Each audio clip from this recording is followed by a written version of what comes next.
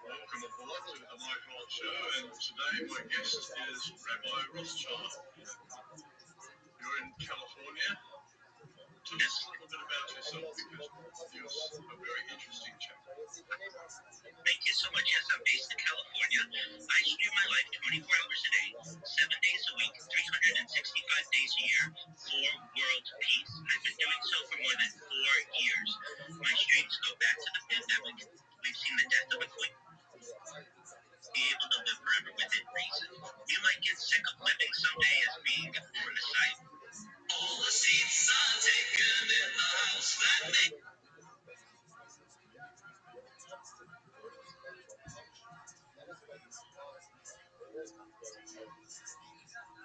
technology, and this is with everyone's consent, consensual. And I want you to be able to start charities and philanthropy.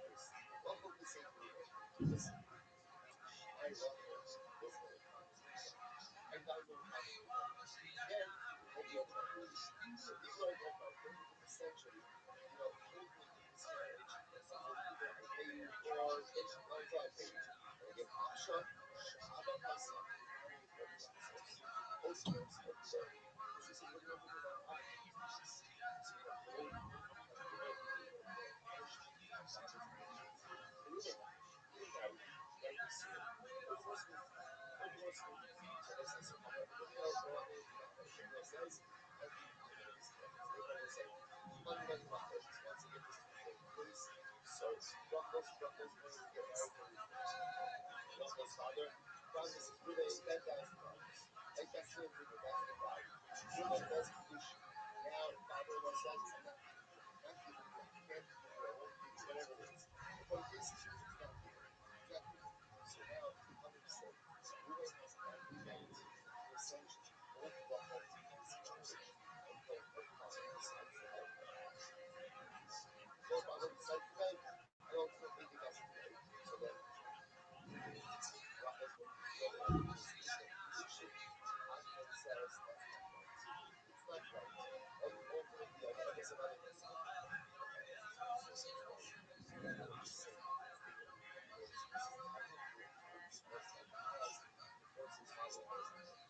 Ruffles felt that, so Ahmed says that Ruffles is saying, that's not right. I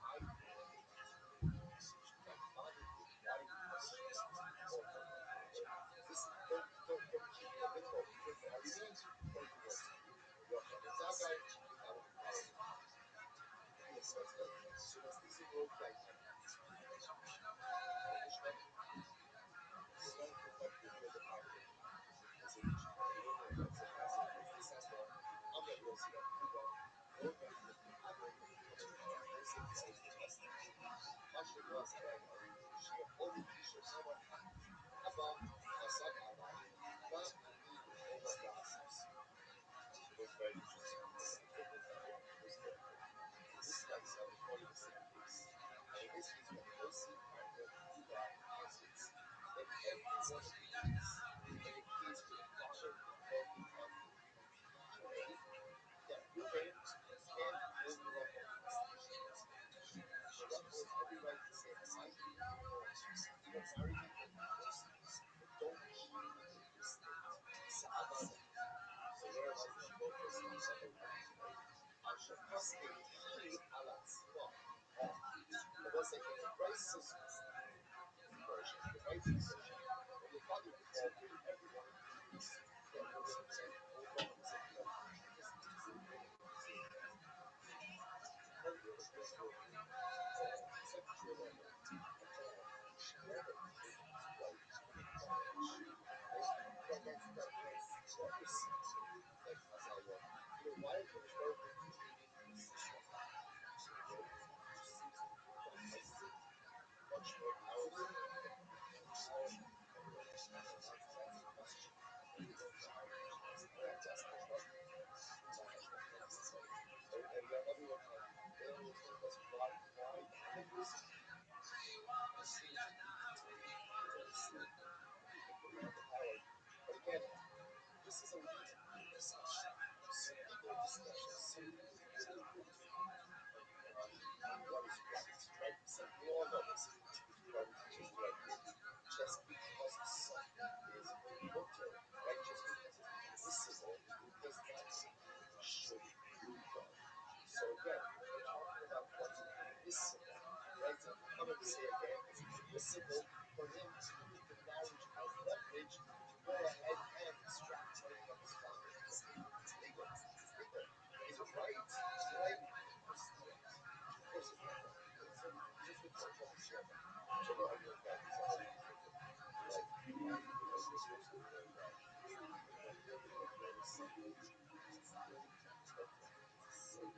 I was another instance that is no, no, it's $30,000 I mean, Jesus Christ,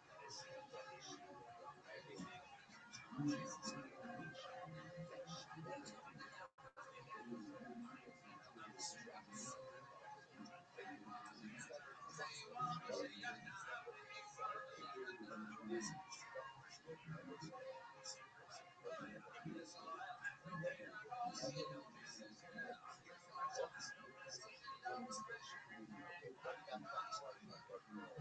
because it's like so the nice side, rice has a different view on this, right? So rice is great. But and I don't know look what you look at myself, whereas the father in the financial issue, the father divorced, or so yeah, the fourth was okay, whatever it is. So everyone is but I love when I saw what this is to the guys who are I saw the favorite sources, but let's not go this. I'll show you. One night, Rothschild found this. Hey, so the really huge. What was this? Listen, give a punishment. Give a punishment. And if your punishment would be $10,000. Okay, so now what happens? We're going to be punished. And what happens? Someone doesn't pay. Someone doesn't pay. Or they can't pay, doesn't pay. So listen, now watch this. Shut up, shut up. Come and say that you are the Rothschild. And how come you say this in Rabbi? It got me so excited. You know what's best to do with it? You see it.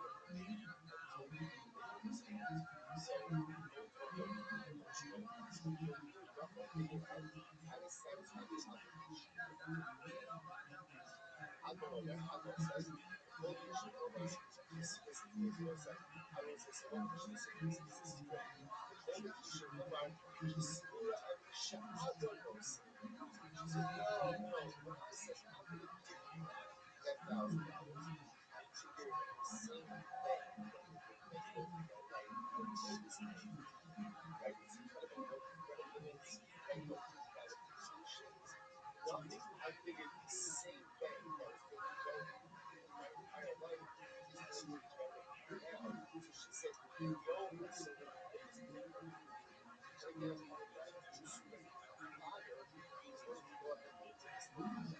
The option I listen, I like, not subscribe to those things. I guess the first one that says the number is never had the money back. Like, there's always been a bad balance. Then my father doesn't want to pay for this relationship. Either marry me or divorce. So what's that? So it's going to come back to everyone. So it's clear that there's two versions of this Maccabees. Our Mishnah's version, right? The Maccabees case is where the father is promised and then doesn't pay. Now, I would say, again, Alcohol says you shouldn't say the name. So that's my goal. That's my goal. Those people marry me. Just don't go keep it experienced. Right? Royce says, no. In that case, when the father divorces, everyone agrees that what happened. Everyone divorces and marries. That's not what this is. The Rachel promise of the Lord. So the Chachamim say, listen, Rachel made a promise. Make good on the promise. No one does a promise. People does have no obligation for it. Or only pattern. Admiral says, no, the Rachel says, I made a promise to my father. It's not my father. So ultimately, don't hold it against me. If you're married, you're divorced. I don't know what Rabbi says, and it goes in the Right, so ultimately, go on with the again, the guy is never going to go. So, time out. That's not what it is. When is this so? When is this so sensitive? You know what? That's don't. I'm not supposed to go. They say, when is all of this like, yeah, I'm supposed to go. So, I clean up the clothes. But it's potential. The minor, it's just hope for us. The guy says, hopefully it's not. What's with what? It's illegal to have input is the idea that when you come out close to your father, they are. So we'll say, it's country. We'll say, there's no father. So you hold up, they just shows you why. Because it comes to that position. Like what was because people yeah, watching the same. So it's really just because each mother's allowed. It's also supposed to mother roll is over. Because even though I'm birthday right, I love the love of the child. And the mother said, no, no, no. It's my husband. So it's like, I love her. I love her. So come in and say,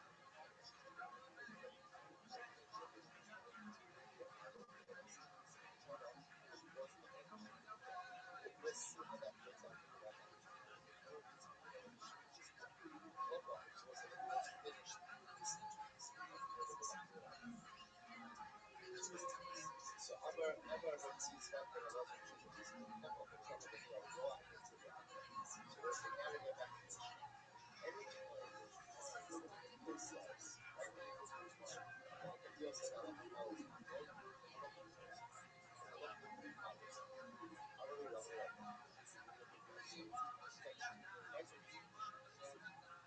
was saying, remember when the Bill says, I love my father's husband, I love my father's husband.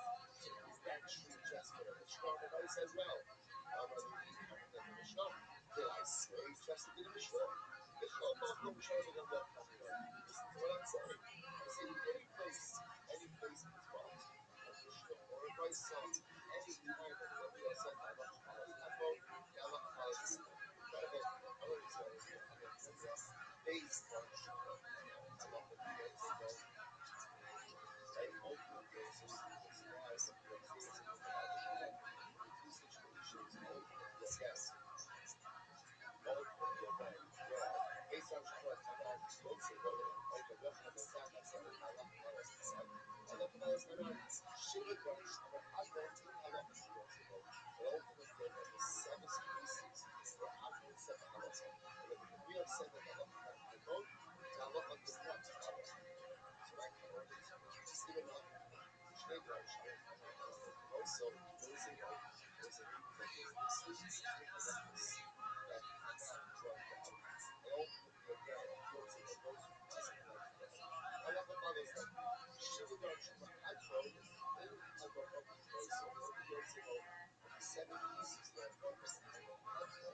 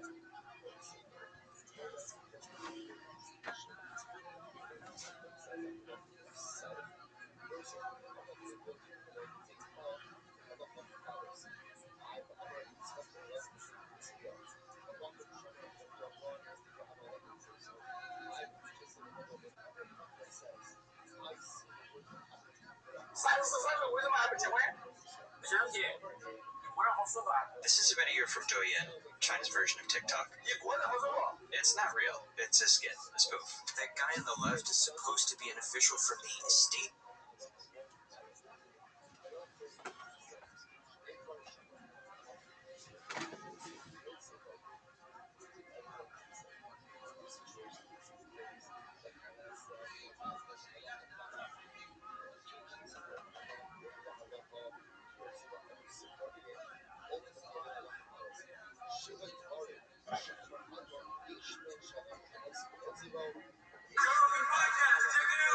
The Joe Rogan Experience.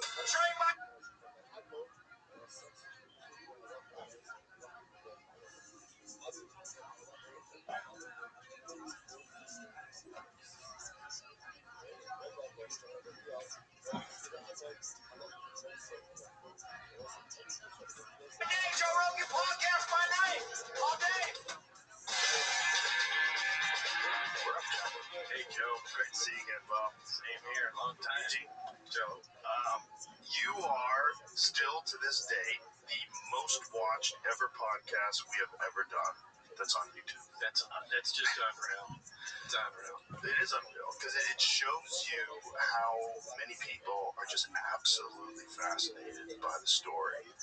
And what you guys have done in this new film is essentially recreate S4 and using AI, recreate you as a young man in these experiences that you had. And it was really excellent. Luigi, you're the one who put the film together. You figured it all out. First of all, what was the technology that you guys used to recreate everything? Yeah, I just want to say there's about 10% AI in the film, but there's 90% Blender, and that's actually handmade CGI. So everything you see is all handmade, and even the de-aging of Bob Lazar, we scanned Bob, we went over to his house, scanned his face, took a process of de-aging him through that, then creating a digital model of Bob in different ages, and then placing him in the environment, and then in some instances at the very end, we perfected or kind of put a bow on it with a little touch of AI, but the whole thing is handmade. So the craft, the environment, the papoose leg, the facility, the equipment, and the people were all made. And some of the people are actually real actors that we put in there. So there's one of the guys that is Barry in the film is a guy called Luis Martinez that's been working with me for the past 10 years, and he laughs at it because he goes, I can't believe I'm Barry. So Does he look anything like Barry? actually he does. He does. That's why we chose him. Yeah. Where's Barry, the actual Barry now? I don't know. I kind of thought at one point after all this happened, we would at least hear from one of those guys. But I never heard from anybody after the initial release of all the information. It seems like, well, I don't know, but if people are able to keep secrets for this long, it's got to be very difficult to just blurt it out. Like, if you're holding on to a secret for 20, 30, 40 years, it's like, I guess these guys were lifers, though. I mean, they spent most of their time there. They spent at least 2 weeks at a time and had 1 week off. So they stayed at the base. I mean, these guys were hardcore. I had just come in on the project, so I don't know. I don't know what happened to him. I'd love to know.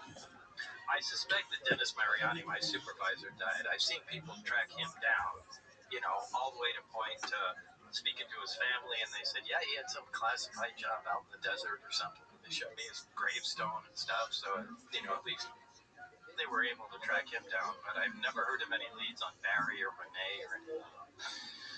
what is it like seeing the recreation of it in a film?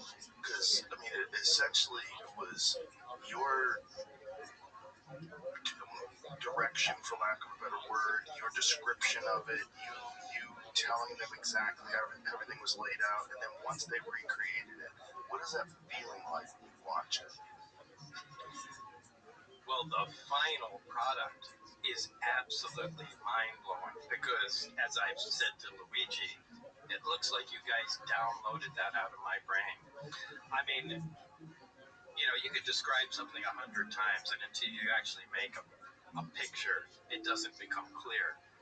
But, this took years. I think it was like 5.5 years from when I first met Luigi, and he said, yeah, I can do this, and the quality kept improving to where he started showing me pictures, and I went, Jesus, that's really it. It's not really it. It's really it. And I mean, it blew me away.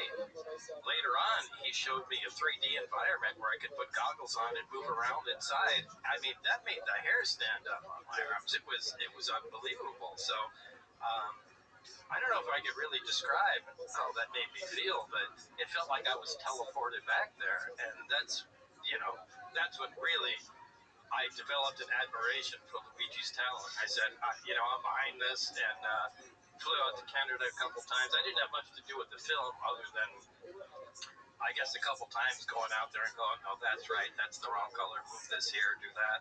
And but those guys spent over 3 years working on it, and they never showed me anything. I speak to Luigi, a couple times a month, and he'd always say, oh my God, you won't believe this. I said, show me. No, it's not done yet. So I really didn't get it to see anything till close to the end. But when I did, really, without trying to sound dramatic, it really put tears in my eyes going that's it. That's it. You did it. Just stop. It's perfect. Well, I had the pleasure of watching the movie with you, sitting there with you. There was a bunch of times in the movie you're like, yeah. Like you could tell. Yeah. It's just I like, swear I could feel that place. I could feel it watching that movie. And it really freaks me out because, as I've said before, it's not like what I saw. It's exactly what I saw. It's perfect. It's just like Luigi was at S4 with a camera. So it worked. It's a very unique documentary in that regard. And watching it with you, seeing you experience this thing, and then me trying to imagine what it's like for you. You're this young scientist who gets brought in on this thing without much explanation, and then all of a sudden you're confronted by this craft. And you know, the way it's broken down in the film, you get to actually see you viewing this thing and being in the presence of this thing for the first time. It's just, I could just only imagine what that must have been like for you. And it's so weird to watch it again and see your wheels spin. Yeah. What the fuck happened in my life, man? Right. What did they do to me? What did they make me experience? Like, what the hell? Yeah. I really can't fill in the blanks there. It's I want to just say that there was a time when Bob got angry at me a lot because I wouldn't show him. And he was like, come on, show me. And I said, it's not ready yet. I don't want to show you something. But at a certain point, we had to. And Bob started remembering more stuff. Yeah, that's true.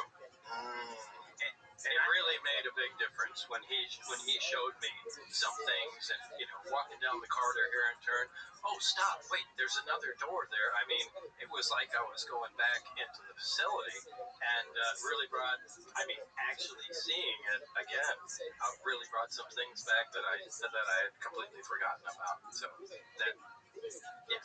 Well, what's really fascinating is, for people that don't know your story, you came up with a story, you talked to George Knapp, and was it 89? 88, 89, somewhere in there. So, late 80s, you've essentially told the exact same story all these years. And then, within the last, 9-10 years, we've started to get all these reports. There was the New York Times story, there was the Go Fast video and the Fleer video, and all these videos that show a craft that's moving the way you described this sport model moving. Right. Which kind of freaked a lot of people out with the way it rotated and turned. It does the belly roll, faces the bottom towards where it's want to go, and then it takes off. And yeah, it's exactly how you described all those years ago, which is really fucking crazy. Well, that's the way it was. But it's crazy because you had this story way back then, and everybody's like, this guy's just making things up. This is all cockamamie bullshit. And then you see those videos from these fighter jets, and you're like, wait a minute. It's moving the exact same way he described. It's doing what he described in 1989. Yeah. So I'm taking a drink. Cheers. It's so weird. I've had so many conversations with people, and one of the things that comes up is, do you think Bob was always telling the truth? And I say, look, I don't know. There's no way I can know, but he doesn't seem like he's lying. I've been around a lot of liars. Look, nobody could know unless you're there. I'm the biggest skeptic of all. Although if you look at Wikipedia, it says I'm a conspiracy theorist or something. I think it says I'm a far-right podcaster. Yeah, all right. That's crazy. But, that's my train of thought. Well, that if you basically, are you a conspiracy theorist? No, you don't even look at this stuff. Well, if you have a lie, you have one lie. It's amazing. because you've told the same one. Well, it's a pretty detailed lie. It's also not normal.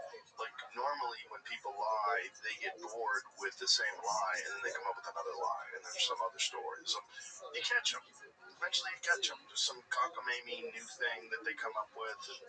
It's the type of people that are that deceptive. I mean, it doesn't make sense. It doesn't fit the standard model of someone. Well, there are other people involved with it. Yes, I mean, that's also part of the this is for the first time Gene Huff finally is on film, because when I had the test flight information, he was he was the first person I told about that, and we were all able to go out and see it, and so everybody knew that I wasn't crazy. It was, and then also all the confirmation that you were being fucked with. That when you were in the gym, they would show up and open up your locked car doors and open your trunk and leave it there, so you could go out there and see it. They'd go to your house when you weren't there. Yeah, they were even right. They were even following George Knapp and I mean, all of us, anybody that had anything to do with it at that time, they were keeping eyes on it. It was not just eyes, but a lot of intimidation tactics, just letting you know that they could touch you. Yeah. So I've really worked for decades to push this out of my mind, so it's always tough to bring it back. Instead talk about it. And although it might be funny now, it wasn't funny then, no. It was a really stressful time, and still is a very stressful thing for me. I know it's so many years ago, but do you remember the thought that came in your mind when you realized that it wasn't ours? Do I remember the thought? I remember the experience. Yeah, I remember the feeling of recognize, because initially you saw the American flag. Yeah, when I saw the American flag, when I first went in, the first time I went in through the hangar door instead of around the back, slid my hand across it, saw the American flag, and I thought, oh my God, this explains the UFO nuts, It's ours. Yeah, this is ours. This is a new top secret fighter. We came up with a new propulsion system, and it explains everything, because I never believed in flying saucers. I thought people were nuts. But when they started reviewing everything with me, I was trying to replace somebody, or they were trying to use me to replace somebody as quick as possible. And they had two directives. Directive one was to duplicate the technology with available material at any cost, which is exact verbatim what it was. And directive two was to be able to disable this technology at a distance at any cost. And, once you start thinking about that, wait, don't you guys know how the thing you built worked? And it's kind of like they left that out. That, by the way, this isn't ours. And Barry is the guy that filled me in, going, no, this is an alien craft. And we need to figure out how this works. Look at the technology here. I mean, this is decades, light years ahead of where we are. And it was a shock, really, to me. I remember going home that night and just laying in bed and reviewing everything that everybody said that day. And I really don't remember how I felt the following days, but it was just a different feeling. Like the world just changed. Yeah. It was, I don't know, I really can't put it into words. Well, I couldn't imagine what that experience is like. And it's also very strange that they would bring you in and not specifically state to you that this is not ours. They just bring you in and just give you a directive. This is what you were trying to accomplish. Well, they gave me a bunch of briefings. Everything was moving at a very fast pace, and I don't know why. I think I mentioned in the movie, right prior to I got there were Russians involved, and from what I can ascertain, there was an exchange of information, and then we discovered something of great importance, and of course kicked the Russians out and just held on to that information ourselves, and there was kind of a knowledge vacuum there. There was also an accident, and I was told I was replacing someone that was injured. I believe he actually died. There's no record of who this person was, or has anybody ever tried to figure it out? I don't know. I don't have any names. I just know that Barry told me, I'm replacing somebody that he used to work with, and he was without a lab partner for a while. So when I came in there, How long was a while? I don't know, but I mean, that brings up a good point. First of all, we're dealing with alien or another civilization technology, whether it was from another dimension, another time, another planet. I mean, who really knows? So I'll eventually get to answer the question here, but wouldn't you think this place would be more like the lunar receiving lab where everything is white? So you can see a speck of dust. Everything is sterile. People are being extremely careful with what they're doing, but you're not seeing that. This is in now something akin to an aircraft hangar in the middle of the desert. There's dust on everything. People are taking everything nonchalantly. There's a freaking poster about the thing. They're here, poster there. Thank you. We got to figure out a place for that. It's awesome. But I mean, they went to the trouble of making a poster. They actually I think right here. That's a good place. Right there. There you go. But they actually cut one of the amplifiers out of the crap. So my point is, my point is, it's so nonchalant at this point. When they first had it, it had to be at that level, and they became so used to it, so familiar with it, that to them it just became like another fighter aircraft or something from another country. So it must have been there a long time, is what my point is. Because look, as soon as you have something that unique, you don't let it just sit there in a hangar and be exposed to the environment and have security people walking by and people touching it. I mean, it's in an isolated, sealed, secure environment, and they were past that. So I think it had been there for a decade or decades, a long time. And these guys were intimately familiar with it, not afraid of it, and knew what was going on. So they essentially had gotten just completely acclimated to the fact that this craft exists, that it was there, and there had been relatively little progress as far as figuring it out and figuring out what it does and how to recreate it. So it just kind of sat there. And so I think they were making very little progress, and I think they kept going over the same road again and again, and they probably had other experts there and just didn't. And I think the reason I got hired is because I was a guy out in left field that didn't necessarily follow what was going on. I mean, the biggest distractors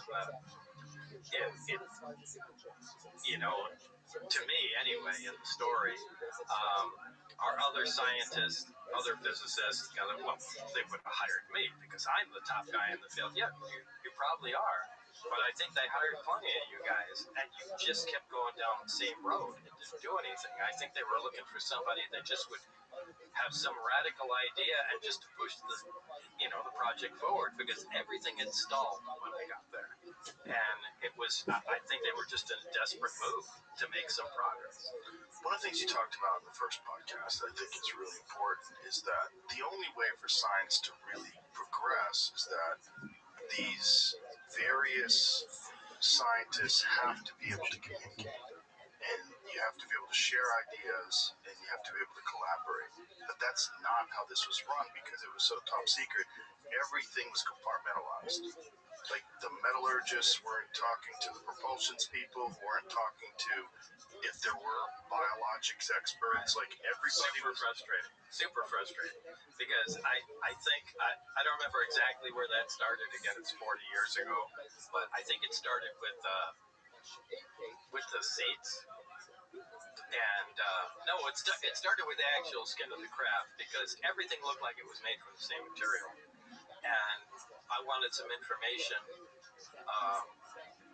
about the skin, the superstructure of the craft, and they said no, that's restricted. We need a reason for you to. I just want to see if everything is exactly the same material, and what I call the seeds in the craft. I still don't know if they're the seeds, but they might be. I think it'd be hilarious if they were actually something else. But I wanted some information on those, and that was restricted information too. There were other groups working on that, so they compartmentalized stuff so much. There was no exchange of information between any groups. I mean, you could submit a written response that your supervisor, in my case Dennis, would have to carry over, and they would have to approve, and you get a 2 or 3 line response from the other group, but that's not how science works. Science works on the free exchange of information, and they were just killing themselves with security, and it was really frustrating. It was terribly frustrating. So was this a function of security people that are concentrated on top security that don't truly understand how collaborative science works? Yeah, that's it right there. You can stop right there. They had no idea how that works. Because it stands to reason that whatever that thing was made out of probably in some way interacts with the propulsion system and whatever controls that are in it, that this material has to be particularly unique. Exactly. That's exactly my point. And I suspected the material was an electric. You know what an electric is? No. Okay, like a magnet, a permanent magnet is like, it's a magnet. It's right. Forever it's a magnet. Right. It has a magnetic field. An electret is a material that has a permanent static field to it. A static electric field to it. And I strongly suspected that the craft is made out of an electret. And I was not, because again, that's the material science guys, I was not allowed to connect that to, but that's so important to connect it to the propulsion system and how the propulsion system interacts with the amplifier and the emitters, and I wasn't allowed, the information I needed. So it was, I don't know, it was self-defeating. Well, what it was. It seems like they were treating it like a fighter jet or an automobile. Like in an automobile, you have the outer area, the shell of the car, you have the doors, the skins, the hood, the roof, all that stuff, which is met. But then you have the propulsion system, which is the engine and the transmission and the tires and the wheels and the suspension. But they're all not connected. They're connected because they're bolted together, but they have different functions. Right. I think the idea or the concept, at least as I'm gathering from you, is that this thing all worked as a cohesive unit. Right. With no physical connection between the subsystems. And all of it made out of the same material. At least on the outside. All made of the same material. And the other crafts all had the same power plant in them.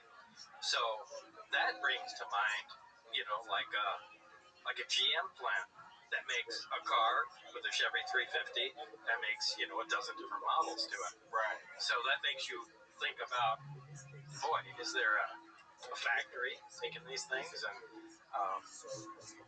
your brain can just wander off in directions, but I tried to stick with just the technology. Did you know who the metallurgists were? The people that... Oh, I saw them. I know them. And Barry, we'd go to the lunchroom. Barry would point them out. And you weren't allowed to communicate with them at all? Oh, hell no. You have a lab partner, which in my case was Barry, and you're allowed to talk to your lab partner, but you can't talk to any other group. That has to go through a written request, has to go to your supervisor, and he'll bring it over to them, and they'll bring it back, and so on and so forth. But yeah, that's ridiculous. That it slows down any progress you might be making. Which is why they were probably stalled out for that. Yeah. Did you ever expressly communicate to them that you you theorized at least that this all could be connected. That there's something about the way the metal works. Oh, we all knew that. We all knew that. Because we get requests from other groups. And you can tell they're desperate just like we are and fighting against the system. What kind of requests would you get? Just exactly what we found out, where is the energy being transferred here? If the reactor fires up, is there a field present around it, or is the field just absorbed into the emitter and you can touch the, reactor itself? And just little things like that, and actually that was an important thing. When the reactor's operating, is it perfectly tuned, the emitter, to where it removes all the energy from the reactor and pushes it out the bottom? The answer to that was no. I remember that as a specific request from one of the groups. The metallurgy group is the one that we really wanted to hear from. And some of the I don't even know what some of the other groups were. But how many groups were there? I don't know. There were only 22 people there total, including myself. So I would like for you to tell Joe, one of the things that also interested me, because I built the craft, is how the waveguide worked with the ceiling and the interior, and how it blended.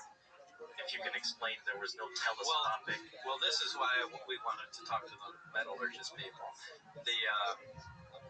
The reactor that sits on the bottom of the craft, a little dome over it, and there's something that looks like a pipe that's slight. You can lift it up and take the reactor out, put the reactor in and lift it down. But like a antenna works on an old walkie-talkie, it has different sections. There it is. There's from the video. There. Yeah, okay. You can retract the pipe, but there's no sections, and it doesn't get any thicker. It just becomes smaller. And if you look underneath, where the emitters hang down, they turn. It doesn't buckle. It's a magical material. This is the basis of the craft. Is really the material that it's made of. It's amazing the way it works. You can push it into a smaller volume, and it doesn't change at all. It doesn't get bigger physically. It's I don't really know how to describe. So you're lifting the pipe up and down, but it's not going anywhere? Look, if you had a big pipe and you push it together, it has to get thicker. Right. Because the material has to go somewhere. This doesn't.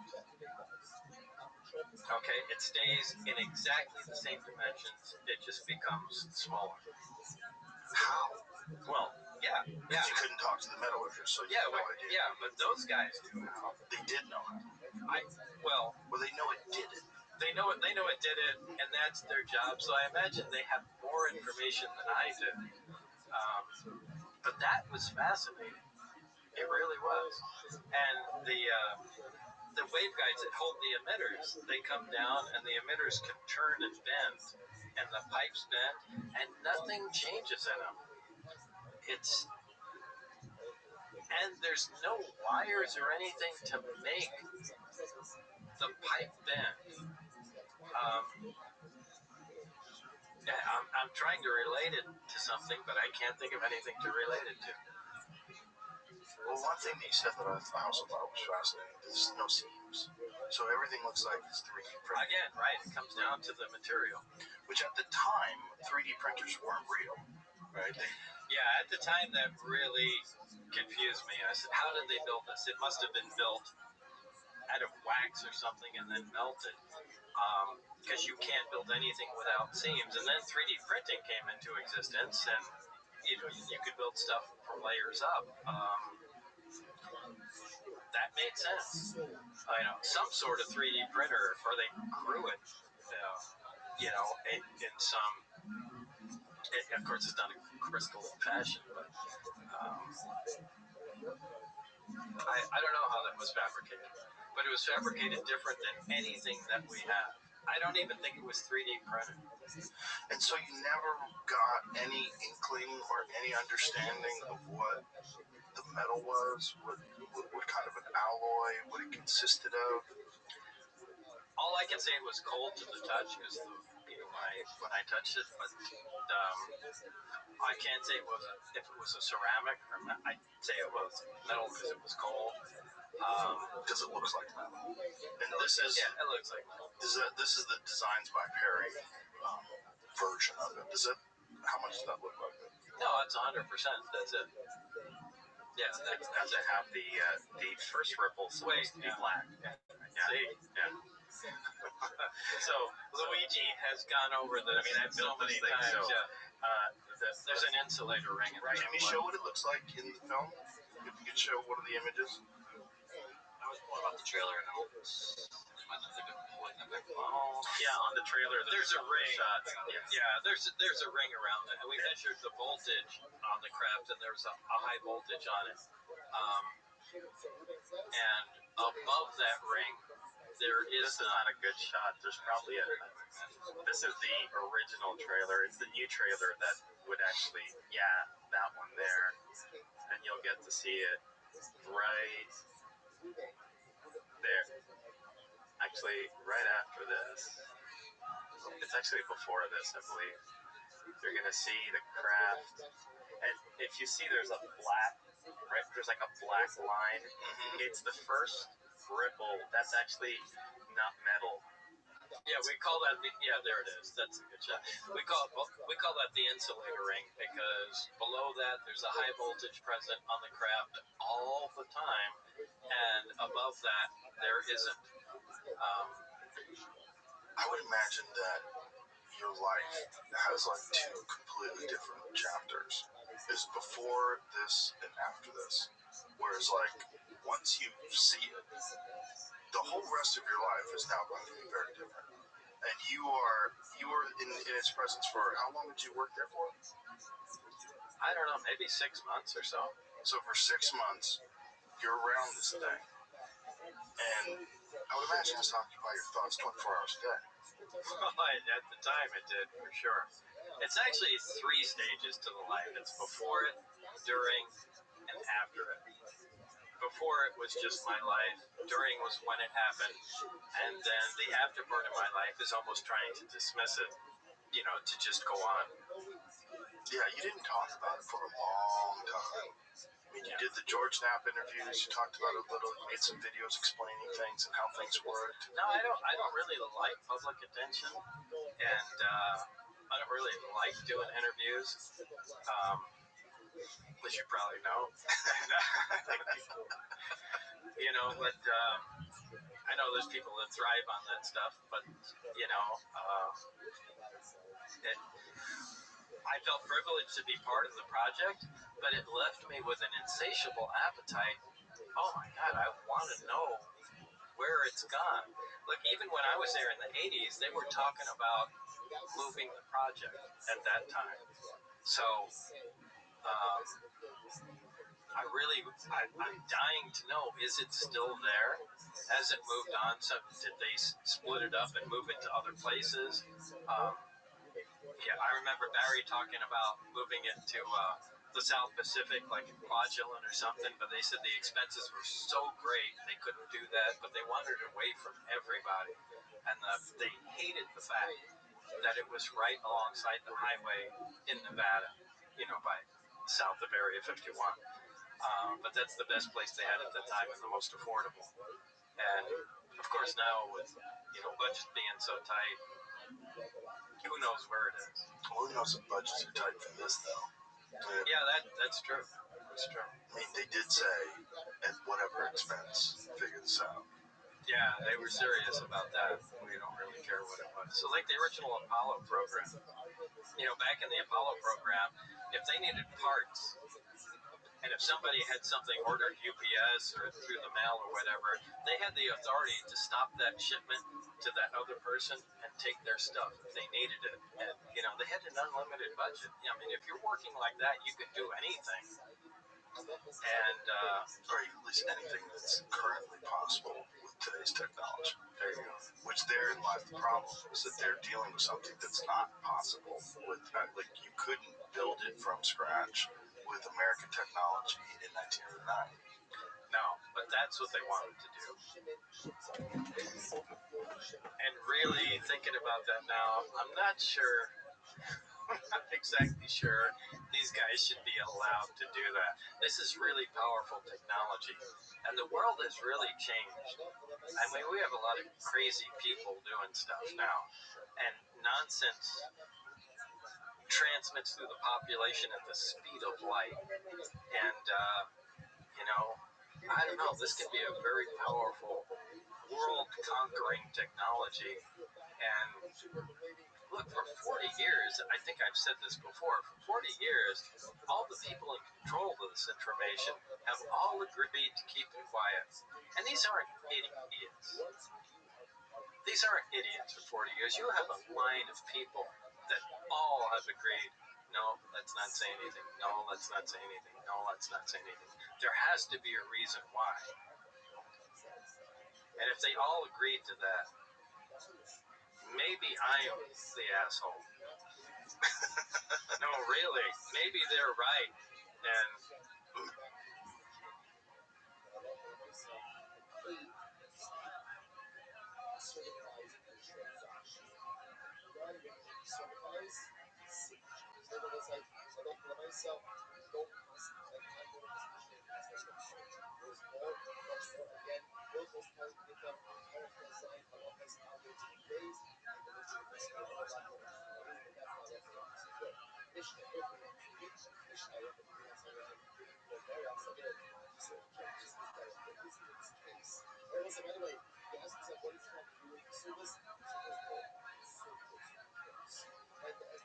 Team of the American Idiots. We are joined by our newest co-host.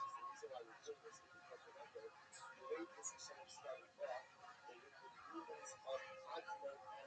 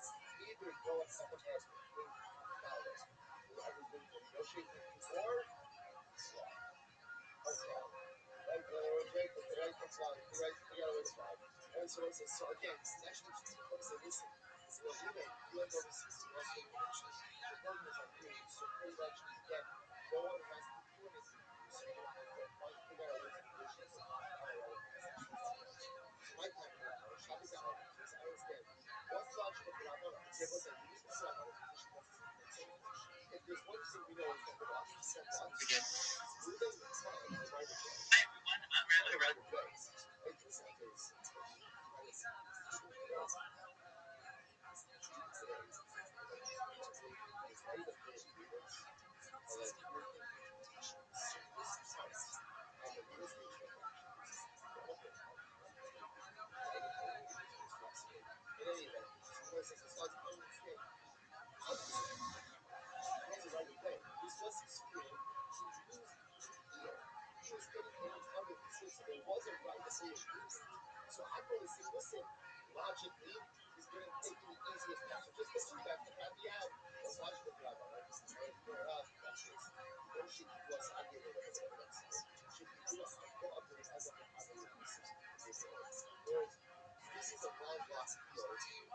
Rothschild.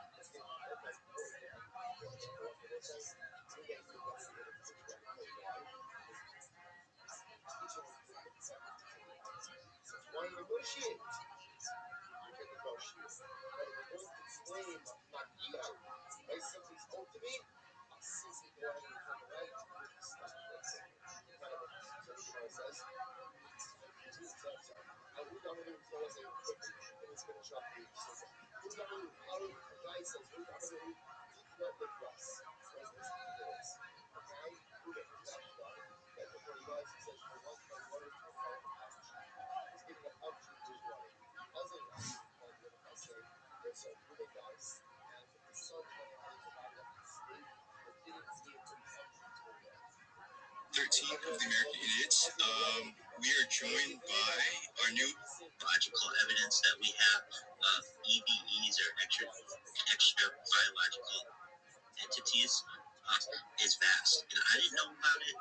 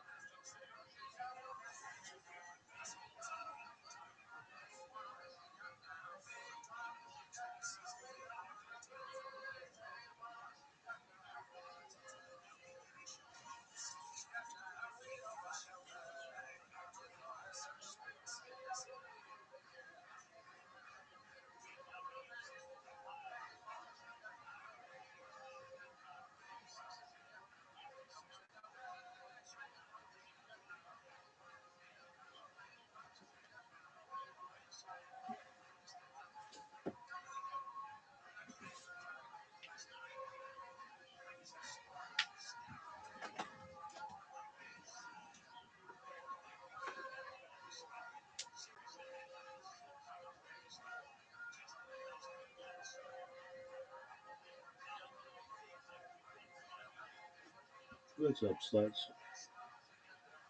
This is day 102 of this bitch. No one really knows for sure.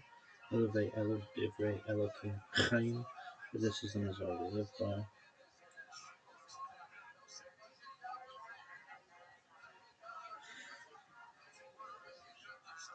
3761, creation of the world, birth of Adam and Eve. Chava, 3631, 130, Seth, son of Adam, was born.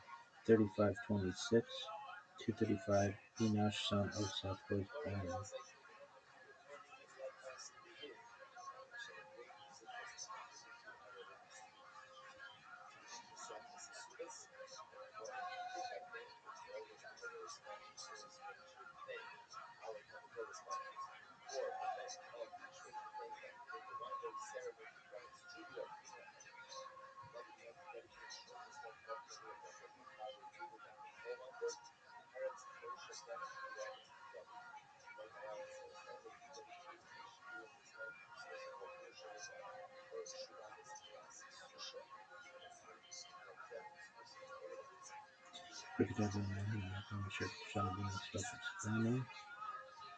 Separate and only blessed be Hashem, God, King of the universe, who has sanctified us with his commandments and commanded us with everything. Counting all our days by days, the honor and may the merciful one restore the holy temple in its place speedily in our days by night. Today is 20th of Nisan, 5786, Tuesday, April 7th.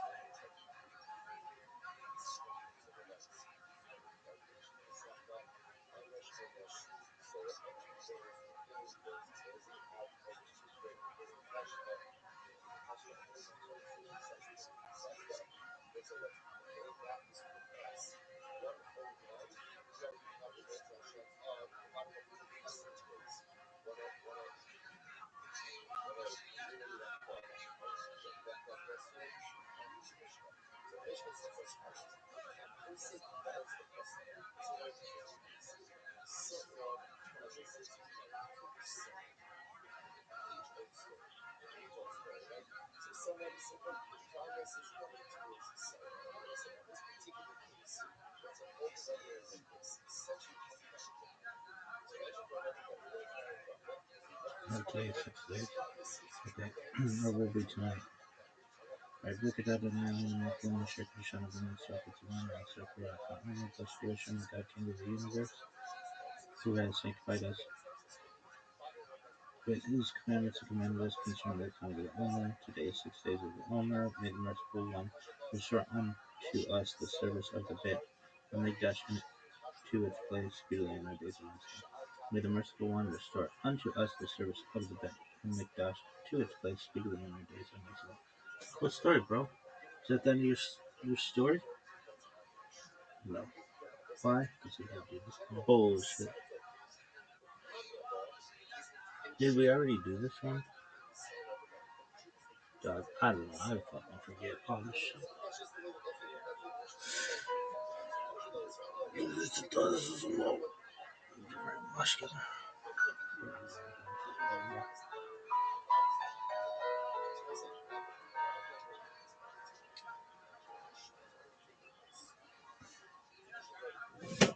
Well, that was cool. I'm Dr. Justin Sledge, and welcome to Esoterica, where we explore the arcane in history, philosophy, and religion. One of the most difficult aspects in starting to study Jewish mysticism and Kabbalah is getting a handle on just how those ideas developed over time. It's tempting to think that, for instance, Kabbalah has just always existed in the form that we have it, or that Kabbalah is just one thing at all. Of course, neither of these positions is really tenable. Such notions developed greatly through the ages and are still developing. And there are now, and there have always been, numerous mutually exclusive schools of Jewish mysticism and Kabbalah. This class is meant to serve as an introduction to Jewish mysticism and Kabbalah from the point of view of its incredibly complex development from the prophets of ancient Israel and to the rise of modern Hasidism in the 18th century. What happens when neuropathy takes over and your feet start to feel numb, tingly, or No one burning? cares. You don't understand how when somebody looks at Hopefully, it your will also enable you to situate developments in Jewish mysticism and Kabbalah in their historical and cultural context, and hopefully embolden you to dive into the primary texts, which are admittedly as sublime as they are obscure. Let me express my gratitude to Congregation Tchia for allowing me to use these lectures to reach a larger audience here on Esoterica. If you want, you can find the entire series under the playlist Entering the Garden, Introduction to Jewish Mysticism and Kabbalah. I'll be uploading them over the next few weeks, or if you find these episodes after autumn of 2021 and you want to watch the entire series, you can find them in that playlist. If you find this series on Kabbalah interesting, I'd hope you check out my other content on topics in esotericism and perhaps consider supporting the production of free academic and scholarly topics in occultism, hermetic philosophy, by joining my Patreon or perhaps with a one-time donation. You can find those links below, and I really appreciate your consideration. Now, let's enter the garden of Jewish mysticism and Kabbalah. All right, folks. Well, we're about at 5 after, I'm going to pick up with some summary from last time, so we can all be on the same page of completely mysterious books that no one really understands, which is great. That said, we'll do some summary, then we'll jump into it after. I'll open up things a little bit more for questions, just in case there's some lingering questions. And again, I say questions, I mean questions I can possibly answer. If you ask me questions like, how do I make a golem, I'll tell you, I have no idea, but here are 3 books in Aramaic that'll let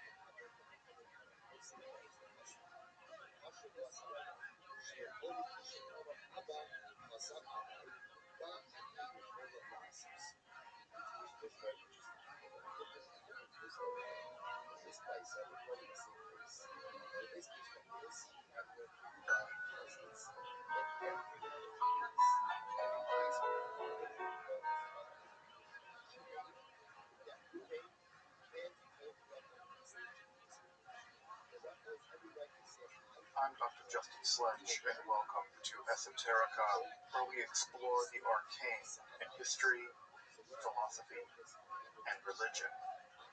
One of the most difficult aspects in starting to study Jewish mysticism and Kabbalah is getting a handle on just how those ideas developed over time. It's tempting to think that, for instance, Kabbalah has just always existed in the form that we have it, or that Kabbalah is just one thing at all. Of course, neither of these positions is really tenable. Such notions developed greatly through the ages and are still developing. And there are now, and there have always been, numerous mutually exclusive schools of Jewish mysticism and Kabbalah. This class is meant to serve as an introduction to Jewish mysticism and Kabbalah from the point of view of its incredibly complex development from the prophets of ancient Israel and to the rise of modern Hasidism in the 18th century. Of course, this series isn't meant to be exhaustive by any means, but only should serve as a springboard for deeper study and reflection, and hopefully it will also enable you to situate developments in Jewish mysticism and Kabbalah in their historical and cultural context, and hopefully embolden you to dive into the primary texts, which are admittedly as sublime as they are obscure. Let me express my gratitude to Congregation Tchia for allowing me to use these lectures to reach a larger audience here on Esoterica. If you want, you can find the entire series under the playlist Entering the Garden, Introduction to Jewish Mysticism and Kabbalah. I'll be uploading them over the next few weeks, or if you find these episodes after autumn of 2021 and you want to watch the entire series, you can find them in that playlist. If you find this series on Kabbalah interesting, I'd hope you check out my other content on topics in esotericism, and perhaps consider supporting the production of free academic and scholarly topics in occultism and hermetic philosophy by joining my Patreon or perhaps with a one-time donation. You can find those links below, and I really appreciate your consideration. Now, let's enter the garden of Jewish mysticism and Kabbalah. Folks, so let's do some recap and let's get into the Zohar. So as we talked about last time, Kabbalah, the technical Kabbalah, the Kabbalah proper really begins to exist in southern France and Spain in the early 13th century. Now, it's really important to know that it's kind of whole cloth, right? That's the whole point of this class, that we've been tracing how Jewish mysticism has developed in the world of Palestine, in the world of Babylonia, in the world of Jewish magic in Egypt. And we've been tracing how that's being slowly moving into the European context. And it's in that situation, beginning in the early 13th century, maybe the late 12th century, that Kabbalah begins to exist as such. And as we talked about last time, some of the driving issues, and I don't want to say the only driving issues, but some of the more important driving issues are, one, a response against the philosophy of Maimonides, right? We like to claim Maimonides, especially as progressive Jews, as sort of a beacon of enlightenment.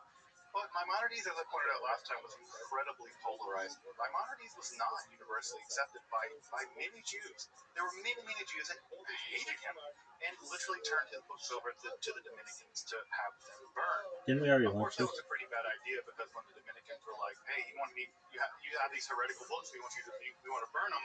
Can we burn some more books?" And of course,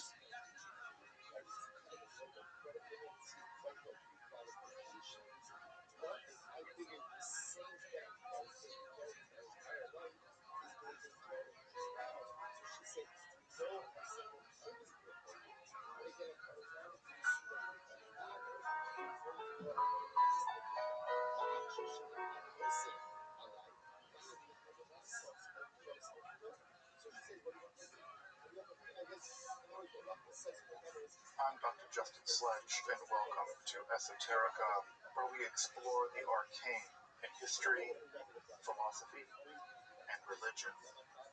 One of the most difficult aspects in starting to study Jewish mysticism and Kabbalah is getting a handle on just how those ideas developed over time.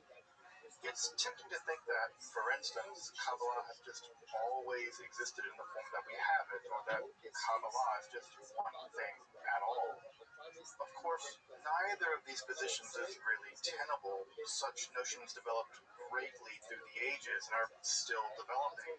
And there are now, and there have always been, numerous mutually exclusive schools of Jewish mysticism and Kabbalah.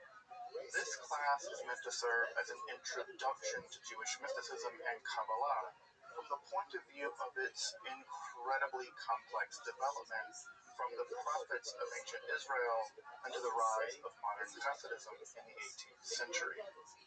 Of course, this series isn't meant to be exhaustive by any means, but only should serve as a springboard for deeper study and reflection, and hopefully it will also enable you to situate developments in Jewish mysticism and Kabbalah in their historical and cultural context, and hopefully embolden you to dive into the primary texts, which are admittedly as sublime as they are obscure.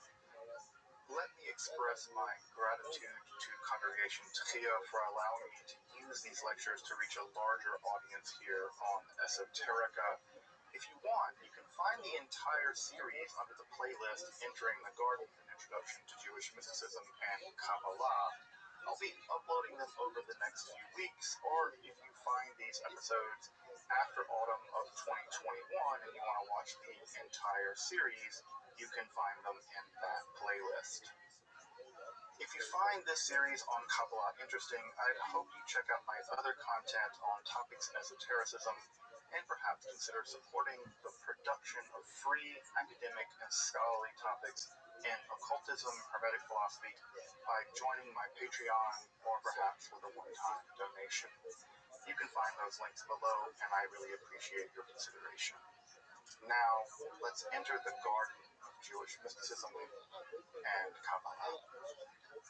All right, folks. Well, welcome back. Let's do a little bit of recapping and what we got through in part one of this talk about the Sefer Zohar, which again is one of the most intimidating books that I know of.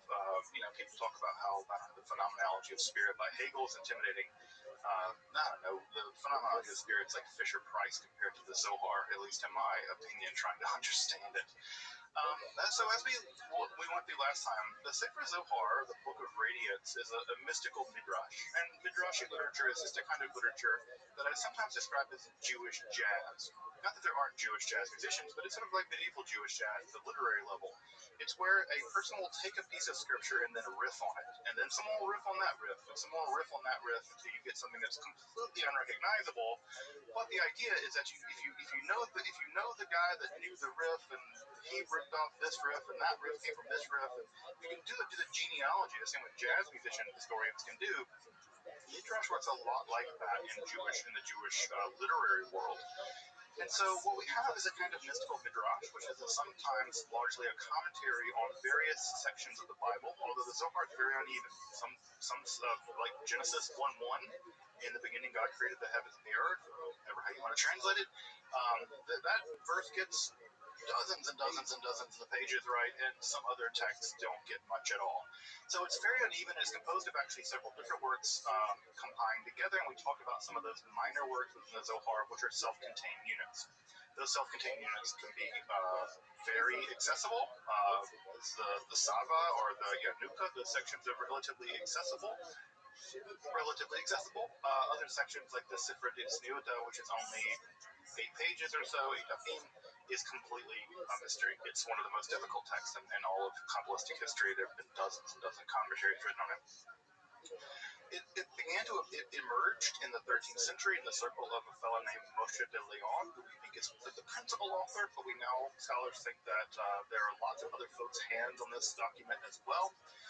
Though in the traditional world, in the Orthodox world, it gets its legitimacy because it's actually, according to them, traceable back to Shimon Bar Yochai, the 2nd century sage. And what's important about that is on their way of telling the story, right? So the academic progressive story is that it was composed in Spain, in the area of León, which is in northern Spain, Castile, in the 13th century over the course of about 10 years. Beginning around 1270 or so, a little after maybe. The traditional story, the Orthodox story, is that no, it was actually composed by Shimon Bar Yochai in the 2nd century, and it was only revealed to the world in the 13th century. So that it existed the entire time, it just had only been revealed to the world by Moshe de Leon and his circle. And some of the core concepts that we dealt with last time are maybe 2 of the more difficult concepts to grasp, and one of those is Ein Sof. And this is God in God's most transcendent state, which is to say that you can't say anything about this conception of God. This is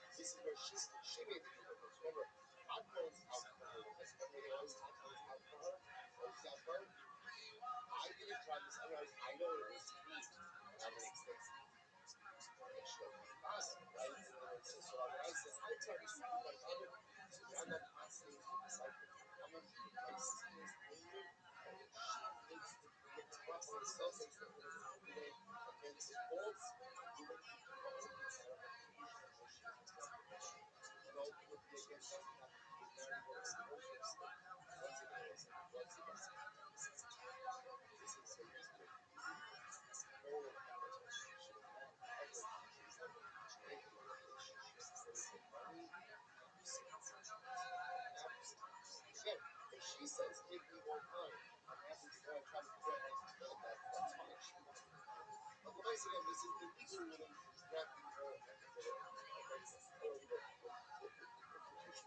So it says, Halach Lamaisa, Mas Lechaka.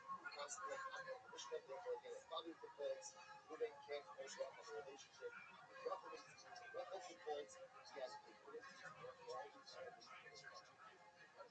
Mishnah said, very interesting case.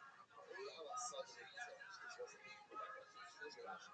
First, Rashi, so let's say the short lines are Rashi, 2, 4, 6, 7 lines into the short line. Rashi says, all Allah, watch this is fascinating. Ruben, Shema, Ar'er, Asav, Shema, Shema. So let's say it's very close. Shema has a gift. Shema has a gift. Ruben is a gift. Give you the stolen from you, and you bought it for you. Now again, it's not a use of shimon. Listen, okay? Just a shimon.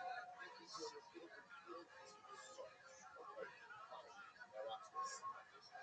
Ruben Arel said Shabbat Shimon. Now the baby Shabbat on the top, just this is what it is. Now you got Ruben Shimon. Shimon is in current possession of the field. If he bought from Levi. So Levi sold Shimon a field. Ruben says, Shimon, that field is you have? It's my field. It's my field. Levi stole it from me and sold it to me. Okay. Here's the link. Here's the link. The Mishnah says, you fuss it. Fuss it out. Let's say it's something. Levi sold the field to Shimon. It's built that field. And one of the witnesses at the bill of sale is so Ruben is a witness. Ruben is a witness on the sales document from Levi to Shimon, and now Ruben is one of the witnesses says to Shimon Kali to get this way. They actually do process. Ashtara and the Polish Fasim and Shimon Bishop. So it says, well, at this stage, right? So Ruben is telling me to Shimon the field he bought from Levi. Is with slaves still with him and sold it to you. So the witness that Ruben himself is one of the witnesses on the bill of sale from Levi to Shimon. So what's our opinion? I'll go over. Rabbi says it's not a problem. You say to Ruben, so I'm just Ruben. I would say, if you feel Levi sold then why would you let Levi sign the Shakira? Why would you sign a bill of sale? I would say it's a perfect answer to this. Shame the Lati, Harisha Pashtu. So what's this? People make this with this. Levi is dancing. Like Levi is right? Levi is a strong guy. I know just how passionate and ready to feel that with you. So Shimon, I know you are Israel. You are Israel. So I figure if I could get the field away from Levi, give it to Shimon, now I have a better chance of getting back my stolen. That's why I agreed to sign on the bill of sale so I can get it out of Levi's hands today. Incredible. Incredible. It was incredible. I'm just saying, this is so great. This is incredible. Oh, so this is not this. But come and say, even as if you so, nobody cares. Ruben, again, Ruben, if you come forward with a claim that the field that Shimon Kali has is stolen from you, that's fine. That's what I say. Once you sign, once you're a class party, once you're a witness in the transaction, you lost any right to claim that this property was. Even as if you so. There's a little bit of even as if you so, the whole the hustle, hold the shipping law is a so what's that essentially that I'm saying that this the act of signing on a document or a document witnessing a document of sale transaction, sale transaction, is effectively saying what? This field is nothing to do with it. You have the right to the field. So there was like another on the good side, I saw a similar affair. I saw a similar affair. So what's it? I saw lots of similar affair. Shalom Mokhel Yudenzah Oya Arel, Elo Lidish Affair, Elo Bogas, Sedem Tzad. Eitzolo Arba'os Sarasot. Pasuk goes in Eitzolin, Eitzar, and Sadish, Asa Sadish. So I said, I want this case. So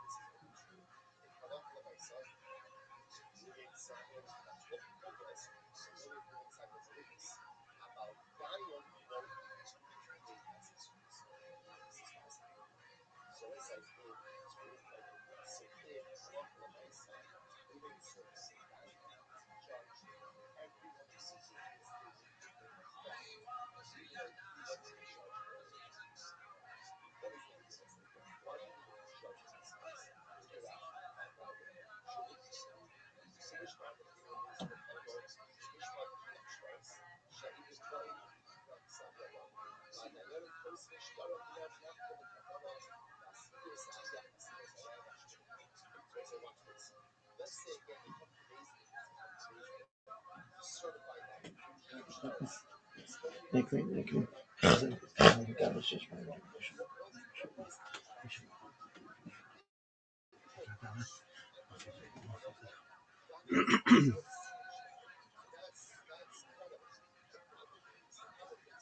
It's a conception of God that's completely transcendent. Nothing is true of it, and you can only talk about it in the negative. So this is a way that you could do philosophy with Kabbalah. Remember that in a big way, Kabbalah, the Zohar, is trying to answer a lot of the same kinds of questions that were relevant in medieval Europe at the time, theologically and philosophically. And one of those questions is, can a being beyond all adjectives, beyond all predicates, can we even talk about such a being? And Maimonides famously said, no, all you can do is say God isn't wise, because God is wise in a way that you can't possibly understand. And so comparing your wisdom to God's wisdom is blasphemy, and therefore you must say that God isn't wise, or perhaps you could say, you could speak in double negatives and say God isn't ignorant, right? And so if God is infinitely non-ignorant, then we can infer from that logically that God is all-knowing, something like that. So this being, Ein Sof, whatever it is beyond all understanding. Now, obviously, it doesn't end there, because if it started to end it there, we would not be here, right? Something must have created this world. And so that process by which that happens is through the sphirot, the numerations. Again, how to translate this word is so difficult. That's why in most cases you just see that it's left in the Hebrew. But literally it means something like numerations. It doesn't mean number, because we have a word in Hebrew for number. It's mispar. And so it's not that. That's the standard noun you would derive from the root of sakar, but it's not. It's sphirot. It's in the plural, and so it means something like numerations. And these numerations, there are 10 of them, although we've seen other earlier Kabbalists had up to 13. And these are transcendental emanations of the divine. Now, that's just a really complicated way of saying that these are parts of God that flow out of Ein Sof. They flow out of that no-thingness. They flow out of the vast emptiness of the Godhead. And they flow out, and there are discrete moments in the development of the Godhead, right? God is a process, not a thing in Kabbalah. And so as these things develop, you can tease them out. You say, oh, that's one. And that one's different from this one because of this. And that one's different from that one because of that.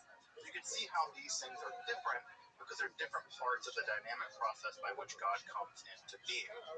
And one way of thinking about Kabbalah, all of Kabbalah, is to imagine that Kabbalah is basically dedicated to the emergence, the development, the dynamism, and the external and internal relationship of the Sefirot, and also the relationship of the Jewish people via Jewish law to the Sefirot. And we'll see that in a big way tonight. Because what's really important to grasp about the Sphirot in the Kabbalah, especially the Sefer Zohar, is that there's absolutely no way of thinking about what they are without thinking about what Israel is and thinking about how Israel interacts with Jewish law, and that interaction with Jewish law has a direct bearing on the metaphysical structure of reality. We're going to get to the idea of tikkun olam tonight, or just a version of it. And as you'll see, it has nothing to do originally with giving to the poor. It had everything to do with you give to the poor because that act of tzedakah, right, that act of righteousness, readjusts the dynamism of the Godhead and corrects the nature of God in some way, or realigns it in such a way that it brings about a new state of affairs, maybe even a messianic state of affairs. So this is the two big ideas we covered last time. What is the Zohar? How was it composed? Who composed it? Those are all big, complicated questions that we had not solved until the early 20th century, the mid-20th century in many ways. We're still solving it. The original state of God is Ein Sof, without end or no thingness. And then the bridge that emerges out of Ein Sof that reaches down to our world in the form of the Sphirot, or these operations. And first of here, of course, is the Sefer Yetzirah. Any questions from last time? Feel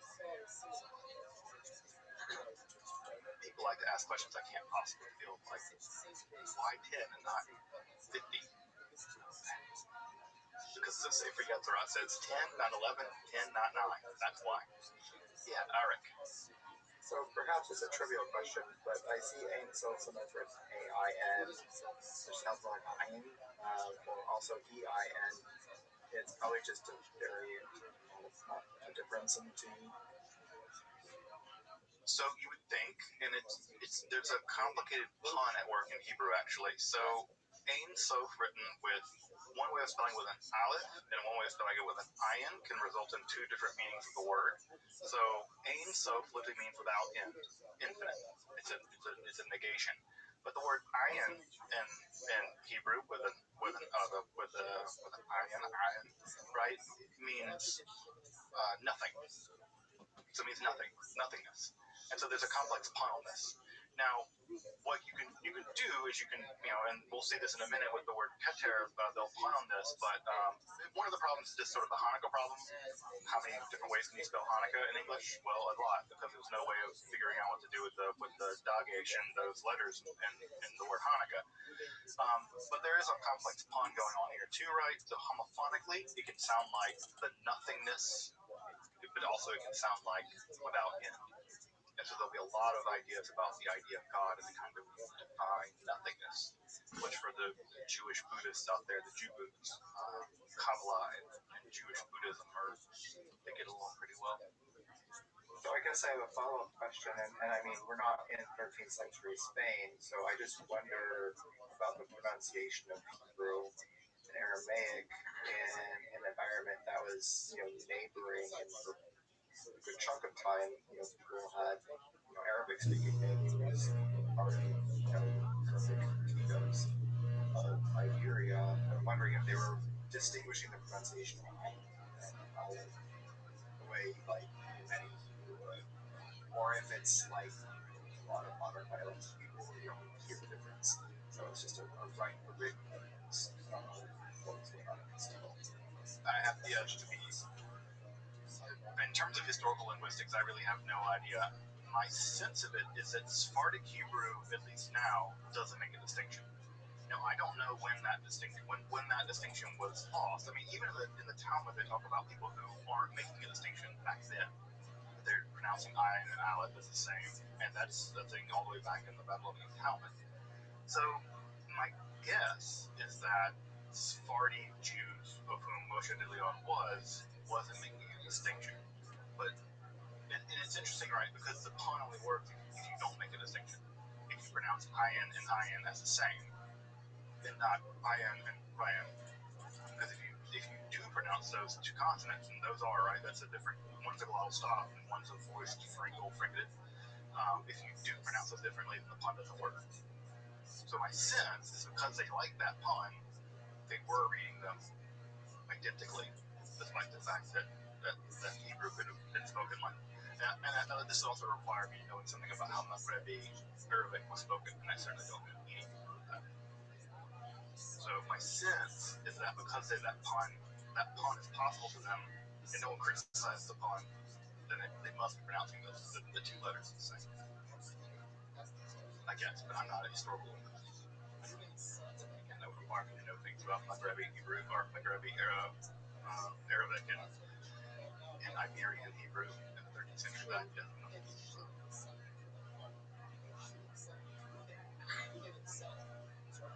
Other questions before we jump into the Sphirot?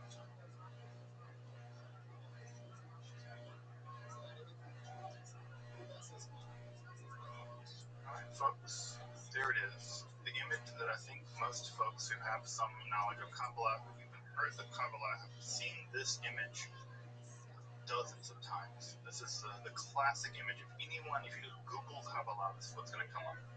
And I put off putting it up because the reason why I put off putting it up is because I don't want you to get fixated on it. Because this is the image that has locked into people's mind that all of Kabbalah is this. It's about the 10 Sphirot and the Tree of Life, Eitzachak configuration. And it's not. Kabbalah is much more sophisticated. It's much bigger than this. And even this alignment that you see here on the screen right now is an ideal alignment. This alignment will never happen in our lifetime unless the Messiah comes. In the Zohar, they are very clear, the writers of the text are very clear, that this alignment is a perfectly balanced vision of what the Sphirot are. And it's very clear from the writer of the Zohar that's not the case, because the world isn't perfect. So what you're seeing is an ideal representation of the Sphirot, not as they are, not as they ever have been, ever in all of history, but as they will be in the Messianic era, right? When Hashem's name is one, right? When everything is unified. Then they will look like this, but not until then. So one of the things I just want to scrub in people's minds is that this is what the Spirit look like. They don't like this in the Kabbalah, in the Zohar. They do not like this. Because if they did, our world would look very different. Because our world and the supernal world in the Zohar mirror each other. And if our world's out of whack, if anything has happened bad to you today, if anything's bad to happen to anything at all, then that means that the supernal world's also out of whack. Which means these relationships are not in relationship. So the thing that I just want to, I want to pound this drum.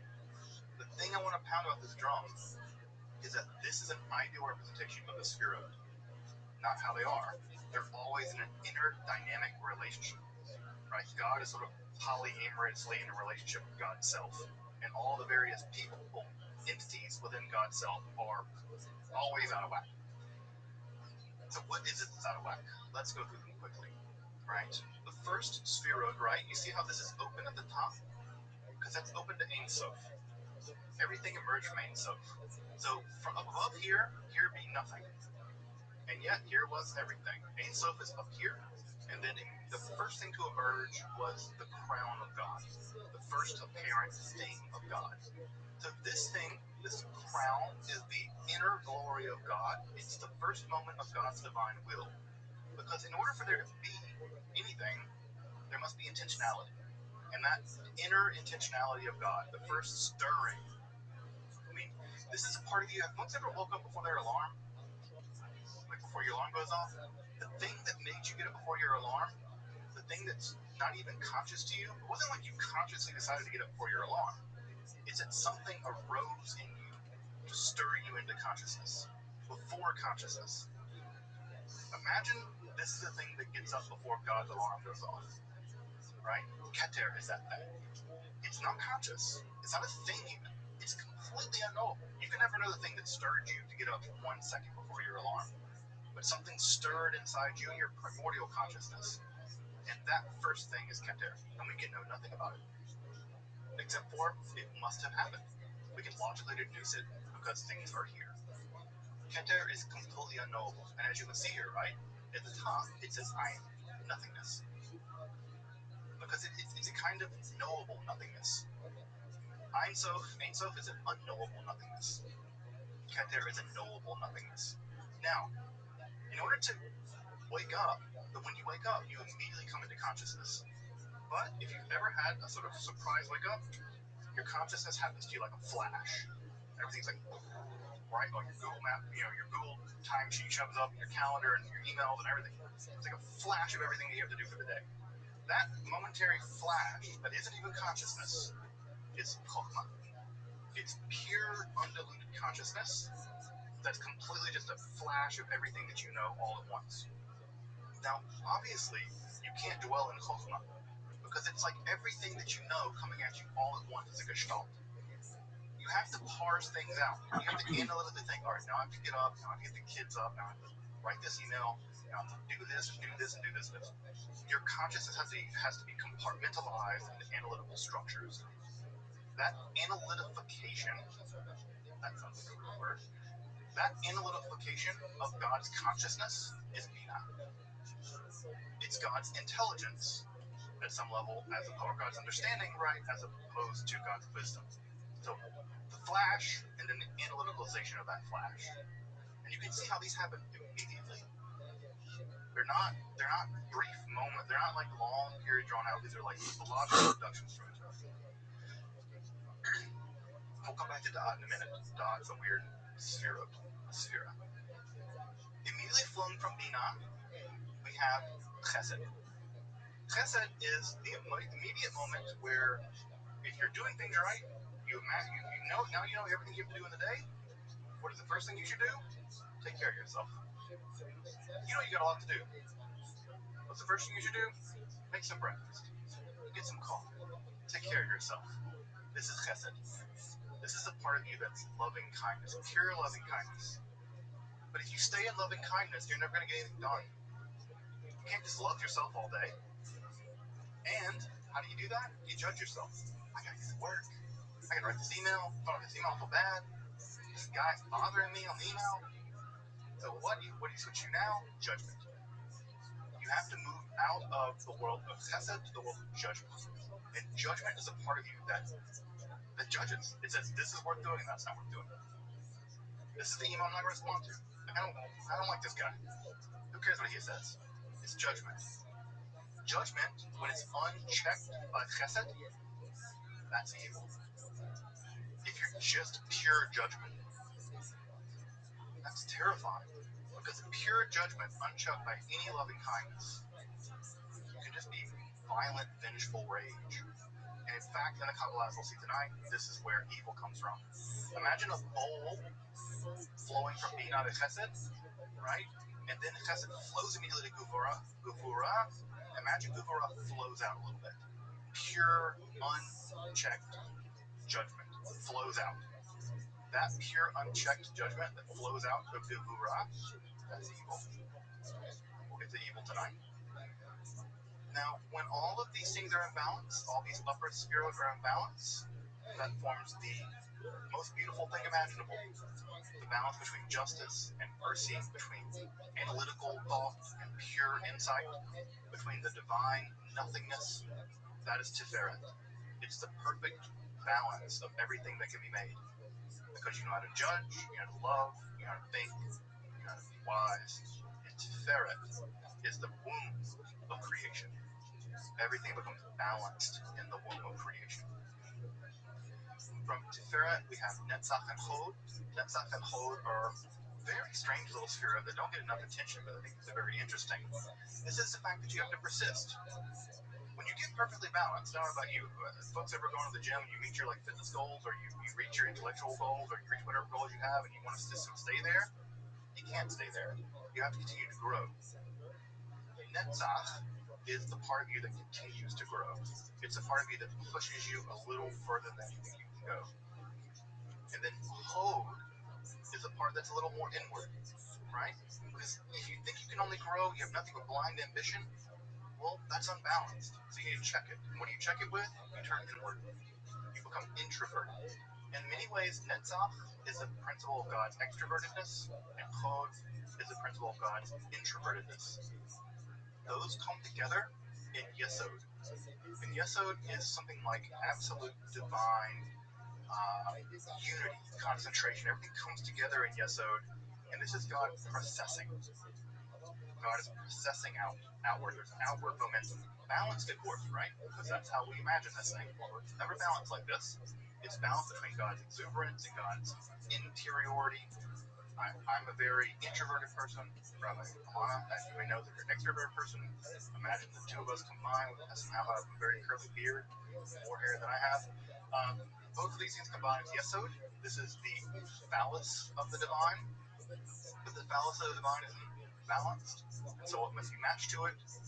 The vagina of the divine. The vulva, the core vagina of the divine.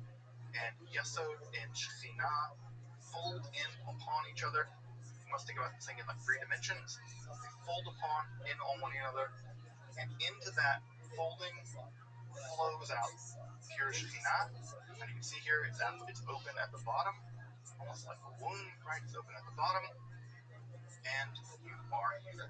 This is where our world is, in the world of Malchut. Malchut is kingship. I think better, queenship. Because the Shekhinah is how we interact with God in this realm.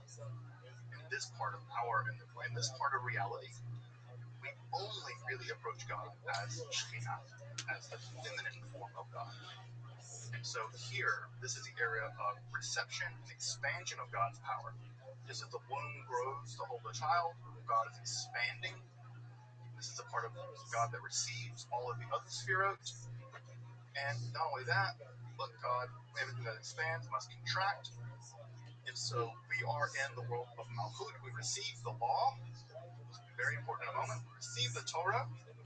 What do we do with the Torah? We become pregnant with the Torah. We become wedded to God. Israel is always female. In the idea of Kabbalah, Israel is always female. We are wedded to God. We catch, in some ways, this divine procession, and then by following Jewish law, throw it back. Right? So it's not just that Malchut and Shekhinah are passive feminine. That idea is not a Kabbalistic idea. It's not passive feminine that Shekhinah is. Shekhinah is also receiving, but very importantly, projecting, processing back up, recessing back up. And everything we do down here is mirrored back up the entire structure. This is the Kabbalistic solution for the problem we mentioned last time. How do you bridge the infinite and the finite? You start from the infinite recess of Ein Sof, way up here above Keter. There are these dynamic moments flowing down all the way to Shekhinah, and then Shekhinah bounces them all the way back up. And that procession and recession continues, as long as it must continue, until everything is balanced. And that balance, achieving that balance, is the goal of Kabbalah. That's it. It's not your denial of your ego. It's not the obliteration of desire. It's not you being whatever, because it's not thought about as you. It's not about you. This text imagines Israel, the corporate law of Israel, doing this. So the thing here that's at work is the rebalancing of the structure of reality. That, to the Zohar's mind, when you read the Zohar, that's the goal. It's achieving metaphysical, cosmic, interior, communal balance. And that's the metaphysical thing, it's the physical thing, it's all those things, all those moving parts.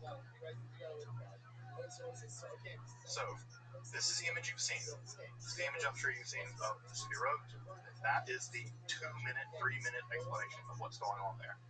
Now again, what I want to drive home about this is that this is never balanced. It's never balanced. Because if it were balanced, right, Gevurah, we would not live in a world in which there was suffering and violence.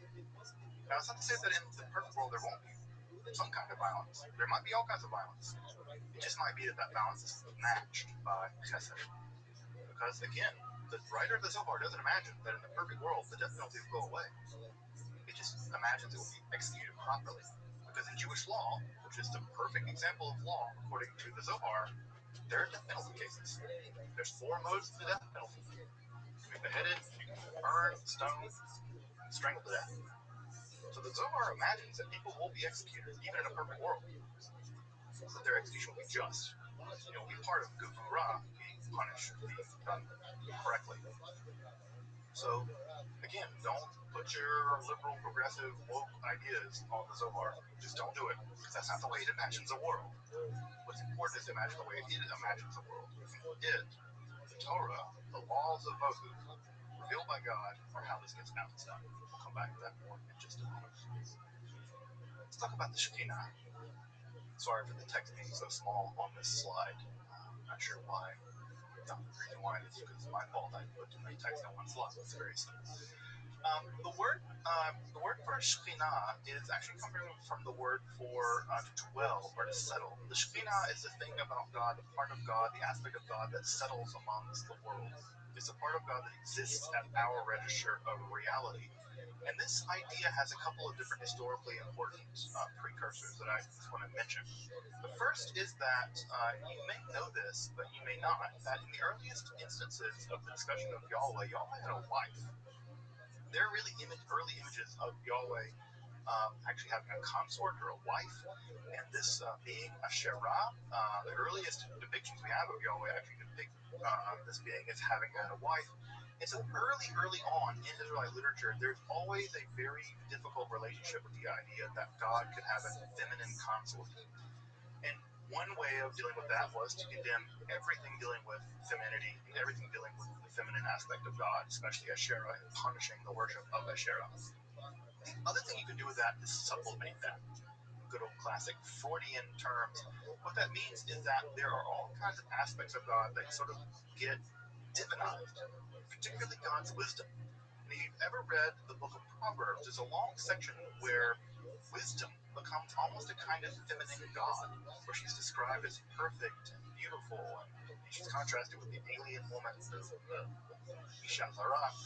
But there's an idea that wisdom can be personified and maybe even deified, and that idea is going to become hugely important in the Zohar later. Also, the idea that God has a kind of presence in the world that's distinct at some level from God. That God can appear as the angel of the Lord, or God can appear as a fire coming down the mountain, or dwelling in the Mishkan, or as a pillar of fire during the day. There is an idea that God's manifestation in the world can be different than God somehow. That there are two possibilities of the reality of God. And what ends up happening by the time of the Babylonian Talmud is that this term for the presence of God is sometimes referred to as the Shekhinah. This is the presence of God. Literally, the word means presence or indwelling. And while the noun here is in the feminine gender in Hebrew, it's never the case in the Talmud that they think of the Shekhinah as a woman, as a feminine gendered, woman gendered entity. Because they just think of it as a grammatically feminine noun, not as a woman. So as you might imagine, when the Zohar, part of what the Zohar is going to do is the Zohar and the Sefer Bahir are going to be mystical, not in that they read things in very elaborate, very obtuse ways, they'll do that too, but how they read things very literally. And if the text says a Shekhinah, and the Shekhinah is in the feminine gender, it must be feminine, full stop. It just is. It's not just a grammatical reality, it's an ontological reality. And what we'll see in the Talmud that it is the case that there often is bridal language used. So, for instance, one of the things that you may know is that there are a couple of books of the Bible that the rabbis were always very, very, very nervous about. One of those was Kohelet or Ecclesiastes. Another one of those books that the Bible is very concerned about was Esther, because it never mentions God. And another one of those books the Bible is very concerned about was the Song of Songs, because it's about teenagers having sex, and that seems weird. So the rabbi said, look, it's not about teenagers having sex, it's about the relationship between God and Israel. Well, if God is the masculine partner in that relationship, well, what does that leave Israel? Well, it leaves Israel the feminine partner. Well, some further speculation said, well, no, it's not Israel being feminine, it's another part of God. And so we have this idea developing over time, and there could be an entire long series of lectures of development of the Shekhinah. But we see that over the course of about 1,000 years, this concept goes from being a grammatical construct with an element of God living in the world to being an ontological, metaphysical construct with actually God being feminine. So there's a lot of complicated things going on in that. Also, what's worth pointing out here, and I don't want to dwell on this too long, is that in the old Gnostic mythology, which is a mythology that developed primarily in texts like the Apocryphon of John and some other texts as well, and the Nag Hammadi library, and in the larger Gnostic world. The Gnostics, as you may remember, were a group of Jews and Christians and pagans who believed that knowledge, as opposed to faith, liberated you from this world. That if you knew certain kinds of things about this world, you could escape from it, and that's what it's knowledge saving you, as opposed to faith saving you or belief saving you. In the Gnostic worldview, there was a divine emanation scheme, just somewhat similar to what we find in Kabbalah later, and similar to Neoplatonic stuff and Middle Platonic stuff, where God flows out of God's self, and at the very last rung of that process, there's a disaster. And that very last rung is an entity called Sophia, wisdom, a very similar entity we find in the book of Proverbs. And Sophia wants to create something without reference to the divine world, that she ends up creating an abomination. This thing is called Yaldabaoth, which is probably a Hebrew word that means chaos child. And the text described it as a living abortion. There's something really dreadful about that idea, but it's alive and not alive. It's ignorant and blind, and chaotic, and it creates an entire world to mirror itself and its insanity. And that world is our world. Our world is the world of that evil entity creating it, and the world is just a prison for us. It's a giant trap. And so what ends up happening, and not to rehearse this too much, is that there seems to be some good evidence to say that elements of that kind of mythology survived in Judaism a lot longer than it survived in Christianity. We see similar elements to that in the Sefer Bahir, where it describes wisdom, chokhmah, as a maiden from a far-off land, or a maiden from a foreign land cast into our world. So we think there may be connections all the way back to the late classical world and this Gnostic worldview, which again, that term is a bit problematic in a lot of ways. But we think that maybe the term emerged from that milieu. The last thing I want to say about the origins of the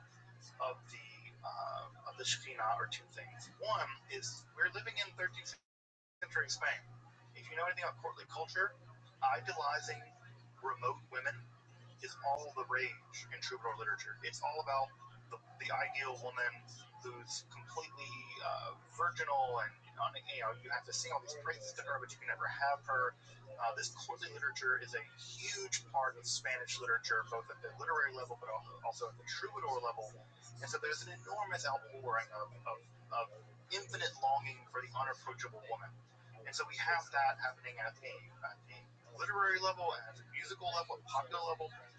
Also, the other thing I should point out here that's also very important is at the same time that this is going on in the Jewish world, the Marian cult in the Catholic world in Spain is also getting steam.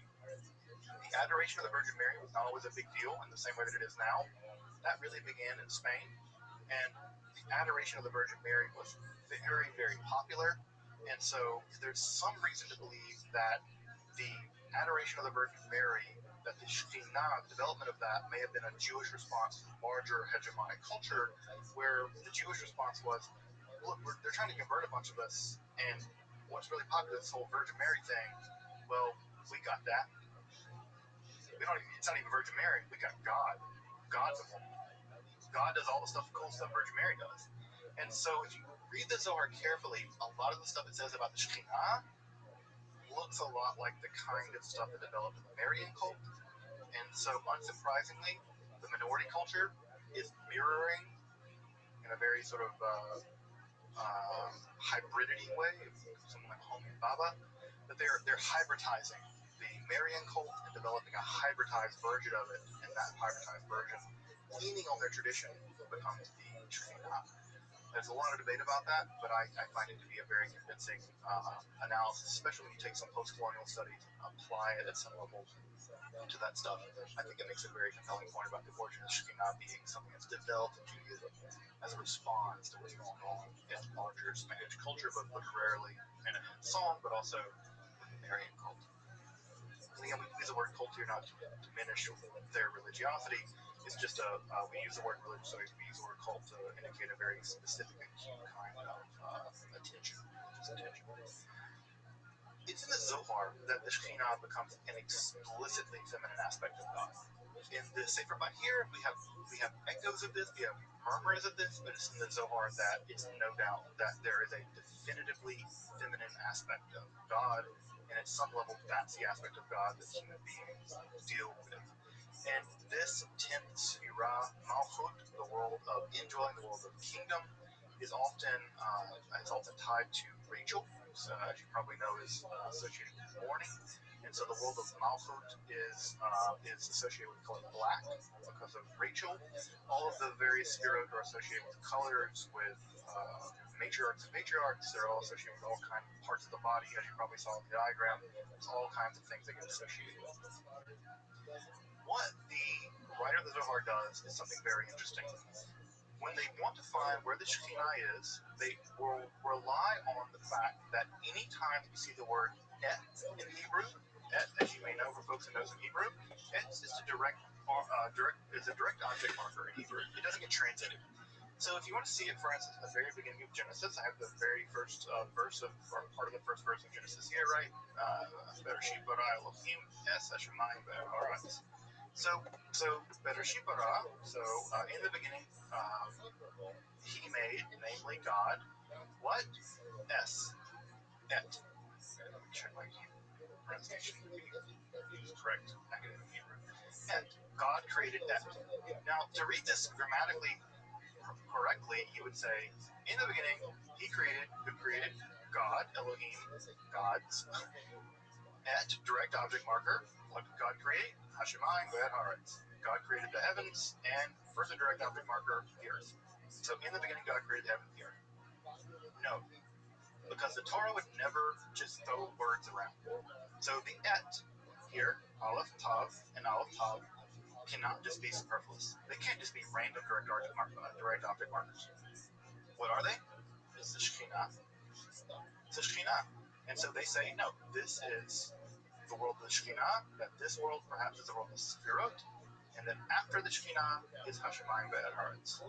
The heavens come first, and then Shekhinah dwells in the earth, the Aretz. And so what we have here, right, in the Aretz, so we have is a very Kabbalistic reading, also an incredibly literalistic reading of the Bible, where a direct object marker, et, is not just a direct object marker. It's the creation of or the emanation rather of Shekhinah into the heavens, and then further the Shekhinah into the earth, into the world of Malchut, into the world, our world. They make a lot of big deal about this. The Zohar is all about this because it means that Shekhinah dwells in the heavens and she dwells in the earth. And that's in our world. And notice who does not dwell in our world? Elohim.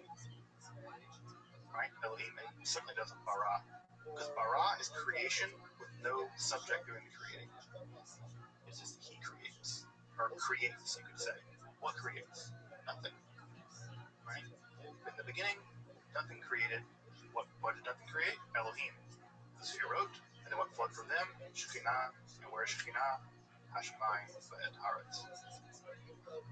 For the Kabbalists, for the Zohar, they see the entire structure of the Sefirot echoed in the first 6 words of the Bible. Again, not because they're reading things out of it that are unusual, but rather because they're reading it incredibly literally.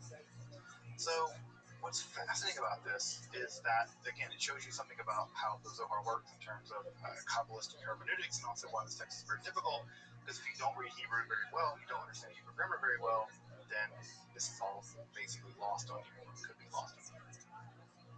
So what's going to happen in all of this is that the world of Malchut is joined with the supernal world and what is called Yichud, or unification. This is kind of a sacred marriage.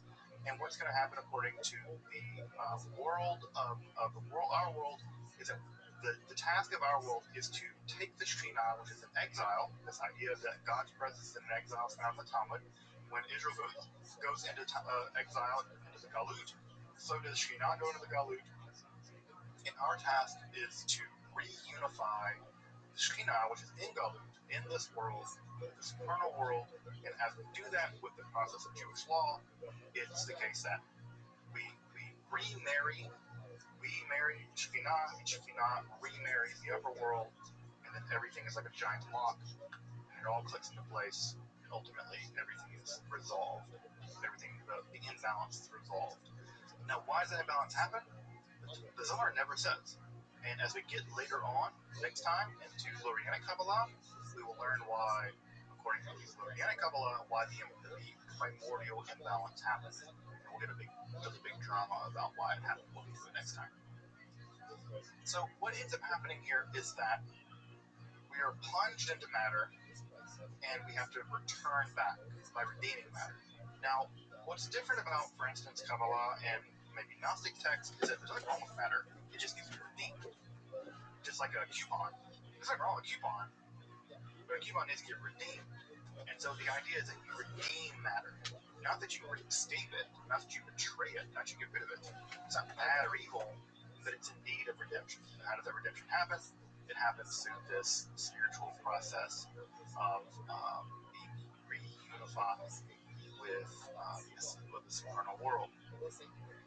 Even what happened in the Garden of Eden, that really went awry, it's not really clear what went awry, is that there's some indication, at least in some sections of the Zohar, that what ended up happening was that Adam became so infatuated with the supernal world that he abandoned his material wife. That Adam was actually too pious. So notice it's a complete inversion of the Garden of Eden story. In the Garden of Eden story, it's that, in the original version, it's that human beings are too worldly, they're too sexual. In that version is that they committed sex or whatever, they did some kind of thing or whatever it was, and that being focused too much on their bodies would mess them up. No, in the Zohar version, Adam is actually too fixated on the Shekhinah, and his partner, Chava, wife, physical world, feels abandoned by him. She's not satisfied by him. She's not he's not doing his duty, and that's what allows her to be seduced by the Nachash, by the snake. And so the traditional version is all the blame put on her. She gets tricked by the snake. But in the Zohar's version, it's one version of the Zohar's version, it's his fault. He's a negligent husband. And he's so focused on the supernal world that he's not focusing on the physical world, which is his world. The physical world's our world. And the Zohar is very clear about this. You cannot focus just on the spiritual world. You cannot become a monk. There's no mystical, Kabbalistic monks. You are obliged to deal in this world. And it's only by dealing in this world that you can actually deal with the spiritual world. So again, how does this get fixed? Well, Moses eventually comes and gives us the Ten Commandments and gives us the Torah, and it's by combining the spiritual and the physical. Again, the Zohar is all about balance. Combine the spiritual and the physical, that we begin to climb the ladder again. Adam focused too much on the world of the supernal. Other patriarchs focused too much on the world of the terrestrial, and the idea is we must combine them into one another. And this becomes incredible. The language here is always incredibly sexual. The language is, the Zohar is very at home with sexual language. Because sex is part of human life. Sex is part of religious observance. You have to have sex. You're obliged to be fruitful and multiply. Again, it imagines of course, it's imagining a very hyper heteronormative way of thinking about this. Although I think at the edges of the text, there's a lot of interesting homoeroticism, and there's a lot of queering stuff that one can do with the Zohar in a way that I think is very, very rich. Not that I think it's very rich.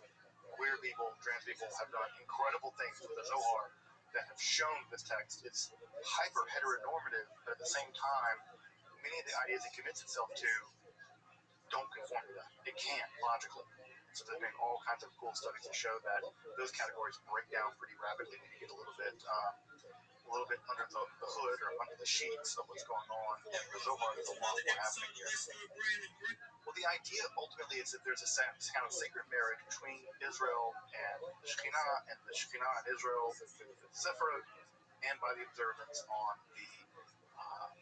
the Jewish law as a kind of ritual act of intercourse. The observance of the law is kind of thought of as a kind of intercourse, that as you do the law, you're kind of having spiritual intercourse with the divine. Because it's only because the Jews have a covenant with God, a marriage contract with God, that they can do the things they can do. The only similar thing to that in Jewish custom is sex. It's only by having a certain kind of relationship with a certain kind of person that you can have sex with them.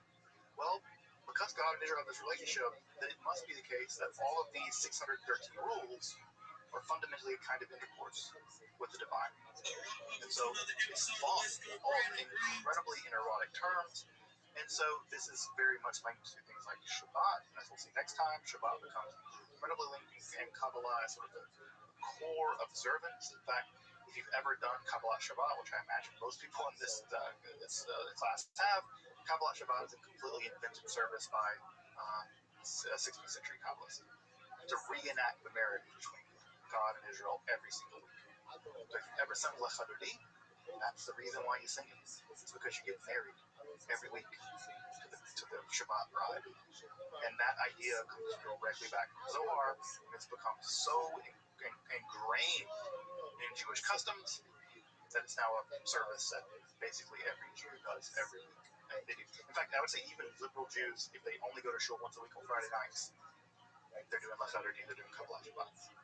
So they're doing the Hyros Galons, they're doing the sacred marriage as it is understood here in the Kabbalah. Now, this hyper focus on sex is probably a dig at the Catholics. One of the things that Judaism did have going for it, that Catholicism didn't, is that Catholicism is really down on sex. And I don't know if you know this about people, they like sex. People love sex. It's a big thing. They like it. They get down on it. People pay for it. People sell it.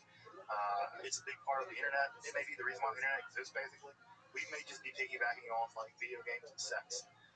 So I think that's actually true. It's probably we piggyback on military intelligence, Pornhub, and video games. And I think now video games and military intelligence are probably the same thing too. At any rate, it's very much the case that part of this whole attitude towards sex, this very hyper heteronormative and very much in the marriage environment, but it's also the case that this is probably a dig at Christianity, because Christianity is all about priestly celibacy, it's all about the perpetual virginity of Mary, and it's all about the fact that Jesus and Paul were never married, I suppose never had sex. And the Jews at the time, the rabbis at the time, are like, yeah, that sucks. It sucks for them. They got to be celibate. Mary never got to have sex, or at least she only had sex with God, kind of, or whatever. And Jesus and Paul never got married, never had sex. Like, they're inferior. Even the average rabbi down the street doing some Kabbalah gets laid at least once a week. And your God never got laid? Pity for your God. Right? Your main prophet, Paul, was like, hated his body, hated having sex. Something wrong with him. It's like, we ain't got that kind of problem around here. So I think also a lot of this hypersexual stuff going on in the Zohar is also a dig at Christianity. It's a dig at Catholicism. I think it's a dig at their relationship to the physical body at some level. And again, part of it's about maintaining your Jewish community by saying, yeah, have sex. It's great to have sex. In fact, you're obligated to have sex. You've got to have sex. But know that your sex is part of this mystical thing, and it's very carefully constrained. Right? Those things are also true as well. Now, if there's good stuff, like sex, there's also bad stuff. Of course, that's evil. And evil, in the Kabbalah, is thought of as part of God. This is called the Sitra Achra, the other side. Now, what's important to know about the history of evil in the Jewish world and in the Christian world is that evil in the classical theologies of both these worlds was thought of as basically a kind of privation. That evil was something like cold. Cold is just a lack of heat. Darkness is just a lack of light. Darkness is nothing on its own. Cold is nothing on its own. And so because these things are just negations of something else, they don't really exist. So evil is just a non-existent place where God isn't. It's a part of you that rebels against God. It's part of your heart, according to Augustine, that rebels against God. You empty your heart of the divine grace, and that emptiness inside your own heart, that God-shaped hole, that's evil. And because Satan is just a pure rebellion, Satan is pure negation. Well, this is true of Neoplatonism. It's true of lots of different traditions within Christianity, Judaism, and Islam. The rabbis of the Kabbalah, especially in the Castilian Kabbalah, Zohar, say, no, evil's real. And it's not hard to imagine why a medieval Jew could be very convinced of the reality of evil. Evil was part of their world. I mean, they didn't face pogroms in Spain, but they knew about pogroms. They didn't face annihilation the way they did in Germany. But the creeping reality of the Reconquista, no Jew in their right mind in 13th century Spain had any pretensions that once they were done with the Muslims, they were not going to come for the Jews. Evil was real. So we're not going to have this philosophical horse crap. We're not going to have this idea that evil's not real. Evil's real. And if evil's real, it must come from God. Because everything comes from God. Everything flows from Ein Sof. So where does it come from? Well, we'll think back to this image, and we talked about this a minute ago. So Keter flows into Chokhmah. Chokhmah flows into Binah. And again, you can imagine sort of a rush of water, rush of light. As it rushes out, it sort of gets caught by Chokhmah. And then as it rushes back over to Binah, it gets caught by Binah. As it rushes over to Chesed, it gets caught by Chesed. But as Chesed rushes over to Gevurah can't catch it all. There's so much power flowing now that it hits into Gevurah, and it's like a bowl when you pour water into it, some of it runs out the side. Or it's like in the famed image in the Zohar, the image of Zohar I love better than any other one, is the image of the blacksmith anvil. As you forge an item in a blacksmithery, or in a smithery, you pound on that hot metal. And the only way you're going to get a fork or a knife or a spoon or a sword or whatever is you pound it. You have to pound that metal. There's no way you can shape the unformed metal without pounding on it. And as you pound on it, sparks fly off. Shards of metal fly off. Dross pours out. And it's an inevitable part of creating something. When you create something, it throws off sparks. And those sparks are burning and dangerous, and they're dross, they're wreckage. In the Zohar, that wreckage, that dross, those sparks, that excess of pure Gevurah, pure rage, righteous rage, you can imagine what ends up happening is that it flows out of Gevurah and it coats the entire backside of all of the other sefirot.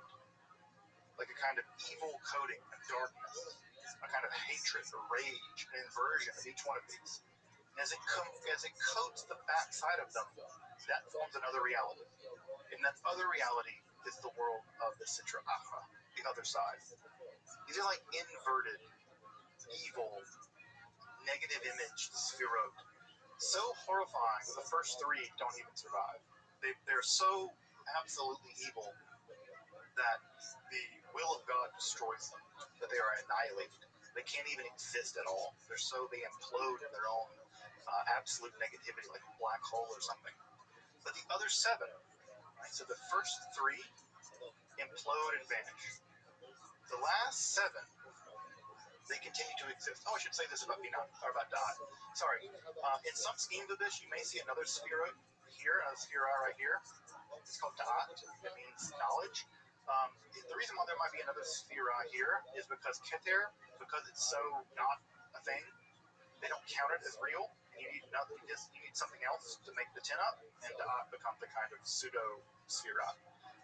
It gets really complicated. We can't get into it for the purpose of this class, but it ends up being a balance between the completely nothingness of Keter, of Chokhmah and Binah, and the balance of these three. Just like these are balanced here, these four are balanced in Tiferet, you get a balancer here and Da'at.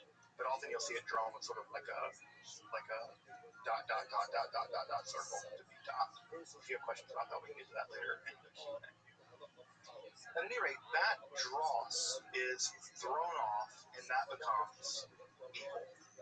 For the Zohar, evil's real. It's a necessary aspect of reality. And you can't get rid of it by anything other than refining it. You can't get rid of it except for by refining it. You have to subject it to purification. And how does one purify it? One purifies it by the process of CST.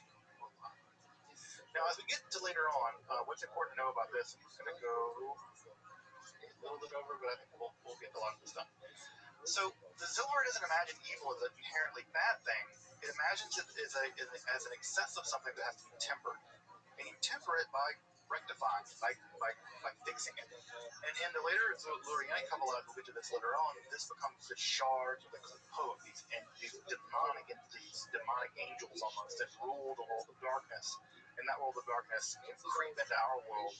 And one of the lines in the book of Genesis that the Zohar really harps on in this is it talks about the 7 Edomite kings that died. And this is a throwaway line, I think Genesis 22 or something, that it seems like that these lines don't have anything to do with anything, that it's a bunch of Edomite kings that died. No, not for the Zohar. They're the primordial evil worlds that exist. And you have to deal with them. And you have to deal with them by rectifying them. And the thing that the Zohar is the most worried about, the thing that it harps on the most more than I think anything else, is the same kind of thing the Catholics harp on. And that's masturbation. My God, Zohar is horrified of sexual sins, especially masturbation. And there's the idea that if one wastes seed, then that seed, the spent semen that's sort of lying there, becomes demons. It becomes like more and more and more demons. And the world gets more and more imbalanced, more tilted to the side of the other side. Also, the uncleanliness of so-called uncleanliness of menstruation. This is a deeply horrifying world. In fact, so much so that because of the primordial sin of Eve, she is the sort of representative of evil in the world, because her menstrual blood is like a dross thrown off by her menstrual cycle. And the menstrual blood is just like the dross thrown out in the process of creation, where creation sort of didn't occur, baby wasn't born. Again, this is all super problematic in lots of ways. But the idea is that the blood flowing out of her mirrors the dross thrown off in the process of creation, whereby you get this sort of not createdness. And there's a ton of interest in evil. The Zohar abounds in discussions of evil, and it's probably leaning very heavily on discussions of evil to be found in the earlier Kabbalists of Castile. Remember the Cohen brothers? They were very interested in evil. They wrote the treaties of the emanation of left-hand side. And so there are tons and tons of things about evil, especially anti-Gentile stuff. So we have to be very honest. The Zohar hates Gentiles. Overwhelmingly thinks Gentiles are corrupt, evil, dangerous, and bad. This is not an ecumenical text. By any stretch of the imagination, you cannot read this text and imagine this text has anything good to say about Gentiles, non-Jewish people. It is very negative on them. And so, again, are you that surprised? Again, imagine being Jewish in 13th century Spain. Do you have positive interactions with non-Jewish people, with Christians? Not really. And so it's unsurprisingly they're going to have a pretty negative attitude when it comes to non-Jewish people. Now, does that mean that the Zohar is inherently bigoted? It might. It might mean that it's a bigoted text, especially if you take those same attitudes and apply them to non-Jewish people now. Yeah, it's going to result in you being real bigoted, mystically bigoted, probably the worst form of bigotry. So we have to own the fact that that stuff is in there and deal with it as Jews. If you want to study the Zohar and study the Kabbalah, you have to understand there are bigoted things against non-Jewish people there, and you have to deal with them in whatever way you think it's fit to deal with them. And they can lean on that because the historical character of Shimon Bar Yochai himself was heavily oppressed by the Romans in the Roman colonial project in Judea, and also Shimon Bar Yochai says some of the most shockingly anti-Jewish, anti-Gentile stuff you can find in the entire Talmud. I think he says once that the only thing that Gentiles and snakes share the same thing in common. They're both better without heads. That sounds terrible. For those of us who non-Jewish people are a huge part of our life, that stuff is unconscionable. It's there. It's in the Talmud. It's in the Zohar, and you have to deal with it. You shouldn't ignore it. It's there. Now, can anti-Semites pick up on that stuff and claim that the Talmud is racist and hates Gentile people, and they can do the same thing about the Zohar? They don't know the Zohar very well, so they won't do that. But it's there too. Just so you anti-Semites know, you can also attack us with the Zohar. They don't know that because they don't take the time to actually read this stuff. The demonology of the Zohar is very complex. You have numerous stories of demons in the Zohar, and that's not surprising because you have the exact same kind of demonological stories flourishing in Christianity at the time. This is the exact same time that you get a rapid rise in demonology in the Christian world as well. And so, again, not surprisingly, Jewish and Christian demonologies are sort of developing at pace with one another at this time period, and eventually this will give rise to the concept of the Dybbuk. And we'll get to the Dybbuk in a little while when we get to concepts of possession and exorcism in Judaism that began to emerge primarily in the late 16th century. So the Dybbuk, if you you've heard of the idea of the divot, it's going to emerge primarily, at least regionally, in some last thing for the night. What's really important about the Zohar is that it's an incredibly conservative text, which is to say, it wants to defend rabbinic tradition. It's very wed to rabbinic tradition. There's no interest in sort of bucking rabbinical tradition. Now, it interprets saying the rabbinical tradition in very exotic and very avant-garde ways, but it's very Miss Aquarius. Because philosophers are the most dangerous people Right. in the world. How was your day? That was good. I gotta take a bath in a little bit. How was yours? So far, so good. I slept. And That's good. my hours are reversed, but my podcast was published, which is cool, and I'm just going through Yes. publishing it. Yeah. And I've got another 4 more to go, so that's great. And then I'm going to try to be on some others. Last night, I have written this like 8,000 or, well, 6 to 8,000, depending if you want to include the title and the abstract. It's a very long journal entry, and I uploaded it to basically a journal associated with Oxford University. And so I have to wait to see how that goes. That's a process, but um, that's kind of an interesting thing that I haven't done previously. Is instead of just being like a social media icon or whatever you want to consider me, I want to be an academic resource as well. So trying to get into that world.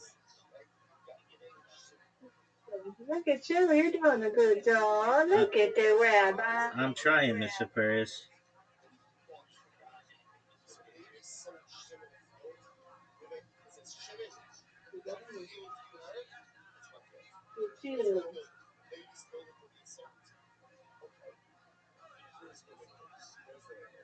That's good.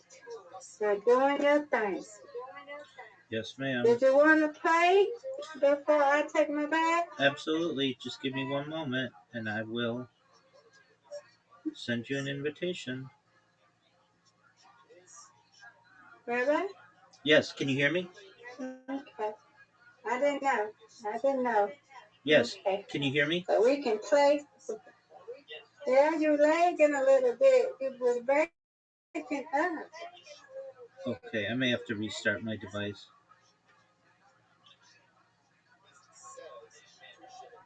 Yeah, you might have to restart it or something. Yeah, let me do that, and I'll be right back, okay?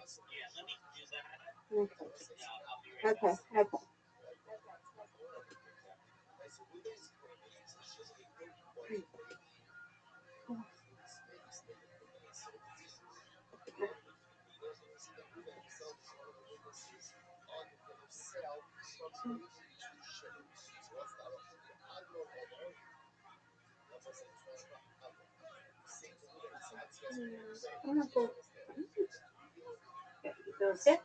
And then you come over here. Yes. Put that over here so you can help. And get this on.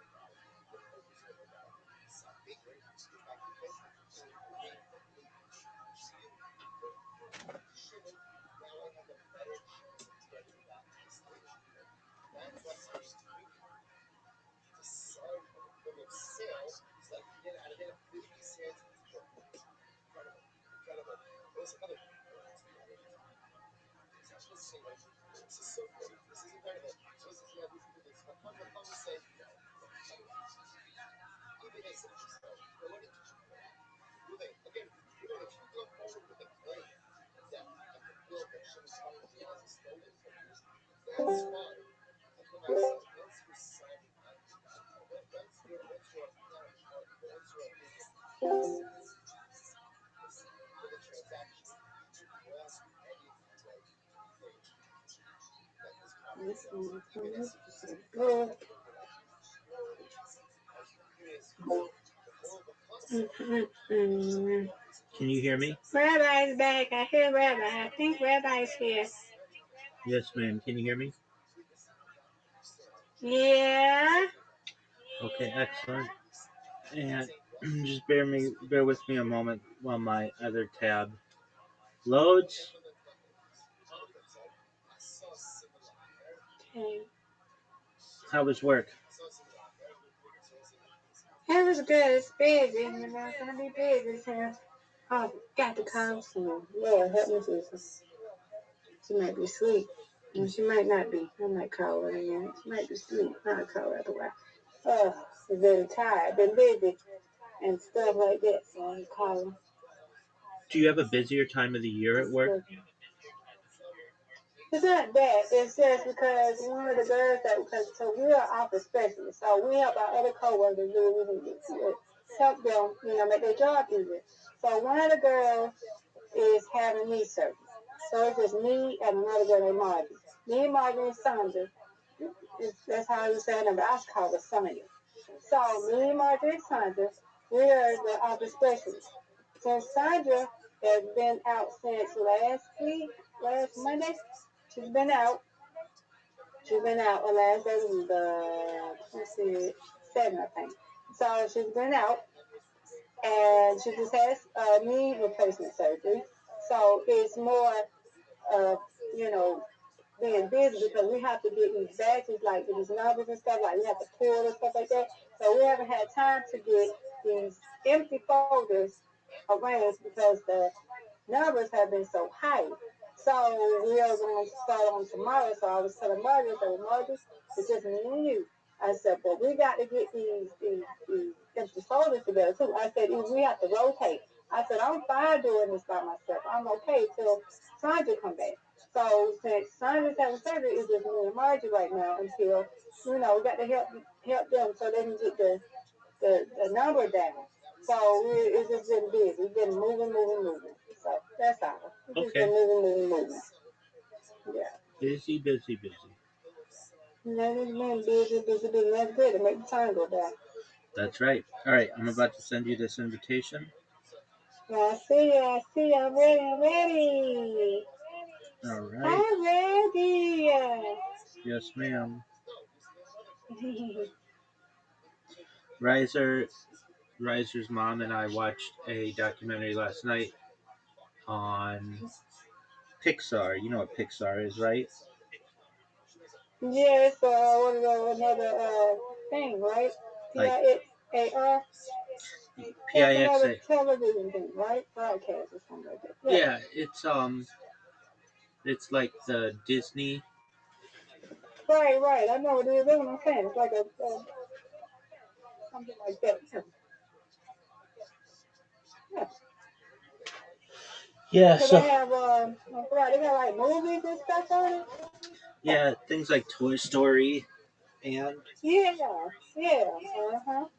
that kind of stuff. Yep, Toy Story on it. Yeah. And So y'all had watched something off of Pixar? we didn't watch them. We watched a documentary on like how the company was founded. Oh, nice. Get it. Let me get that. Almost. Okay. Yeah. Give me this. Oh, come on. Yeah, That hit multiple yeah, pins. you can get that. Oh, no doubt. Oh, Mr. Quirch, that was So terrible. You know I'm better than I that. know that. Yes, you are. So tell me, what happened? So how did it? So How did it start? what did Okay. they talk? What did they say? Yeah. Well, Yeah. your boy, Steve Jobs, the guy who invented all your Apple stuff. Right. He, almost. That was really good, Mr. Porter. Really good attempt. Thank you. You're welcome. He like had a dream to. Get it. Yay! Thank you. That's right. With two other guys, to basically take animation, 2D animation, and make it 3D with all the computer stuff. And so they worked like really hard on their first, like just to even get it, just to even like start in like commercials and things like really small. It was a lot of computing power and a lot of time for these guys, and nice. Yeah. And then like they recruited all these people, these like designers and such, and then they eventually oh, uh, wanted to just revolutionize the animation industry and bring it to life. And so they nice spare. So their first big movie was Toy Story, and they launched that. Oh, this is the hardest one in the game, Miss Aquarius. I see. I've never gotten this. I'm trying. Nope. And so they had a lot of success with Toy Story, and then Toy Story 2, and then things like A Bug's Life, and what else did they do? They did like Incredibles and get it. Yeah. Nice spare. Nice spare, really nice. And Thank you. just some of the challenges that they overcame and how like they brought computers and animation together in that story. It was kind of an older documentary. It was made in like 2007.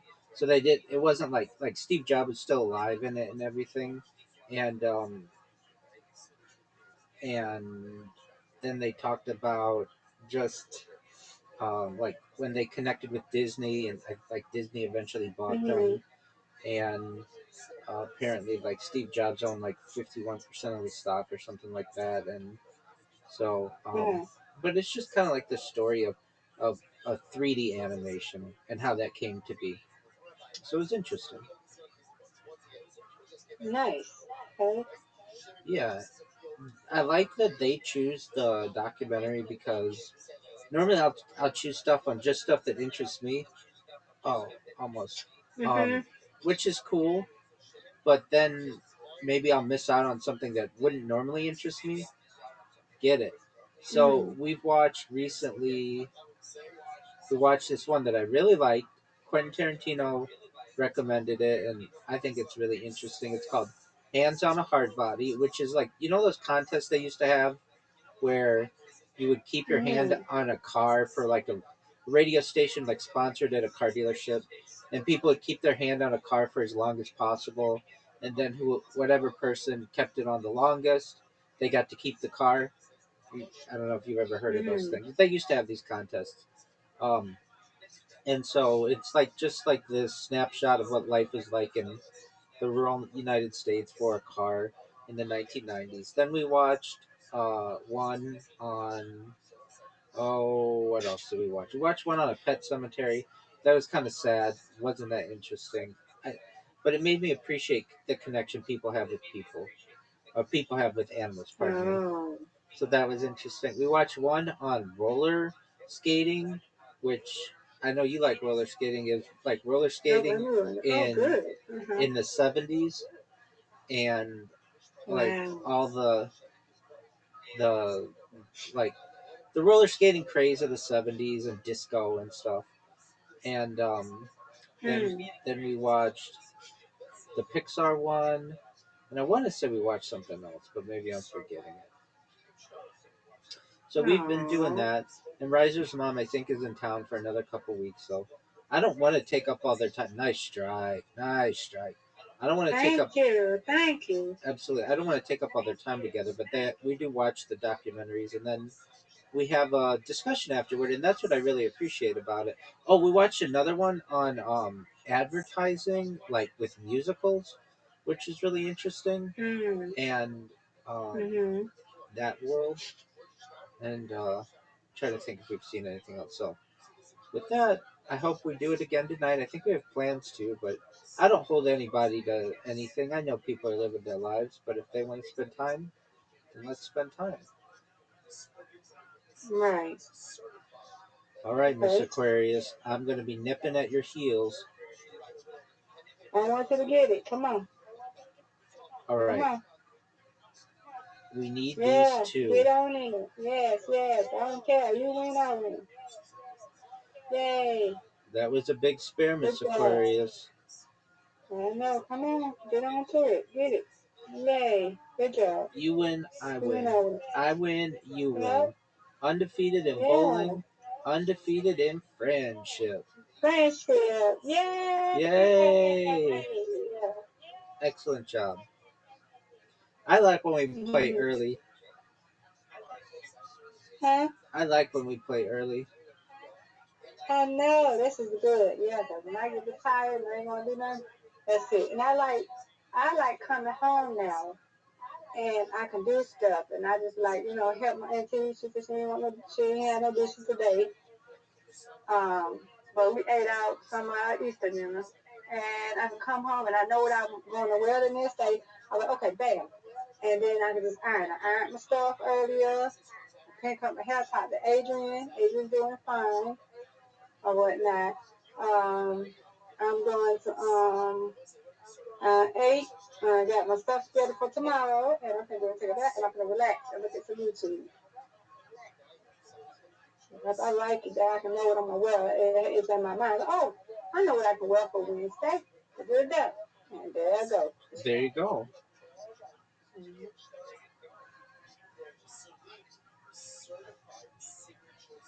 Alrighty, then I'm here. Excellent, Miss Aquarius. See, you're always my brother, Rabbi. You know that? I'm your sister, you're my brother. 100%. Yeah. I'm here if I you don't need care me. I don't care what Addie say. I don't know. You're like a brother to me. Excellent. Well, we spend a I lot of think time she's together. jealous or whatever. I don't care what Addie say. Don't worry about her, Miss Aquarius. I really think just like somebody. And I don't even like that. Miss Aquarius, don't even give it a second thought. I'm not. I ain't talked to her. I blocked her. I know. All right, well, You always gonna be my friend forever. word girl. I hope you enjoy your bath, and let me know if you need anything in the I meantime. will. I will. I will. Alrighty. Take care. You too.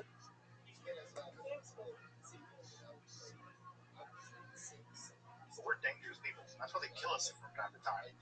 And one of the things that worried the writers of the Zohar is that the Jewish philosophers at the time, like Maimonides, argued that basically all the weird stuff in the Torah is just symbolism. It's just metaphor. And really, God is really concerned about you being reasonable, being rational, being a good person. And if you understand the Bible in more terms than that, you're probably engaging in some kind of stupid idolatry. But you just don't know better. You're not really trying to be a philosopher. The danger with that, folks, is that Jews are facing an overwhelming pressure to convert beginning at this time in 13th century. Very strong pressure to convert. They can be given land and title and deed. They can be given all kinds of encouragement to convert. Conversion is very, very attractive. And again, forget, we're 190 years out, 200 years out from the Alhambra Decree in 1492. The pressure is already on for Jews to convert. And as you can imagine, a wealthy Jewish doctor, wealthy Jewish poet, wealthy Jewish, rabbi, who's having a lot of pressure to convert, if he's a Maimonidean and believes that really God's the kind of metaphor and the Jewish law is the kind of metaphor, angels are the kind of metaphors, why the hell are you going to stick your neck out for a bunch of metaphors? If Jesus and God and Moses and they all kind of come out the same on the wash, and you get to keep your job and flourish and get new land, you best believe those people converted. They converted not because they hated their religion, but because they were educated enough, or perhaps too much, that they could say, look, I can still worship my God inwardly, I can still believe in all the things I believe in, and I can pray in a church. Because praying in church gets me a deal, gets me a title. So why not convert? The Zohar says, because you mess up all the reality. That's why. You stupid, dangerous, bad Jew. Why? Because the very way that the very way that God engineered reality was that you reverse engineer it and correct it by following the Torah. You have to understand what are called the Ta'ameh Mitzvot. The Ta'ameh Mitzvot are the reasons for the commandments. The commandments in the Torah are not random. They're not made up things. When God says put tefillin on, when God says wear tzitzis, when God says honor the Sabbath on this day, not Sunday. When God says do this and do this, God's not telling you random things. God's telling you that this is a roadmap for not just a roadmap for piety, but a roadmap for the reconstruction of reality. This is how you fix the world. And not only that, God's telling you not just to follow these rules because you should follow them. God's telling you to follow the rules because God follows them. God kept Shabbat. God puts on the felon. God puts on a talith. God does everything that you're supposed to do. This is imitatio Dei. The task is not for you to do a bunch of rules. The task is for you to follow the rules because God does those rules. And insofar as God does those rules and you do those rules, you are co-creators of the perfect world. And it's only by doing that, it's only by following the Jewish law scrupulously, especially the rules that make no sense.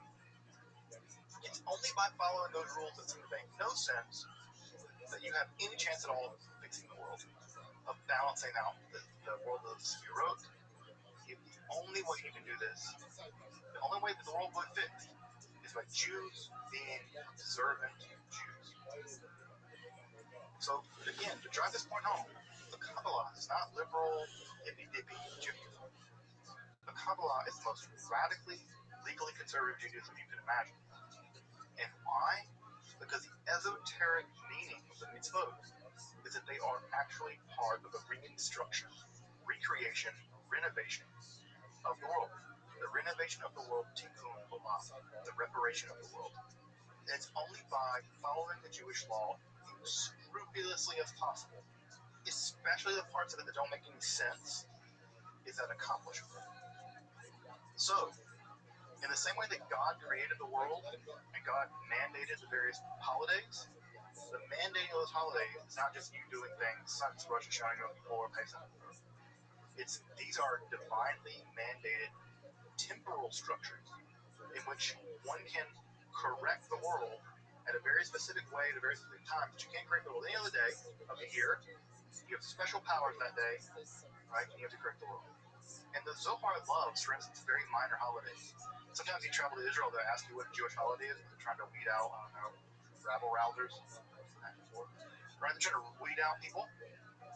Well, I've always wanted to mess with them, right? And say, yeah, my favorite holiday is Shemini Atzeres.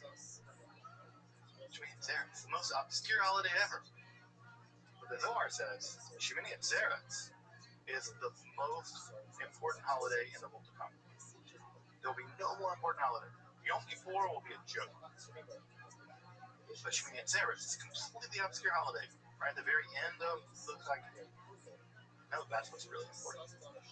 Because that's what's going to be important in the world to come. Right? So all of the holidays give these heavily mystical meanings. The counting of the Omer, something that seems completely ridiculous. You're counting down the days to bring a piece of like grain to the thing that we don't even do anymore. Oh yeah. Counting of the Omer is incredibly important. You're not just counting out the Omer, you're counting out the reception of the Torah, so you get to replay the entire process again. So everything becomes heavily imbued. If you've ever stayed up late on Shavuot, you ever done a tikkun on Shavuot, stayed up late on Shavuot studying? No, you've done something Kabbalistic. Why? Because the entire process, right, is by receiving the Torah again. You have to be all done. Studying to receive it again. And so you get a completely cyclical period of time. The Zohar is imagining a cycle, and that cycle gets you, it spirals up, right? You start from here, cycle, and eventually we reach the world of the divine. And it's through the process of the rectification of the divine, tikkun olam, that the world is redeemed.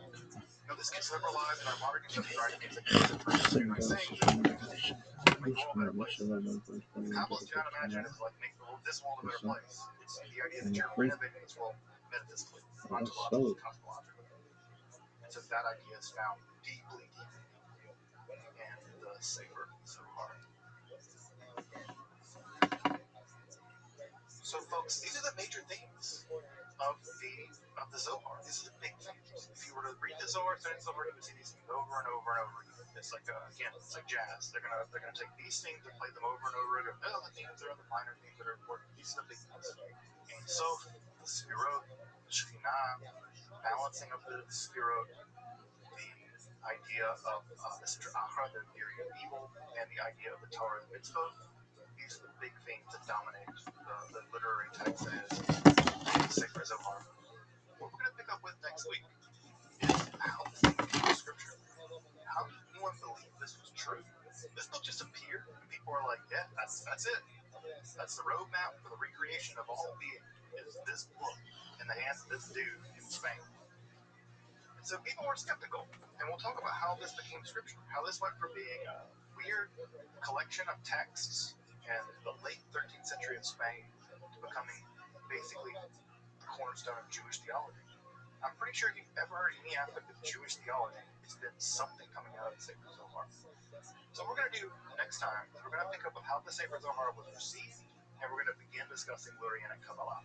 Because one of the big things that Lurianic Kabbalah is going to do is it's going to be part of the systematization of the Zohar. The Zohar is not a systematic text by any stretch of the imagination. It is it's very difficult. It's not systematic. And so what ends up happening is people begin systematizing. You have a couple different generations of systematizers, and what ends up happening is that the definitive systematizer is going to be Yitzhak Luria through his student Chaim Vital. So we'll talk about that process of systematization, that process of canonization, and why it became decanonized next time, so as we transition into what I would call the Zohar and its vicissitudes. On fold. Welcome back, and thank you for joining me as I explore the garden that is Jewish mysticism and Kabbalah.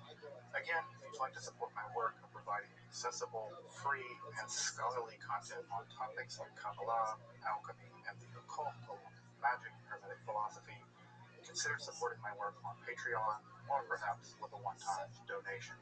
You can find those links below. Until next time, I'm Dr. Justin Sledge, and thank you for watching SOT. So what's tomorrow? Yes. No.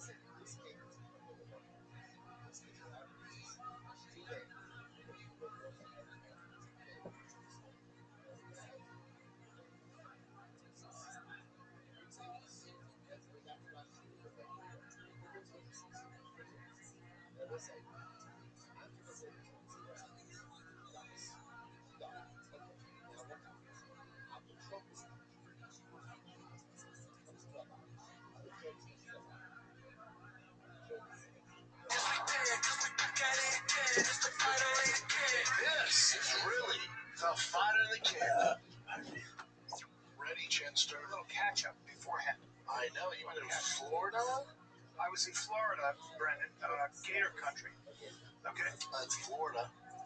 Florida, and I was at a wonderful resort with my wife's extended family. And But don't you guys have a house down there? we do. We just like stay in the Closer resort. to her grandmother's place down in West Palm. On a lake. A lot of alligators on the lake. This beach, a lot of alligators. I got little ones. No swimming. So my little ones are not swimming in that water. I was like, no, we're not doing that. I don't trust the gator. No. I'm not trusting any dinosaurs. Any body of water. And literally they said, sometimes the gators are on the beach, so you gotta wait. And before you swim, I went, no, I'm not gonna wait. No one's swimming or going near that water line. That's what happens with the 2-year-old. Not even a 2-year-old, 4-year-old. That's food. Yeah. So it's not happening. I never. So it was a little In Australia, vacation. It was vacation. In Australia, they'll literally say to you, so if there are saltwater crocodiles anywhere in the area, are you going in the water? And the answer is absolutely not. In fucking Australia, they'll be like, well, make sure that you don't swim at the certain times. No. I'll never swim ever, never, ever. If there have ever been any saltwater crocodiles in the area. Like, what are you talking about? Now, it does say 0.36 deaths per year, so about 1 every 3 years. Very, very rare. So there's been 31 fatalities. I figured more. But they're About probably really 75 years. That's it? What? That's crazy. 2023. Well, they run away from you right away. Wow. But look at the attacks. There's a lot of attacks. Well, 23, that's not a lot of attacks. In just Florida, 1 year. Yeah, but Florida's a huge place. All right. So your chances are very, very rare. They run away from you. Be a terrible way to go. But we always talk about alligator attacks. Like anybody who gets bit dies. Man, you got a pretty good chance of surviving. Also, pretty cool story. Did you hear the story, the nightmare story, about the guy who got grabbed by a Nile crocodile? And the pressure of the crocodile made him pass out. And then he brought him underwater. But the thing is, they'll hold you. So you rot. And so he's being held, and the crocodile takes him under the water and puts him under to rot. There was an air bubble under it. He came to. Hold on, it gets better. He came to, sir. And guess what? He was around a bunch of rotting wildebeest carcasses. So he had to make his way out from under the bubble, go under the water, move all the carcasses out. Is there a bunch of crocodiles just hanging? Like, what the fuck They is he sure doing? are. Well, I would have taken that carcass of the water buffalo and put it up. You guys go for this. The thing's gonna be so heavy, so that's not happening. No, it's not. If it was, I'd use him. Yeah, you're also injured. You're also all fucked up. That's true. So, homeboy goes, let's see. I've got it now. Because it's coming back to me. Yeah. It's What up, Zoo? back, yeah. Looks like the serial killer ran out to 7-Eleven real quick. Oh, Now's your time to go, bud. hello. It's been like 3 days. I know. My heart yearns for you, big dog. How are you, big man? I met someone and I was like, this person makes me pro-abortion because I wish their mom just fucking aborted them before I met them. Zoo, you gotta be what? And that was the last. You gotta be careful. Sorry? You gotta be careful with that kind of language. What happened? Nah, it's just, I'm just thinking about someone I went to high school with, and I would just be like, you know, my life would have been better if their mom got an abortion. Okay, Zoo. So what happened? Nothing. Okay, so why are you so mad at this person?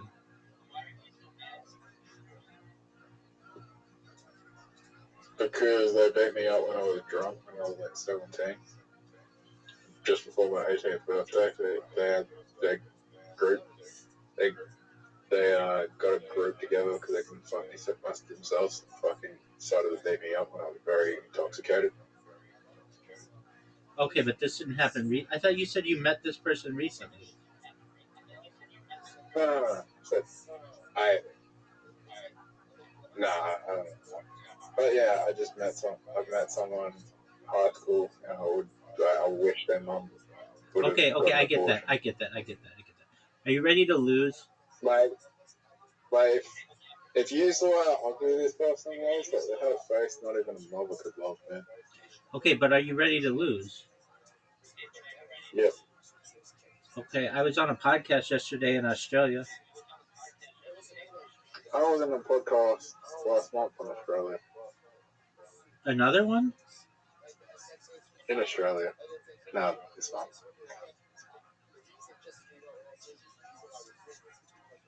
Okay, are you ready to lose? What's Turco? What are you talking about? Yeah, I'm Rabbi. I'm ready to play. Okay, but what's choker? One quick play gets you 100 coin. I'm gonna play a quick game of this because I think it's short. No, you're not. I'm sending you an invite right now, and if you don't accept the invite within 10 seconds of me sending it, then we're done.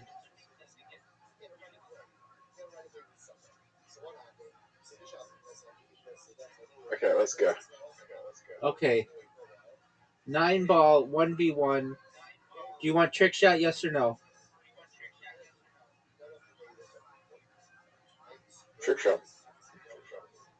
Do you always want trick shot? No, let's not do trick shot. I can win on break if we don't do trick shot. I don't think you can win trick shot on break. Zoot, I already created the game, so we have to play trick shot. Can you win trick shot on break, or does it not let you do trick shot when you? I don't think so.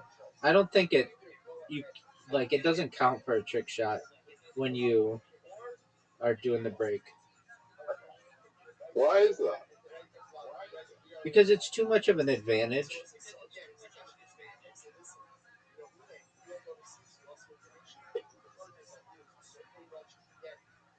But you can win.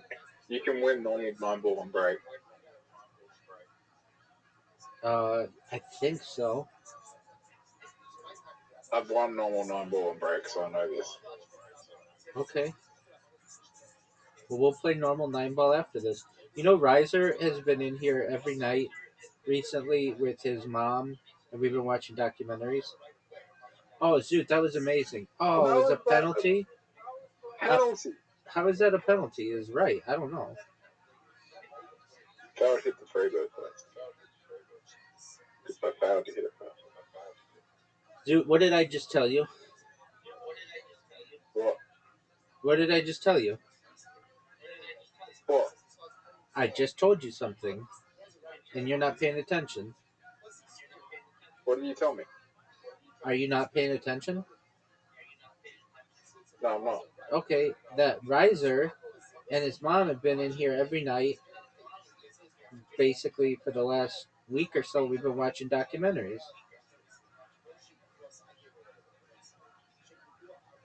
This is rising my heart.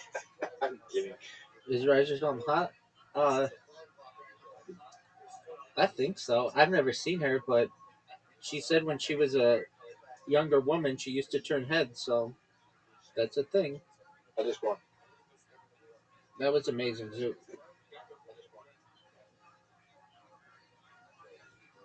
All right. 9-ball normal, no trick shot. Show. Oh, everyone in the Adelaide comedy scene in Melbourne right now. Why is that? Melbourne Comedy Festival. Dude, I heard something interesting about Melbourne has one of the top 10 largest casinos in the world. Is that correct? Crown Casino. Yeah, is it? I'm going to Melbourne. I'm going to Melbourne end of next week because I think I'm going to watch the Royal Finals. Are you really going to go?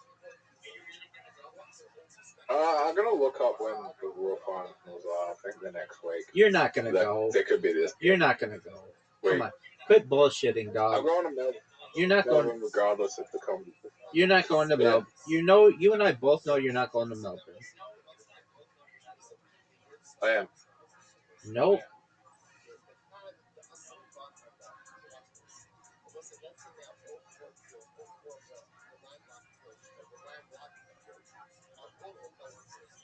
I'm going to Melbourne next week.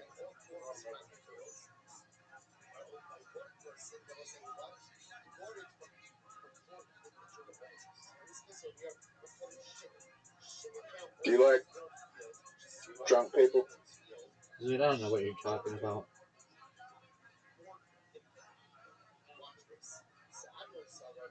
I can't stand drunk people anymore. So, what are your thoughts on how I'm playing right now? Yeah.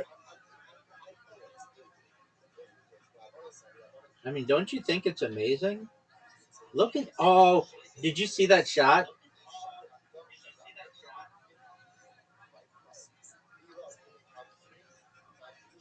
So you weren't paying attention.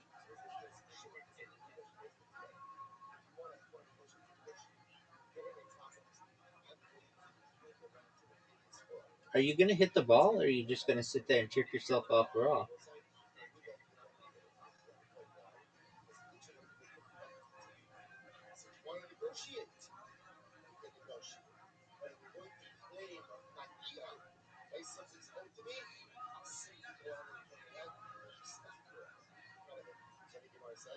Hey, Rabbi.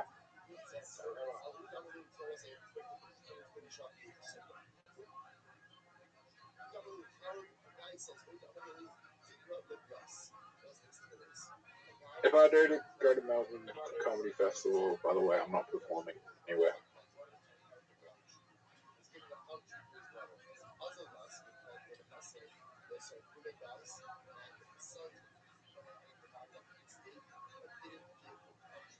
What did you say, Zoot? When I go to Melbourne, I go to the Comedy Festival. I doubt I perform. You're not going to Melbourne, so like, don't even fucking talk about it. These are just musings of your mind that I know you're not going to follow through with. Why wouldn't I go to Melbourne? Because it's expensive, you're not going to perform. What other reasons do you want?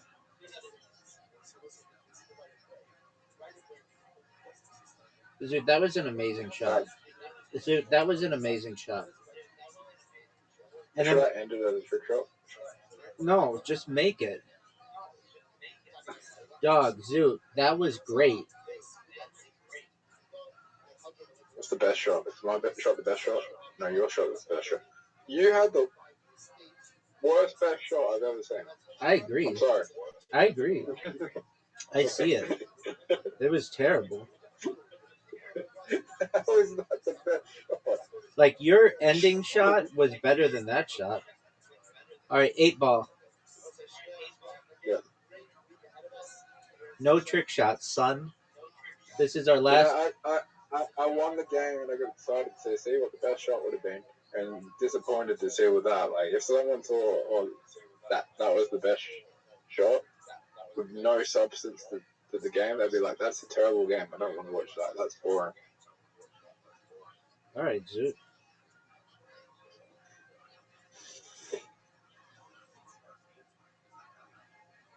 Terrible, terrible, terrible, terrible shot by me.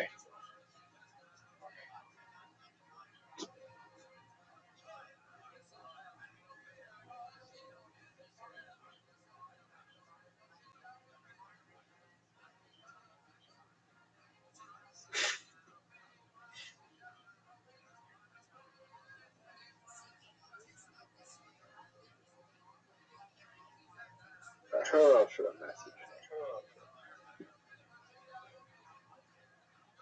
Zoot, are you proud of that shot?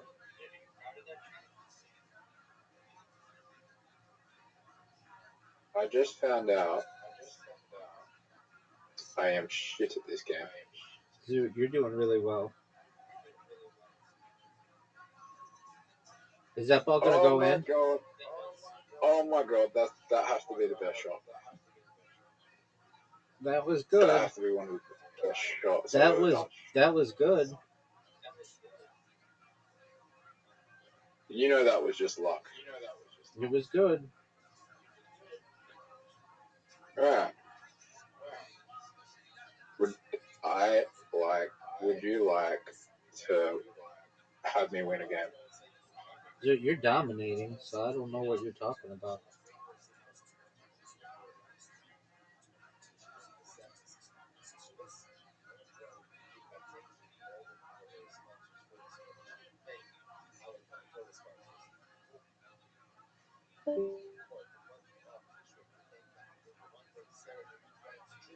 Are you serious? Did you see that? Conviction. Zoo, you weren't paying attention again. Zoo, this is our last game. You're not paying attention. I saw it. Your ball missed. The free ball missed. What happened to it? It nearly went in, but then it got rejected by the thing, by the hold. Dude, It nearly went in, and then it bounced above the line. I was paying attention. Dude, that was amazing.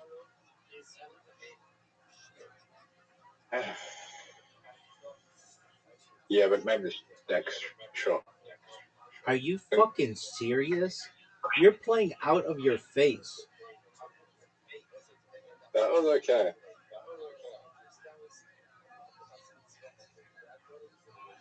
Fuck.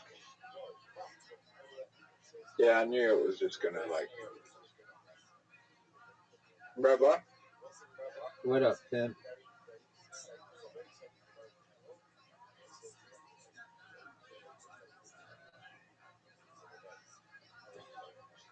I think Crypto is going to come back, and I think Sui's going to be a very valuable. I think Sui will do what Solana did. Okay.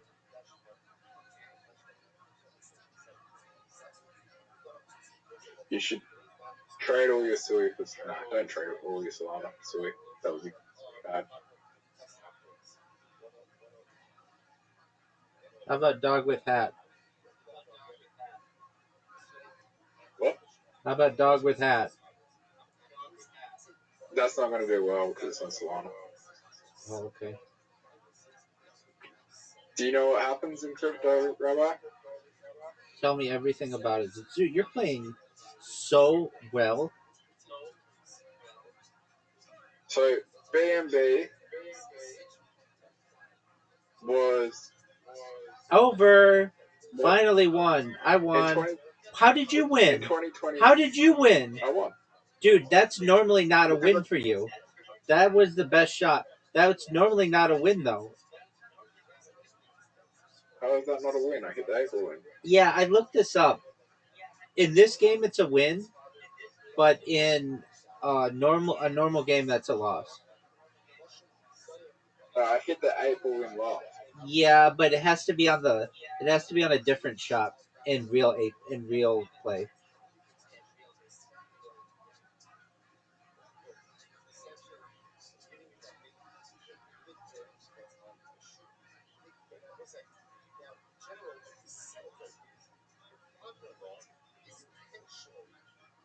Rabbi. What up, pimp? So in 2020-21, BNB was the Solana. Like everyone was gambling on the casino. Everyone was launching tokens. And then in 2023, like 2023, 2023, late 2023 to early 25, everyone was launching on Solana. And then the blockchain gets too oversaturated with tokens that it becomes a casino where you're trying to buy a lottery ticket. So what happens next is people will eventually realize, oh, there's got to be a new chain for us to gamble on and get in early and run up a new casino. And that's probably what's going to happen with Sui because there's no tokens on the chain. And then people will be like, this is faster and scales better than Solana, and I can code more things and I can have more bots running. And the transactions go through faster, and the bots are faster, and then everything gets faster and faster, and then people move over there because it's right. Rabbi. Yes. Why would I use a 2020 iPhone in 2027? There might be some advantages to it. Would you go out there and tell everyone to use the iPhone from 2020 and 2027. But then you if you could choose between an iPhone in 2027 or an iPhone in 2020, which one would you choose? 2027. So Solana was built in 2020. So we've got 2023. Okay, that's legitimate. That's legitimate.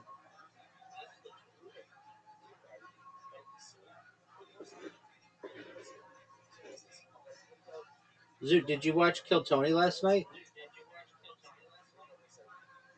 You know the answer to that. Well, why didn't you?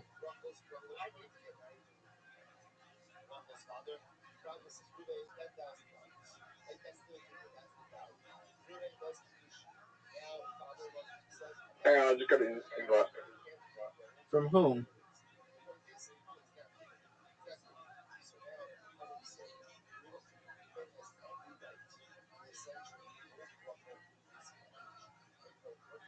From whom did you get an invite? My old gym saying, hey, we wanted to reach out last time to say, whenever you're ready, we'd love to see you. Welcome back to Jets Adelaide City closed gym. Is that your favorite thing in the world? No. They're reopening the gym, I think. How long has it been closed? 2 years. Why has it been closed so long? A year, sorry. Why has it been closed so long?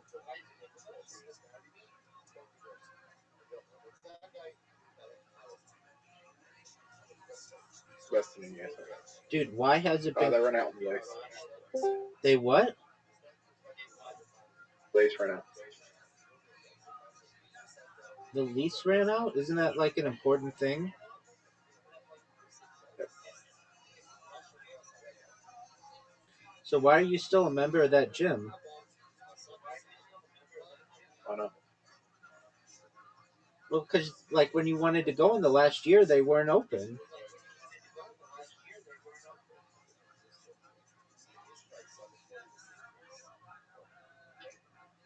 Wait, he's a member of the gym when every day he's wanted to go, they're not open? Is that what you're saying? What?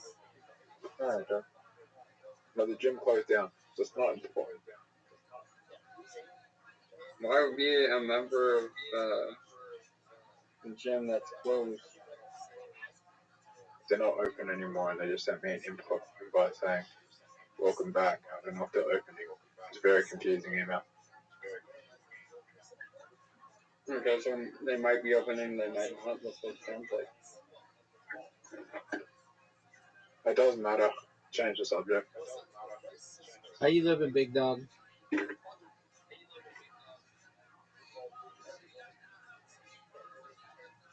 Yo, how are you?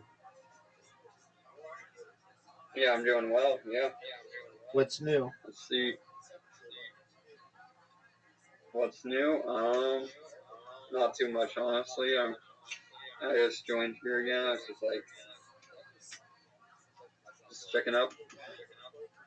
Okay. We're just chilling.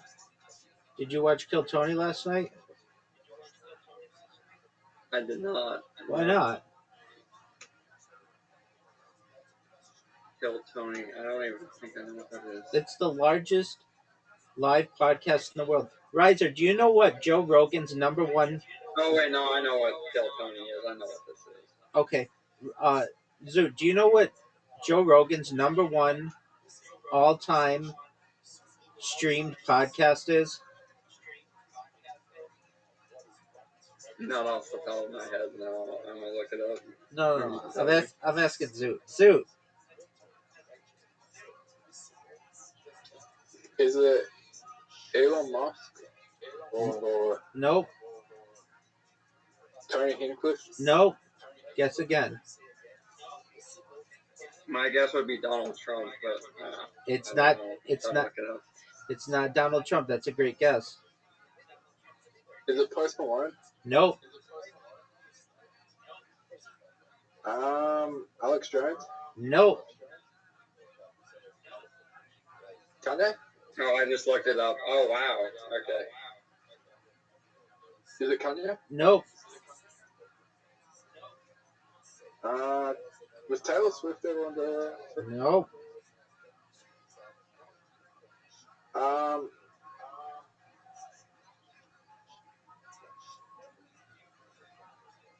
don't even think I've watched the most popular one, which is interesting. I've watched the second, third, fourth, fifth, sixth most popular Joe Rogan stuff. I haven't watched the most. Surprised. Name what the most popular one is. The Bob Lazar and Jeremy Corbell. Yep, it's amazing. And then Bob Lazar was on yesterday, I want to say, and it's another amazing one. Okay. Who's Bob? Interesting. Bob Lazar's an alien conspiracy theorist. No, he's not. He's like the opposite. He's a nuclear physicist. No, that's interesting. I have not watched the most popular one, but I've watched the 2 through 6 most popular ones all the way through. Well, you better get on board. What does Bob Lazar say about aliens? He doesn't have a lot to say on aliens. He has more to say on advanced propulsion technology that he worked on at Area 51.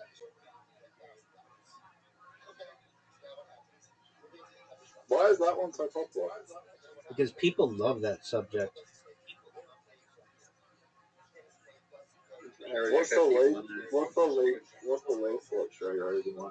Probably is earlier you go, probably, right? Yeah, it's probably like number 17 or something.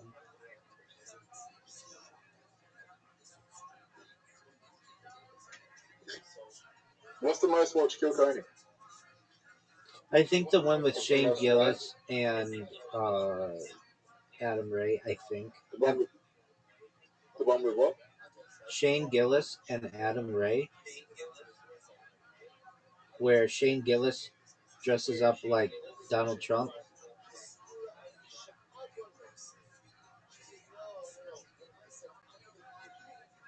So, Rabbi. What up, pimp? So what do you know about the Adelaide comedy scene? Dog, I'm an expert in it. I know that podcast guy who you did doesn't do podcasts with people if they're not in Adelaide. Who runs the open mic in Adelaide? J. Michael. No. It's something like that.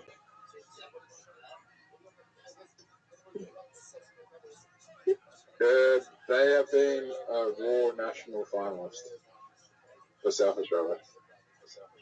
Okay, hasn't J. Michael been that? No. He's been a state finalist twice and he got rejected. Oh, okay. Who runs it?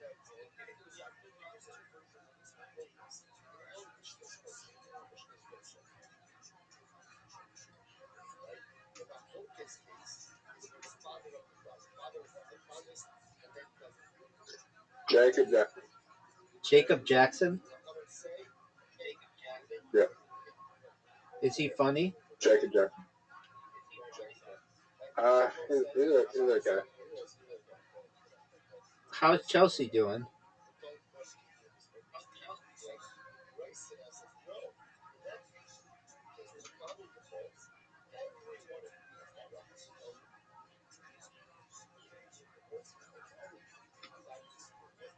Zoot, how is Chelsea doing?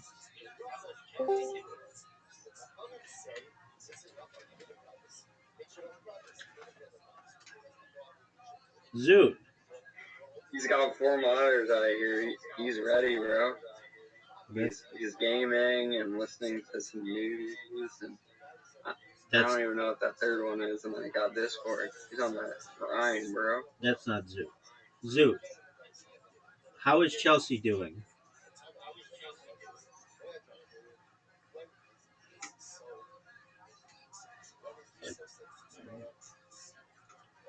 Dude, if you're not going to answer me, I'm just going to watch a podcast, The Fighter and the Kid, which debuted today, which is the worst podcast in the world, hosted by the number one worst rated stand up comic special on IMDb. No, bro. That sounds terrible. Oh, it's the worst.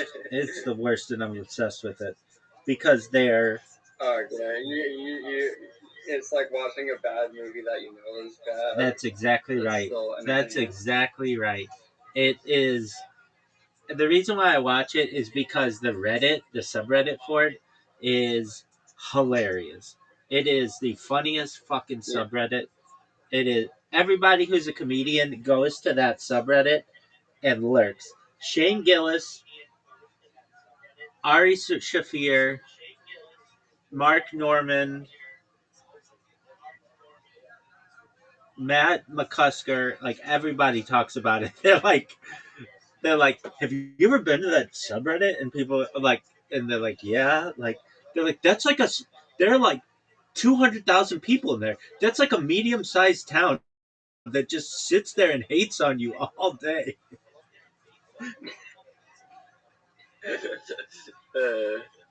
Hey, what they say is, if you're hated, you must be somewhat important. That's right.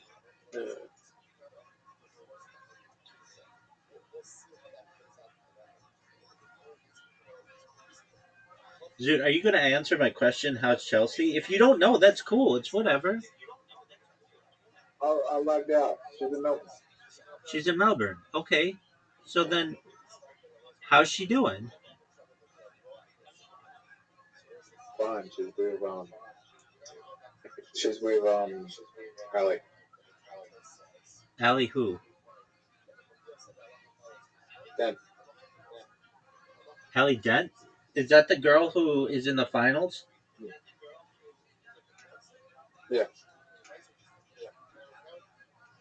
That's So tight. wait, what is this Chelsea stuff? Is this his girlfriend or what's going on? No, it's not his girlfriend. It's are we talking about the soccer team? Dude. No, we're not talking about the soccer team. We're talking about a stand-up comedian from Australia who I give shit to. I talk shit. I don't talk shit about her. I think of her. I only can name like a few stand-up comedians in South Australia, which is like very a niche interest. But since Zoot is a stand-up comedian in South Australia, I routinely ask him how the different comedians are doing. Gotcha.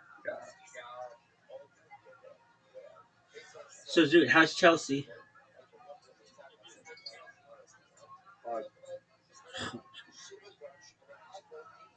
Zoot, when's the last time you watched The Fighter and the Kid? Never. Zoot, get this. So, the guy who's been on the Joe Rogan Experience, number one all time, is Brendan Schaub. He's one of the hosts of The Fighter and the Kid. The other host is the guy who's been on the Joe Rogan Experience, the second most, Brian Callen. Brian Callen had a bunch of rape allegations within the Los Angeles Times, like in 2020 or something. And his career has absolutely spiraled since then. So he's coming to Irvine, and he can't sell tickets. They literally are giving tickets away at the Irvine Improv. You just have to pay the 2-drink minimum. And like the whole subreddit just thinks this is hilarious. If this guy weren't just absolute a scumbag, I might consider going on a field trip to go see him. And if I could live stream it, that would be important to me. But they're giving tickets away. Literally like they went from like $25. Go ahead. Just don't write people away. Yeah, I mean that's like the big lesson, right?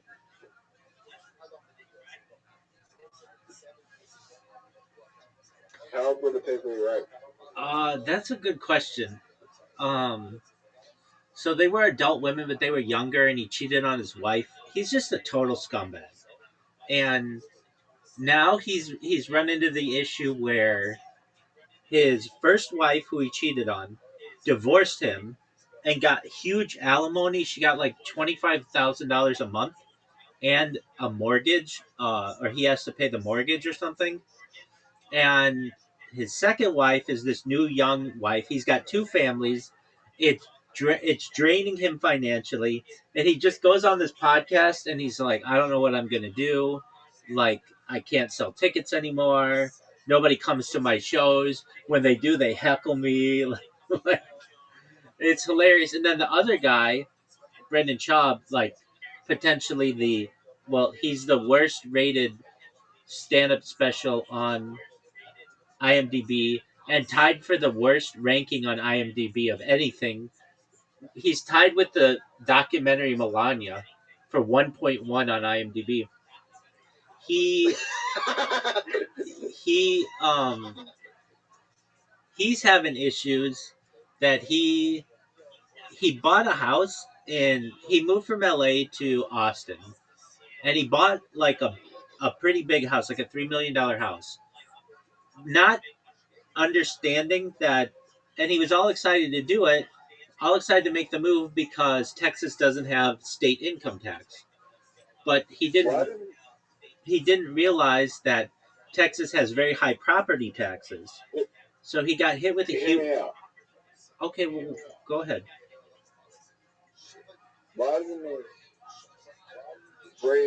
doesn't he dress up in a mask or like a costume and then promote it on the podcast and then pretend he's not that person that he is, but like, so then no one knows it's him, but he's like promote someone that's wearing a mask on the podcast and no one would even know. Dog, I don't even understand what you're saying. What are you saying? Why doesn't he wear a mask and do stand up again and try to re-identify himself? He's like a big.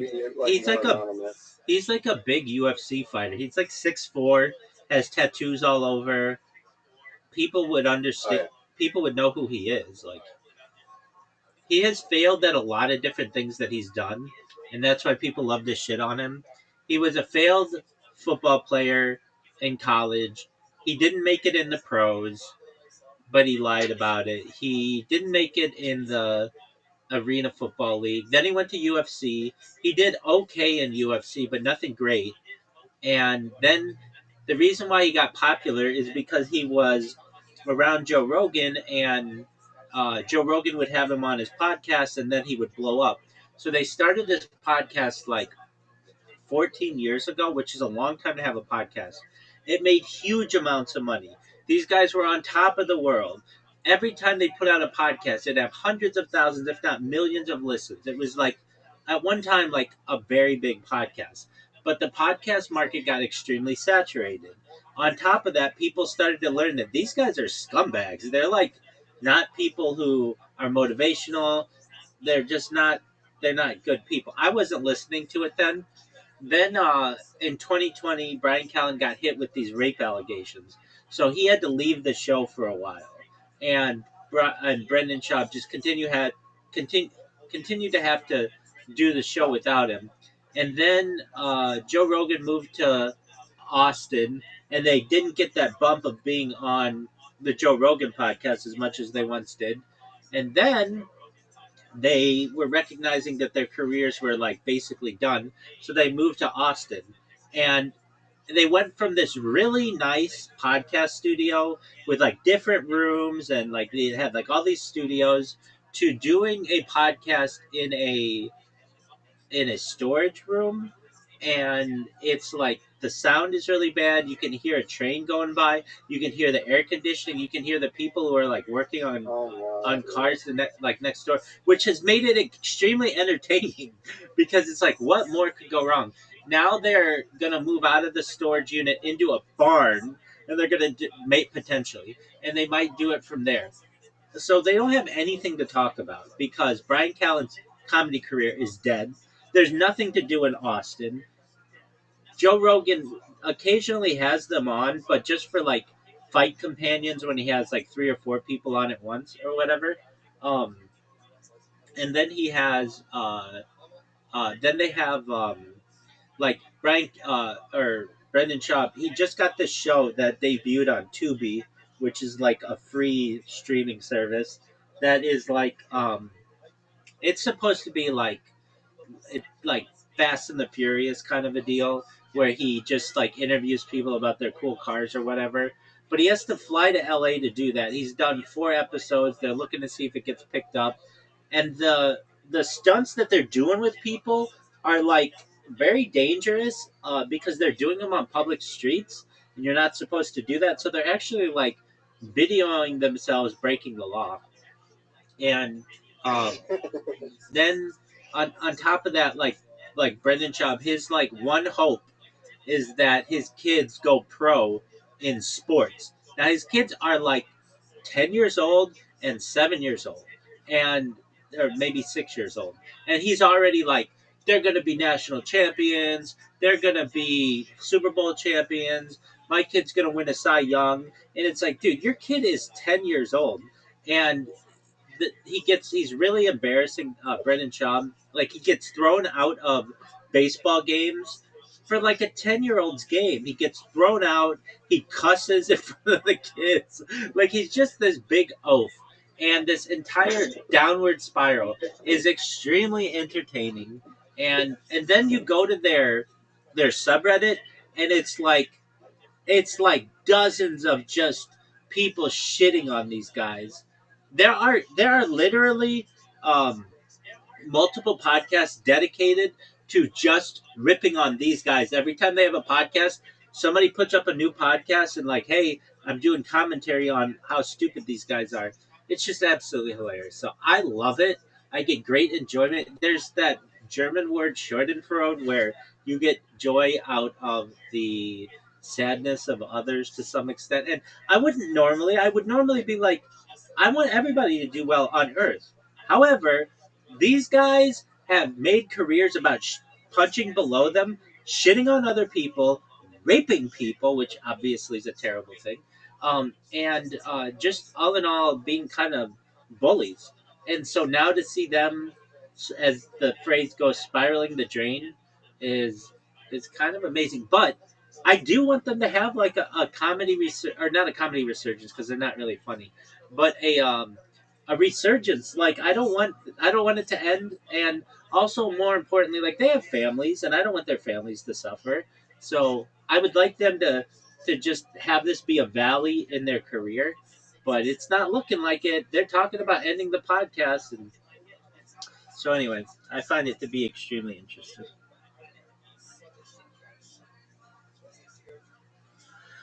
All right, with that, I'll be right back. I'm gonna use the restroom.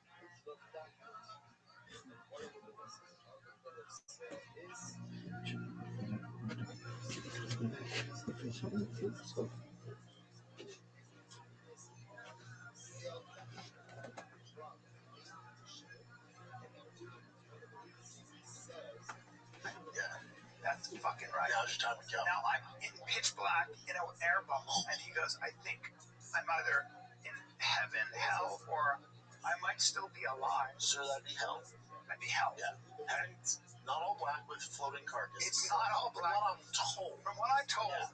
Figure it out. I don't see any cherubs with wings flying around. No babies with wings. So what I'm going to do is now he's got to do this. He's got to go, I got to get under the water, and then I got to swim in the pitch dark and find my way back to La La Land. It's the pitch dark too. No, it was daytime. Okay. Yeah. That's right. The thing is that when you break the surface of the water, Mr. Crocodilo goes, "Hey, I feel something." Oh, hell no. Hell no. Human? He's alive? So you gotta swim under the water and try to figure out a way to be, what's the word? Try to figure out a way to float. But you're playing with house money. You should be dead. You're playing with house money. You're playing with house money. Just take the risk. Either way, you're dead. He made it. Wow. When Anthony Bourdain, it was nighttime, and Anthony Bourdain was on the boat on the Congo River. Now, the Congo River is full of what's called giant Nile crocodiles, and they're everywhere. And the boat comes, and they say to the African guy, you got to tie the boat. So he had to jump off the boat and get in the water. And Anthony goes, "Is he afraid of crocodiles?" And the guy goes, "Yeah, that's why he was hesitating." He goes, "Well, I would be too. Is there a better way to do this?" He goes, "No, we have to." So he had to jump off the water, get in that waist deep water, like at night. Now, all this talk about alligators. Sir, did you see one alligator in Florida? I saw an alligator out of the water running away from my car. Did we? He was crossing the street. Did we? I heard that there was an alligator across the street. And no, I actually did see an alligator, not a big one. And he was walking. And when he saw the car, he ran. I took the kid to see it. Was it a smaller one? See, it's the big ones. Yeah, I've seen one in Costa Rica, really huge one. Oh, forget. Those are American crocodilos. Yeah, but they're also on NyQuil, fully fed and shit, so they're not that aggressive. Fully fed until the homeless guy jumped in there and said, "I want to swim with them." And they went, "Oh, this is adorable. You're in the water now." Well, this is... You can't push us that far. Too easy. Right. We're chill, but we're not that. Gotta eat you. Ate them. Are there crocodiles in Dominican Republic? There are crocodiles in the Dominican Republic. I'm headed there on Thursday, Bubba. They're American crocodiles. Just don't swim in the lagoons. I'm headed to the DR. Look that up. Are you? Yeah, headed to the DR. Doing commentating for Game Bread FC. That's great. Heavyweight fight. Tell Masvidal I say hi. I love him. Masvidal will be there. I'm definitely going to grill him if he's fighting Conor McGregor. That would be a very good fight, actually. I would enjoy that fight. Right, at 170? That is a very good fight. Yeah. Yeah, this is bare knuckle MMA. So typically at the UFC, there's about 2 ambulances in the back. At bare knuckle Game Bread FC, there's probably about 6 ambulances in the back. Because those guys get They get cut. They get cut. Yeah. So there's a lot of blood. Well, Yoel Romero said to John Jones, he was saying, "Look, bare knuckle is way better than knees and elbows." No, I was like, I don't know about that. What do you want me to look up, Brian? Are there crocodiles in the Dominican Republic? Also, what kind of food is there? In the DR? Yeah. What you were saying? Good. Rice and peas and chicken. Rice and peas and chicken. That's good. Yes. Yeah. American crocodiles there. Yeah. Yeah. Yeah. Wow. Lago Enriquillo is the largest saltwater lake in the Caribbean. Yeah, I won't be swimming in any bodies of water. Yeah. Unless the resort has a pool, and even that I'm suspect of. Interesting. Oh, wow. Only 43 adult alligators. That's not a lot. Nah, I'll be alright. Wow. I'll leave on Thursday, come back. Want to come back Saturday, but wifey's not happening. Gonna come back Sunday. Flights are on Friday. Yeah. I want to get back Saturday for the big UFC and Tigers baseball games. Wifey wants to see another day. Yes, she does. You'll be there for how long? I get there Thursday late afternoon. I'll leave Sunday morning early. Super early. And that's all you can tolerate? That would be 2 days? Well, the first 2 days I'm working. Oh, right. Saturday's a free day. I'll be watching the UFC in the hotel room that night, and I'll leave early as well on Sunday. Well, I bring Tigers game. Tigers game Saturday, Sunday. So you bring a Tiger with you, obviously? No, I wish. He has game Saturday. Oh, so he's staying? He's staying with Grandpa. They'll take him to this game. So you and your lady are going? Yep. A romantic getaway? I guess. Mama has to work. Yeah. Okay. You're staying in a nice part of Dominican Republic? That's what I'm told. The Ghana, where is it? I just looked it up. It said Ovalo de la Feria Ganadera. Okay. What the fuck say Killers on there? They're probably playing. Oh, the band. Oh, thank God. Yeah. Well, if the Killers are there, CTR is great. they're pretty sick. Yeah, I've Spent a lot of time. It's always tough when you stay on a resort to get authentic food, though, so you usually gotta leave the resort. Like when you go to Mexico, it's just fucking American food in a nice hotel. There's a bunch of restaurants. Oh, thank you, Jen. You want the soup, man? You don't see how it goes? About a 4.5.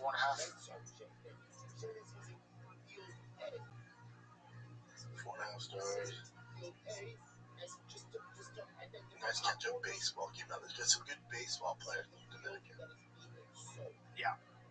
I'd like to pick up some things to bring back to the kids here.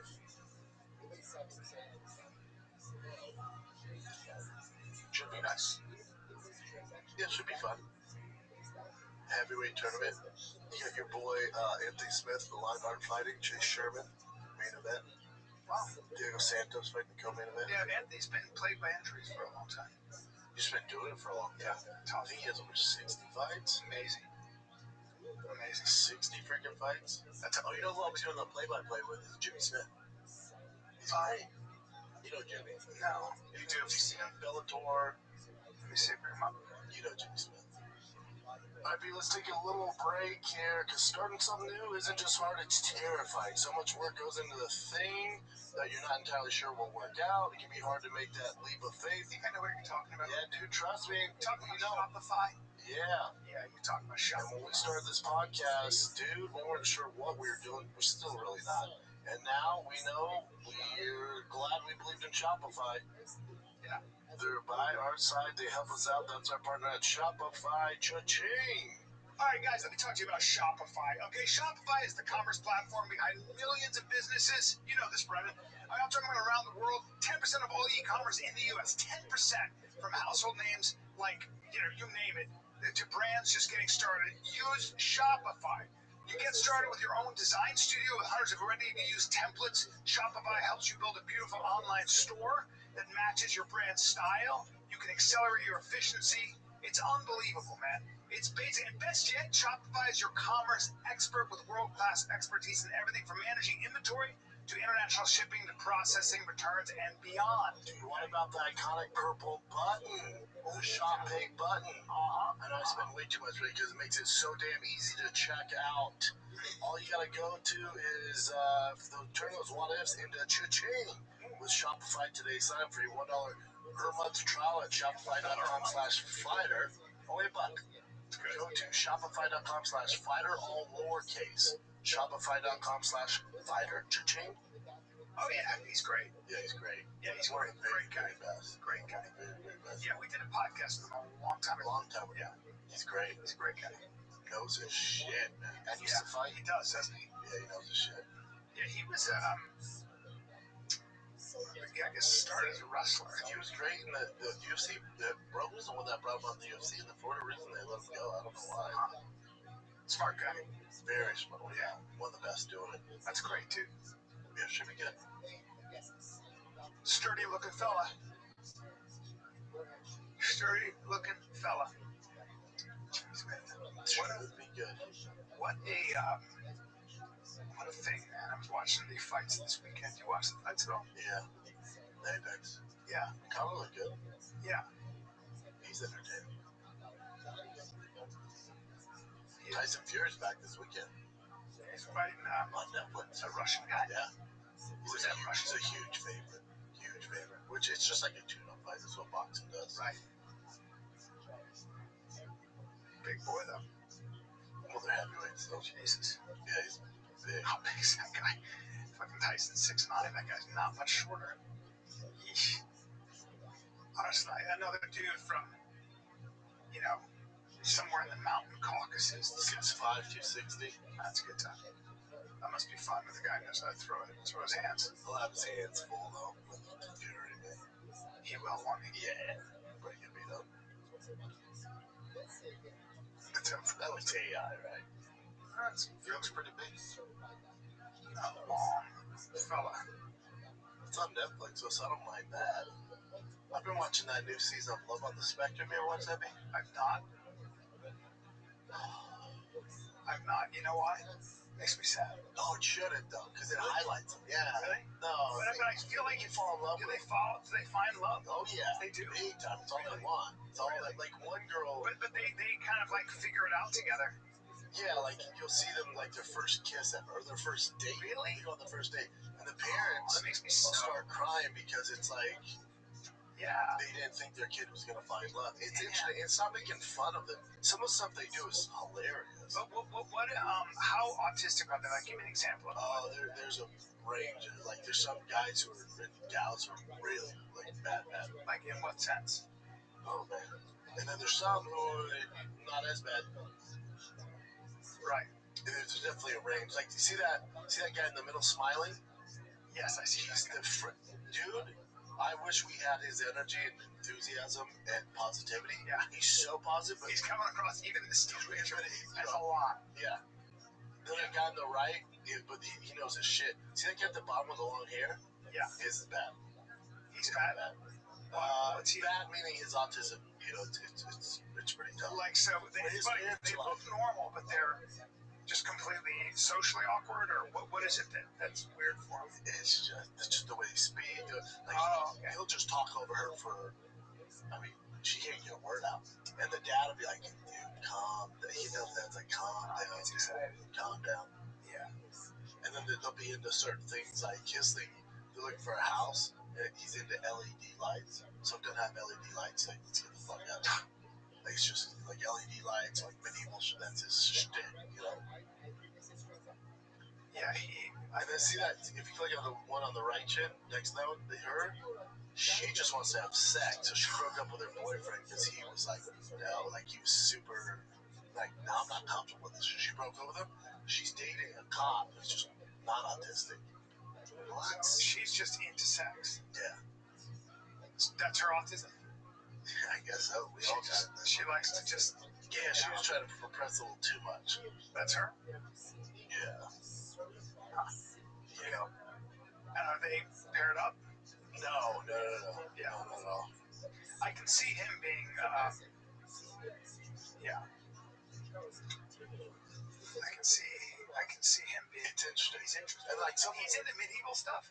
Big time. That makes sense. I can see it with his hair. There's something about him. Oh, super. And then if you go on the thing level of the spectrum there, Chen, this one, that one, yeah, shows him. The guy on the far left, he goes, interesting. He said, interesting. Oh. And then the guy in the middle who looks like I'm the Captain Now, the guy from that movie, he has a bad. You mean Captain Phillips? Yeah, he has a bad. But he pulls by far the hottest. Does he? Hottest one, yeah. But then the season finale, they're like, they decided to just be friends. She's not having it. Because the one on the right's cute. She's kind of cute. She has it pretty bad. Her name's Madeline. Yeah. And she's been on, I think, all 4 seasons. So she's shooting something, and a fan goes, "Maddie, we love you." She gets pissed. She says it's triggering when fans call her Maddie. Like, that set her off. Oh. Like, there's certain things that set them off. Is she, now, are most of them a little bit overweight, or are they, no, doesn't look like it. No, not all of them. She's very pretty. Yeah, she's pretty. Yeah. And she has it bad, or? Yeah? You can't work with it? No. Again, her boyfriend has, like, her boyfriend's on the right, he has it really, really bad. Then the guy on the left, not as bad, Again, it's a spectrum. It's so interesting. It's a spectrum. What's interesting is how, and I don't know what it is. I'm sure, some people jump to conclusions with stuff, but it's crazy. Like, when I was a kid, I looked it up. There was like 1 in 50 kids with autism. In California, now it's 1 in 50. 1 in 50 when I was a kid. Now in California, it's 1 in 12. Wow. You sure about that? Pretty sure. Is that heavy? Bring it up, Jen. Yeah. Because it's a spectrum, I guess. It used to be, I remember there was a guy I knew as a kid, and he goes, my uncle goes, he's just slow. So, CC report 131, U.S. 8-year-old children identified with autism. A nearly 300% increase over the last 20 years. Wow. Up from 1 in 36. Damn. Why is Screening better, but improved screening, better diagnostic criteria, increased awareness among girls and minority groups. that is one reason too. I have Yeah, skeptical hippo eyes. yeah, 300%. I have skeptical hippo eyes. Like, that's a big jump. Yeah, that's. I don't think that's screening because you would know. We would have been talking about it. We would have been like, That's very strange. huh. This is, yeah, that's what people are saying. Like, yeah, we just detect it better now. Okay. So maybe better detection, or maybe we just didn't call them autistic. We used to call them slow. There was always that They're not kid, slow. right? They're not slow, though. Yeah. They're not slow. Right. Mama's smart as fuck. Yeah. Also, there's a spectrum for a reason, because some don't have it as bad or some, but like some of them are wicked smart. It's a superpower almost. Yeah. Yeah, the number's just raising because we have better recognition. How did? Okay.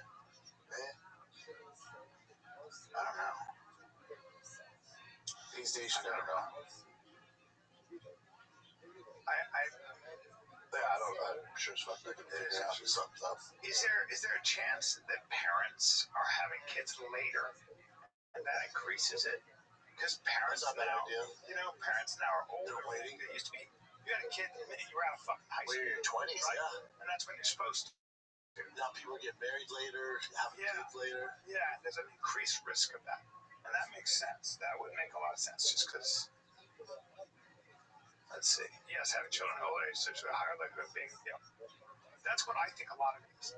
It's like you can't, when you're having a baby at 40, that's not good. That's not good. It's not normal. Even in your late 30s for a woman and a man. Like, the older a man is, the more of a risk you have of the child being autistic. I figured it'd be the mom. No, it's both. It's both. But yeah. Because back then, back in the day, the average now is the average age is 27. Back in the 70s, it was 21. Yeah. Fucking A. Wait, the average age of all mothers giving birth is now basically 30. Yeah. And for fathers, first time dad around 31, 32. Wow. That's me. Dude, I'm a doctor. My favorite meme, I keep going back to it, is a guy, is there, and he's just on his laptop. He goes, honey, come back here. I just found something all the top doctors and scientists missed. That's so funny. Do you see that post I did of that guy? He's studying physics, I think. If you go to my Instagram channel, he posted on Diet Coke and aspartame. Oh. You see, he's like, I'm bringing out, I have CT, bringing out for people with CT. I love it. It's my last post, dude. This guy's good. There he is. Oh, that's great. Hold on. Damn bad. Aspartame causes cancer in rat. Aspartame to be carcinogen. Scary. Other to be carcinogen. Aloe vera. Smartphone. Pickle vegetable. Safe limit 50 milligram per kilogram per day. 190 milligram. 130 milligram. Me weigh 100 kilogram. Need 38 Diet Coke. Real danger? Need 100 times more. Real danger? Need 3,800 can Diet Coke. Not possible. 38 can, aspartame, no problem. 38 can, caffeine, water, problem. Danger? No danger. Danger. Crazy. More? Follow. He's great, right? He's also a stud football player. He is? Yeah. He's great. I love that guy. He's a linebacker. What the fuck? Western U. Oh, he's awesome. That guy's a stud. Yeah. Well, he's a stud. What the fuck? You got a piece on him, too. Bring up that piece right there. Congratulations on the piece, kid. Yeah, his wiener is hanging out. You know what I'm saying? I'm loving this guy. Playoffs plus master degree. Oh, come on. You gotta love this guy. Gilliam? I'm following that guy. I love this guy. Gilliam Fitness. Oh, he's hilarious. It's funny, huh? I want to congratulate him on everything. His look, his piece, his humor. His stud. That is great, dude. What is that team? Western? I don't know. It doesn't matter. He's D1 in my mind. It doesn't. He's a D1 player. He's an all-star. Who cares? Go up to the gym. What team does he play for? Western U. It's great, though. He's Western Sports. Western Ontario. Oh, nice. He's from Canada. All right. Or California. Who cares? Go let's find out what the. Click on that. Yeah, there we go, Jim. 8-time. I've never heard of them. I would assume that's Canadian football. Yeah. Is it? I don't know. Yeah. Basic Canada. Either way, still a stud. Yep. Hilarious. Guinness Masters. Hilarious. It's not possible. That good. Well, my thing about You see Mike Perry comment on it? I guess thanks for breaking this down, dude. Thanks for posting this. my thing about all of it is whenever all of us talk about most things, including me, whether it's politics, but certainly anything science, or, I don't know anything. And I have a feeling that people that make it their life, they go like this when they hear people like me talk on a podcast or anybody about whether it's anything, vaccines or supplements or peptides. And the people that really understand the mechanisms of the body, they're all doing this.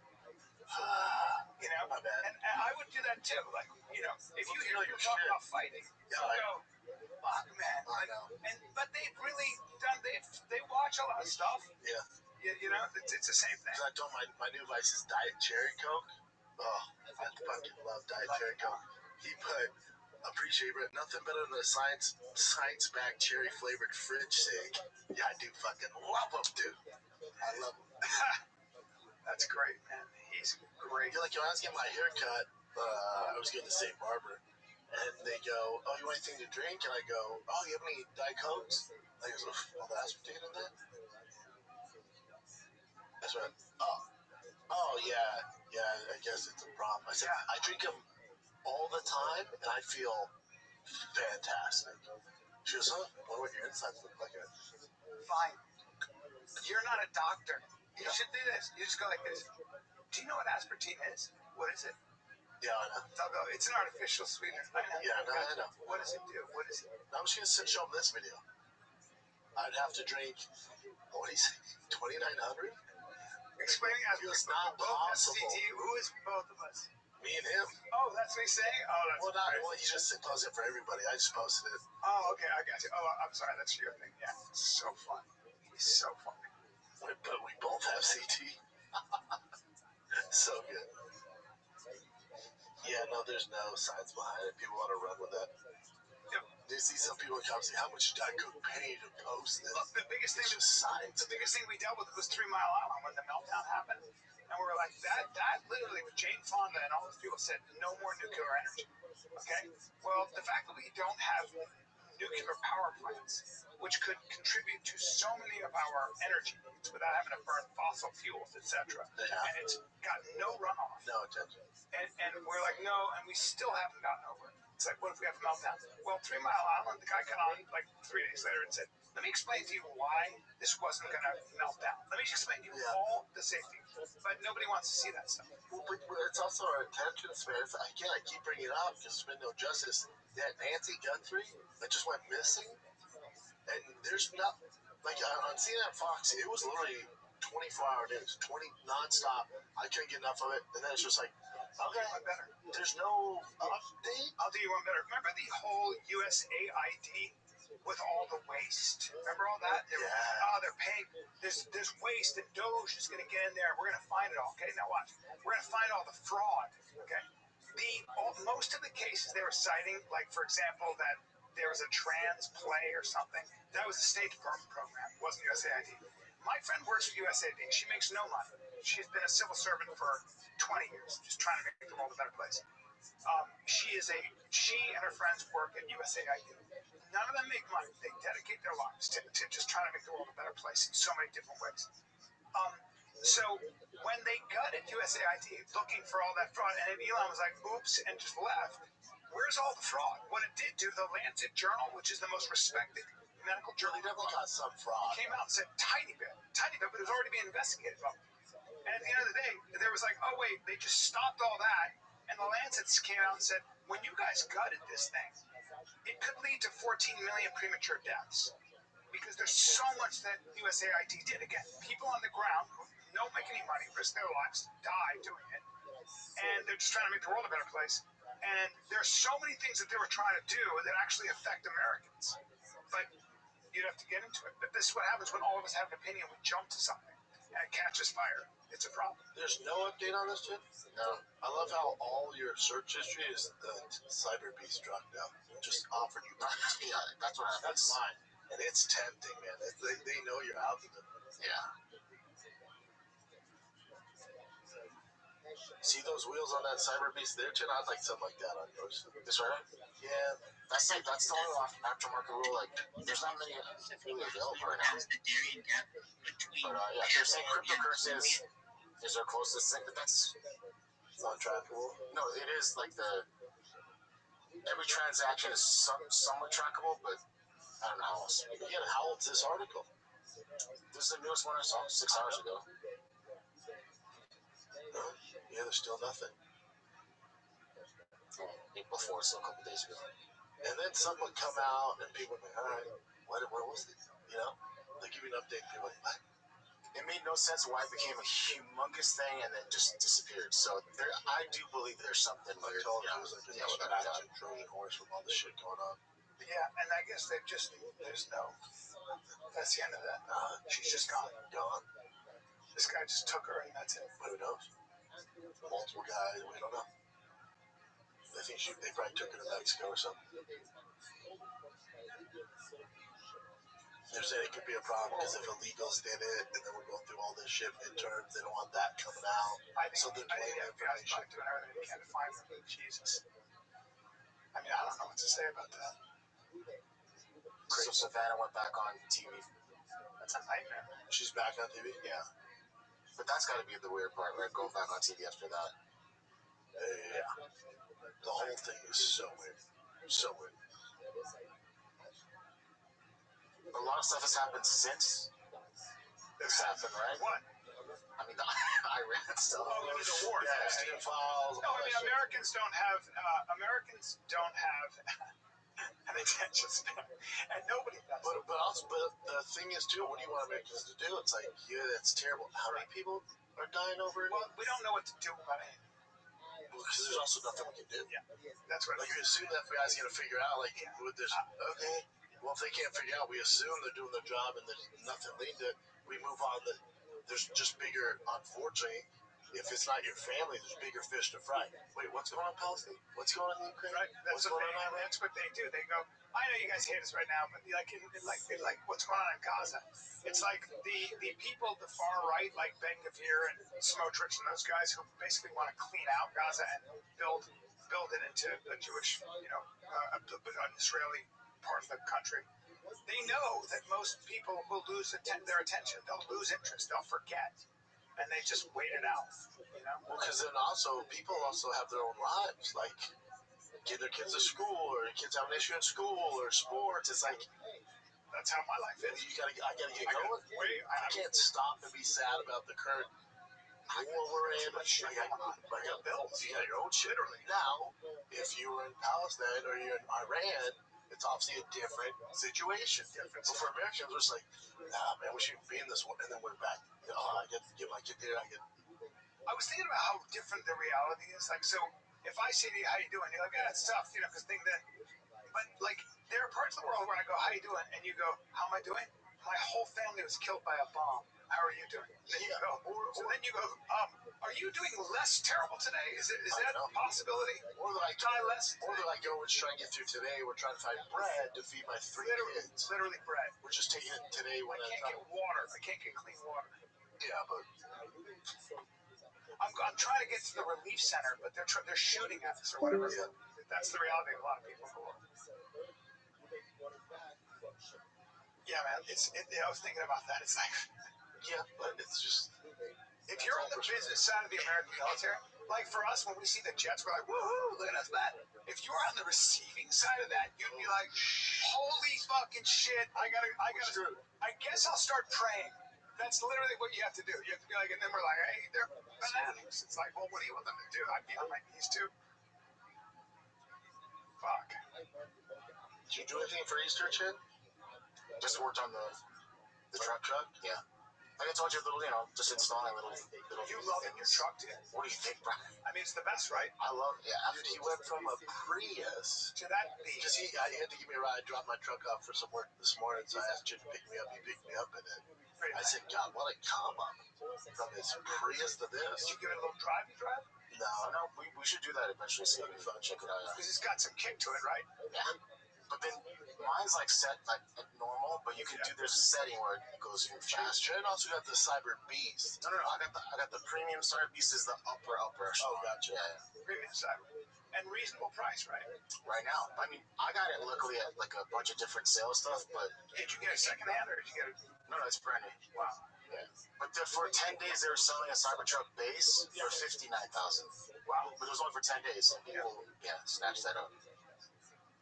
We're taking pictures. Snatch that bad boy up. Now, Brent, I want to tell you a couple things. I got two quality products from True Work. I got a pair of pants. I got a jacket. I love those When pants. I put them on, they're good pants, right?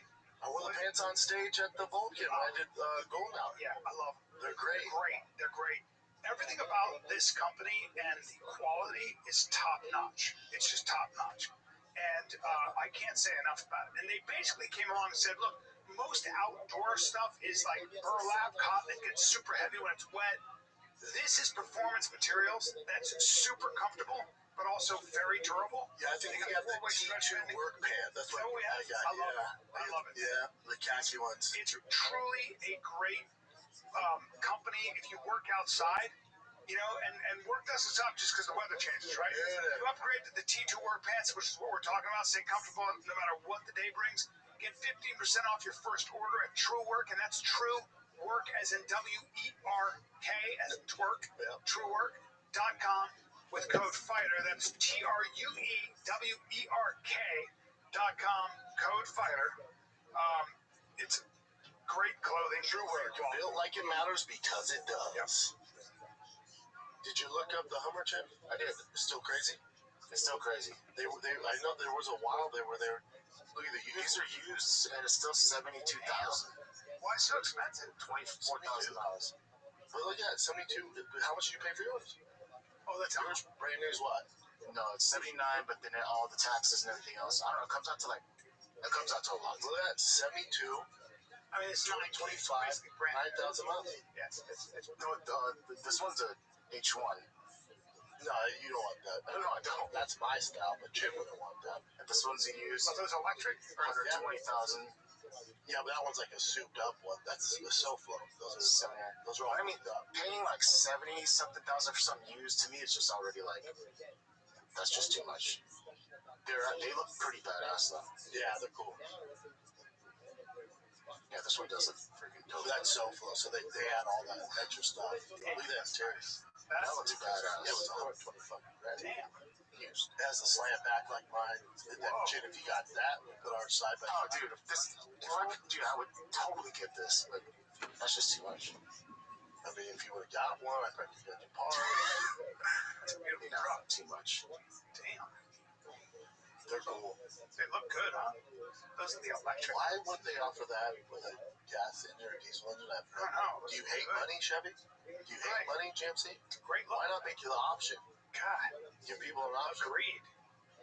This is fucking sick, man. That's basically an updated version of mine. That's a badass truck. Yeah. Alright, what do you got? The Strike Force Edition. That's a cool name, too. Well, I'm the Strike Force kind of guy. Yeah. That could be you, B. I think so, buddy. So Kanye. Fucking Kanye West. 2 sold out shows, 80,000. They said he made what, $13 million per show? Not that. 33 mil. Come back, kid. Well, there's no doubt that he's crazy, but talented as it gets. Yeah, but remember, everyone's like, oh, he's canceled, all this stuff, and the Nazi stuff. You gotta remember, most people, if you're a Kanye fan, like, yeah, he's crazy. We don't take that serious. We just want the music. Okay, but here's the thing. Sponsors. Pepsi. The big corporations go, we're out. Nope. That could be an issue. Nope. Not if they just said they're out. Coke went, we're in. Coca-Cola. Hold on, let me see. I'll send you this article, Jim. I think that's not so. Well, Pepsi did pull out, they said. sponsors pull out festival headlined by Ye, but on the heels of sold out SoFi Stadium. Yo, what's up, bro? How you living, Pimp? Yo. Major sponsors. Hey, yo, what's up, bro? Living the dream. How are you, big dog? Okay. I love you, baby. Dude, I know who that is. Hi, baby. How you living, big man? Oli, ¿cómo estás? Bien, bien, E2? Dog, you're the guy. Super bien. Where, dog? Super bien, amigo. You're from Kick, right? ¿Te acuerdas de mí? Yo, dog. No te acuerdas de mí, perro hijo de puta. ¿Quién se metió ahí? Are you from Kick? Yes, I am from Kick. I know exactly who you are. Hey, we should do an interview. Hey, ese col... We should do an interview. Hey, ese col...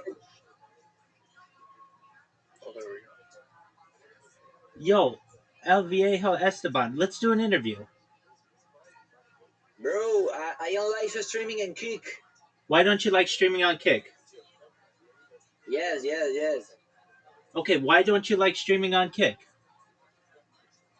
El Viejo Esteban. I know who you are. I'll look you up right now. Búscame. You're a big deal. You're a bro. You're a big deal. You're always on El Viejo Esteban. I know who you are. You're always on the front page. Verga, estuviera José Manuel aquí, estuviera hablando con ese cole, marica. José Manuel sabe inglés. Yo. I'm looking you up right Burro, now. ¿hace cuánto no te bañas, hermano? ¿Hace cuánto no te bañas? No, el man que me va a responder, marica. Ahora mira, lo puse parolo, cachondito, buscándome ahora. Ay, qué perruncha eres.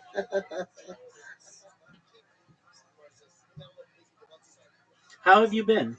No, marica. Sí, habla con el traductor, creo que déjalo.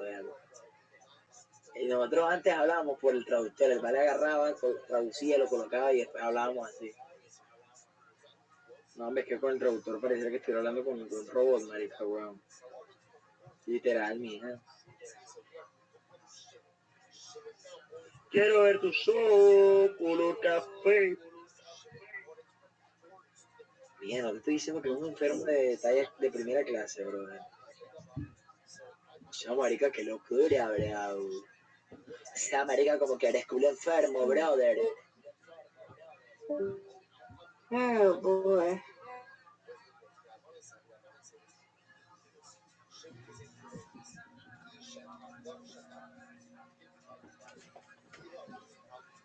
Okay. But I think a lot of those companies are like, we gotta get out of here. Well, it is money. I think the real money is in those sponsors. I don't know. No, it's emergent ticket sales. Oh, hey, Miss Chris. Well, How he's are not gonna be you? the unemployment line for. I'm good. Yeah, I mean, you're right about That's like the fact good. that You when want he's to in play a town, game? people are gonna go see this. I come back to Oh, yeah, I'm playing. Gives a fuck about the brands being scared to Okay. work with. Just wanted to say hello. No longer allowed. Pepsi, Diageo, Yeah, there are a lot of Rockstar. There are a lot of. It's significant, but he can still make a lot of money for himself. Good night, y'all.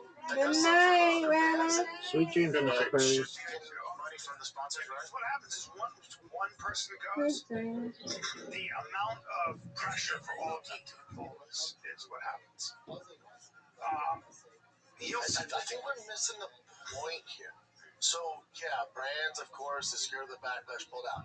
Kanye West, after being canceled, sold out 2 SoFi Stadium shows. Oh, yeah, people don't care. And also, it's the most tickets sold in a long, like, it's one of the All most the brands are still present on the festival's website. Budweiser, Beatbox, and Drip. Yeah, see, you guys keep going to the festival.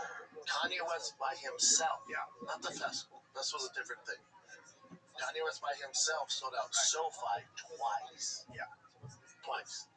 Now, I mean, look. And then Billie Eilish goes, cancel culture only affects, females. Hey, bitch, Kanye lost billions of dollars. Yeah. But also, you have to also understand that there are a lot of people that agree with Kanye. No, I don't think it's that. No. I don't think it's that, especially in America. I don't think people are looking at Kanye for his personal views on the They jig. just want to hear him.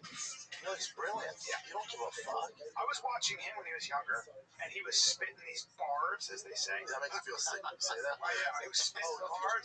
Was he good, Brian? He was spitting. No shit. But it was like, you listen to him, and you're like, oh my God. Like, and so was Mos Def and all the other people around him. They were like, Jesus. Like, he was so undeniably talented. He's so, still is. Yeah, he's so undeniably talented. People say that went to a show, like it's never been better. Yeah, I'm sure. I'm sure he's, Again, I don't know. I think people that go are pro-Nazi or anti-Jew. They're like, we don't give a fuck about any of that stuff. I think what they say is this: they go, he's a little crazy, right? Like, he's crazy. He has these moments. He has these like episodes, and he'll just say some crazy shit, and then be like, I didn't mean it. And you're dealing with it like he's a little bit nuts. He's a genius, and geniuses sometimes can be a little nuts. So here's what's crazy. Ye snagged more than 18 million in ticket sales during his first Friday concert alone, making it one of the highest grossing single shows in the history of live music. Yeah, well, everyone that went to the show said it's like one of the best concerts they've ever seen. So now it's like, did the other venues are just like, all right. Well, what happens with a lot of venues, they start to go, damn, there's a lot of money being made on that. Yeah, it's like, you're going to get some pushback a little bit, but... Well, you'll get pushback because the pushback is much... the pushback is layered, right? So let me give you an example.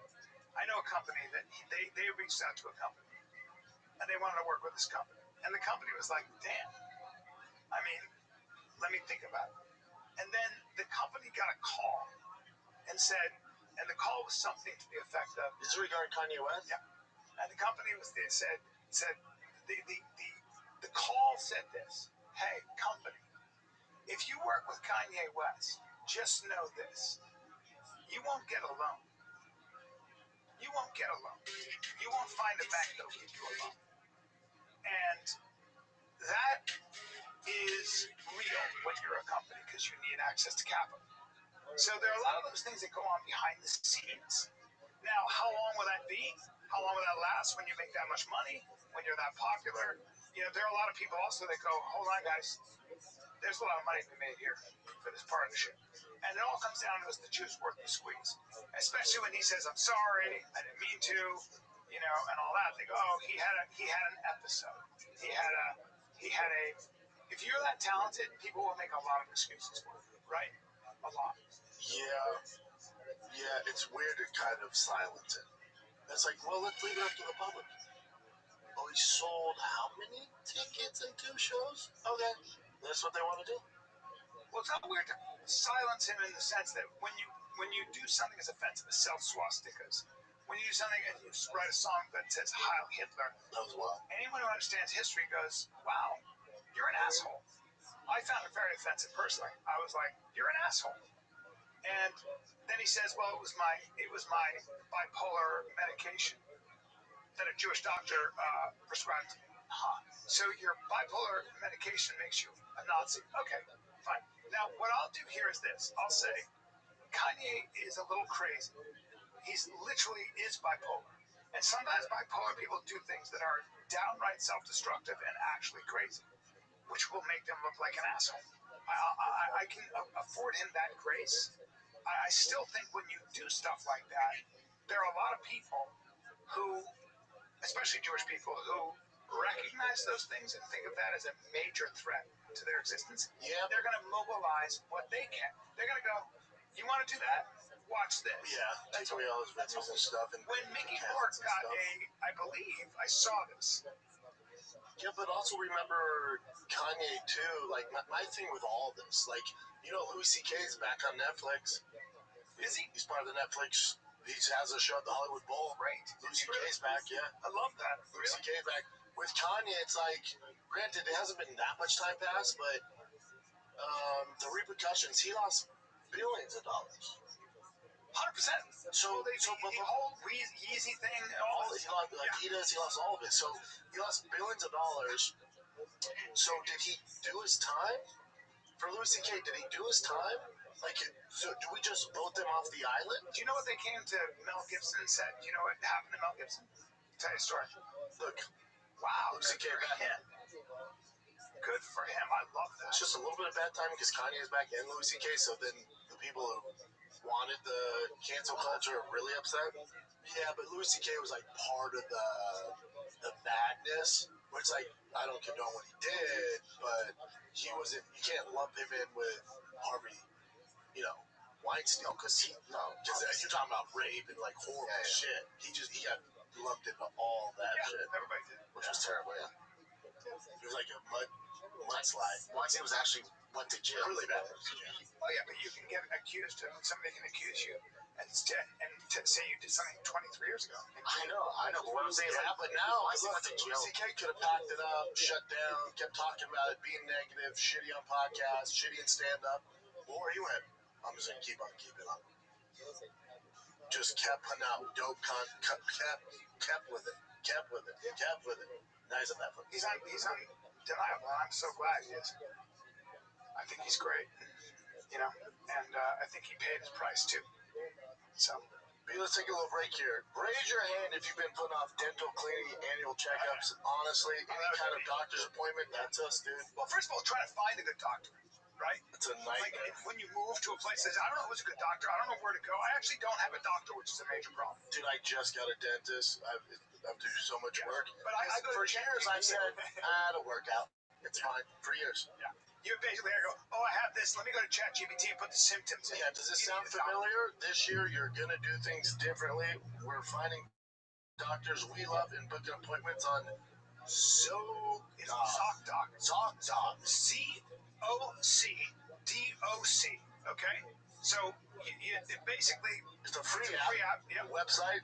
Helps you find and book high-quality in-network doctors so you can find someone you actually love. Yeah. We're talking about booking in-network appointments with more than 150,000 providers. And by the way, it could be dermatology, dentistry, primary care, eye care. For one of the other 200-plus specialties offered by ZocDoc, you can easily search by specialist symptom to build a care team that is right for you. Do the best. Appointments made through ZocDoc happen fast, typically within 24 to 72 hours of booking. Can even score same-day appointments. And you can do that, by the way, Brendan, personally, like in person or via Zoom. Whatever you want to do. So stop putting off those doctor appointments like I've been doing. My teeth are a nightmare. Go to ZocDoc.com/fighter. That's ZocDoc.com/fighter to find and instantly book a doctor you'll love today. That's ZocDoc.com/fighter. ZocDoc.com/fighter. That's ZocDoc. Thank them for sponsoring the podcast. At Marathon gas stations, every stop is the start of fun. Like the awesome fuel savings you can get with Marathon Rewards. Join Marathon Rewards today. Start earning rewards on every gallon of gas. You can redeem rewards at any time, saving up to $1 per gallon. And don't forget, Marathon stations are packed with all the conveniences you need to stock up and live life on the go. Marathon, where fun runs on full. Available at participating Marathon locations. Terms and conditions apply. See marathonrewards.com for details. Yeah, there's people that are upset. It's like, hold on, where do you, how much do you want the guy to suffer? Should he lose all his money now? There are certain, I remember this in Hollywood, there were certain actors that, like, Mickey Rourke at one point, and also Val Kilmer. And there were a couple of them. I remember a number of other actors. And what would happen was they would become difficult to work with, and they would threaten some producer, right? And you know what happened? The producer would smile and go, no problem, I'm sorry. And then what would happen was there was a whisper network, and that person would just not work. No, well, they don't do it. That's different. With Mel Gibson, because Mel Gibson was such a moneymaker, Mel Gibson went on his tirade, his anti-Semitic rant and all that stuff. Sugar tits. They sat him down and said, listen, you're going to take a seat for 10 years. Do we believe this story? I know this story. 10 years? No, get the fuck out of here. 10 years? Well, why don't you go ahead and look at when he started working again? So, talk to him about it. He couldn't get financing, probably. He probably couldn't get financing for any of his movies. Hey, look at me. 10 years. He was told, you're going to take a seat for 10 years, okay? Because what happens is, Bubba, his agents and all those people, they know how the business works. And they go, you're going to take a seat for 10 years. And 10 years to the day, practically, he came back. He did some stuff. After Still 11 not over years. there. This one says no Well, one gets yes, second but act. but remember, it wasn't until he was doing the big things, right? Second act, 11 years after Hollywood. Dude, Apocalypto was fucking Well, great. that was after. So when was 2006? There you go. Wait, he released Apocalypto shortly after his DUI arrest in Look, Man. 2006 to 2016, that was when he was allowed to direct something called Hacksaw Ridge, really. Hacksaw Ridge, and then... But isn't he doing another Passion of the Christ? Yeah, sorry? Isn't he doing another Passion of the Christ? He was trying. To, but it didn't really work out. By the way, bring up Edge of Darkness. I want to see who financed that. He got some independent financing. And, because people were like, I can still make money on him overseas. So they waited 4 years. He's also really good. Yeah. He's great. Yeah, GK Films. See what I'm saying? BBC. It was like kind of these shell affiliates. Although it was Warner Brothers. Yeah, he got put out distribution, Warner Brothers. Yeah, he got put on ice for a little bit. Yeah. Louis C.K. put on ice. Yeah. I think Kanye's demo's a little different. Yeah, and he did work 2010. Mel? Yeah. And in 2011. Yeah. But there was, but really, it wasn't until 2016. Sure. But he got. No one settled down. In 10 years, it's a fun. twice. You know, it is a fun story. And I wanted to give it to you, but I went, that's not really. That's not that. But it kind of is because he did these. So these are small independents, kind of off to the side. Oh, yeah, you gotta test the water. About $6 million, not that independent. It's a big one budget. Warner Brothers. But here's the thing. They said don't do that again. Give him a stern warning. Although that is a 4-year layoff, right? And then you got 4 years, and then you got another. You star in a movie in 2011, and then total silence until 2016. But I did talk to him about it. I had dinner with him. Yeah, but he went through career death. Yeah. Reputation destruction, and then came back. Sure. So yeah. I don't think he's ever really been back though, has he? After 2016, Hacksaw Ridge was a big deal. Hacksaw Ridge was a big movie. Big movie. That was 10 years. Mel Gibson gets second act 11 years after Hollywood. 11 years after Hollywood exercise. Daddy's Home too. Yeah. All right. He's also a lot older though too. He is. Like he's not gonna be doing fucking. Although that's a long time. It's a long time. It wasn't long ago that Gibson was considered toxic. Started in 2006 when the police report from the infamous arrest league having been stopped. Monster ran. Yeah. You did call her sugar tits. Yep. I got worse. It got worse 4 years later after studio audio emerged of him threatening his ex-girlfriend Oksana, right, with sexual violence after that call with racism infected. That's right. He tried to make a comeback with the 2013 B movie sequel, Machete Kills, but that bombed at the box office in part because many distributors didn't want to touch a project with Gibson attached. And I remember, I'll keep going, there were a number of countries where the CEOs of the companies were so upset with whatever he said, whether it was about women or Jews, they would just refuse the movie.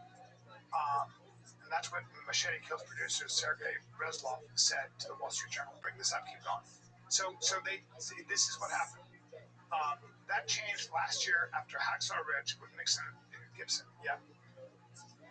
Financed through independent foreign funding, though, right? Open and great acclaim. So he still had to get independent foreign funding. Dude, he earned an Oscar for that. Yeah. He's bad. But do you see what I'm saying? It was a Best Picture nomination, but he had to still get it financed by someone overseas. So what they did say to him, they sat him down, you're going to take a 10-year, it's going to be a 10-year sit down, which is exactly what happened. It was really 11 years. Before he was able to get that mainstream money, right? Because the corporate money is what drives up. The old ways of you getting money are no longer there. With him, it's interesting too. I mean, obviously working is his passion, but you're discipline. Bring up Mel Gibson's net worth. You know, it's like, oh no, do I have to chill and write scripts for 10 years on my beachfront property in Malibu? Oh no. 425 million, more than I thought. Yeah, so. Hey, you want to talk about a talented motherfucker? Oh no. You want to talk about an incredibly talented guy? Oh. And by the way, he's 60 with a 28-year-old smoke show wife that he had another kid with. They're not together anymore. You can't work for the next 10 years. We're going to force you to sit and write in your Malibu beachfront property. I think he had major problems with alcohol. Oh, yeah. Sober now. And I've spent a little time with him, and he's an absolutely just an amazing guy. But I think he had those demons, and I think when he would get drunk, shit would come out, right? You can't be calling people sugar tits. That's your main. Yeah, but having said all that, you know, it is true that, you know, you go through a long cooling off period. How long has it been for Louis, right? It's been 9 years since it happened. But he never stopped working. 9 years for mainstream executive. Yeah. Yes, LouisCK.com. He put out specials. He's always put out specials. They said the good news is, bad news is, you've got $1 million left. Yeah. Right. But then he was doing. So remember, I had him on Job and Friends at the Improv, and there's protesters there. What? Yeah. I didn't know that. Oh yeah. But I mean, the moral of the story is, like big networks, before you thought they were shunned for life, no, they come around. And by the way, Will Ferrell, you know, a lot of talent, like he's incredibly popular and loved, and then he worked with Mel Gibson right after it. So yeah, that's what it takes. Like one guys to put a hand down, and be like, all right, man, you've served your time, and then they help him out. Well, is Kevin Spacey working a lot right now? No, but his shit was weird too, right? I think he said he's been working a lot. I'll tell you, they never made a comeback, really. James Franco. Yes, Kevin's still acting. Independent projects, films. Well, I bet you get Kevin Spacey at a real discount right now. He's so talented. Who? Spacey, the guy we're talking about, Bubba. Oh, yeah. He's so talented. I know.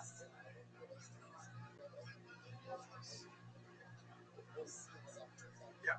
Still struggling support from major Hollywood studios. Hollywood studios are still shy about it. I forgot what he did exactly. And you got people like Sharon Stone saying, bring him back. He get an issue with a younger kid in a bar. Did he put his thumb up his butter? There was a lot of stuff. He acquitted. Completely fucking acquitted of everything. 9 sexual offenses. That's a lot. Than, so he was acquitted of everything in a court of law. What else do you want from him? Hold on. Let's see.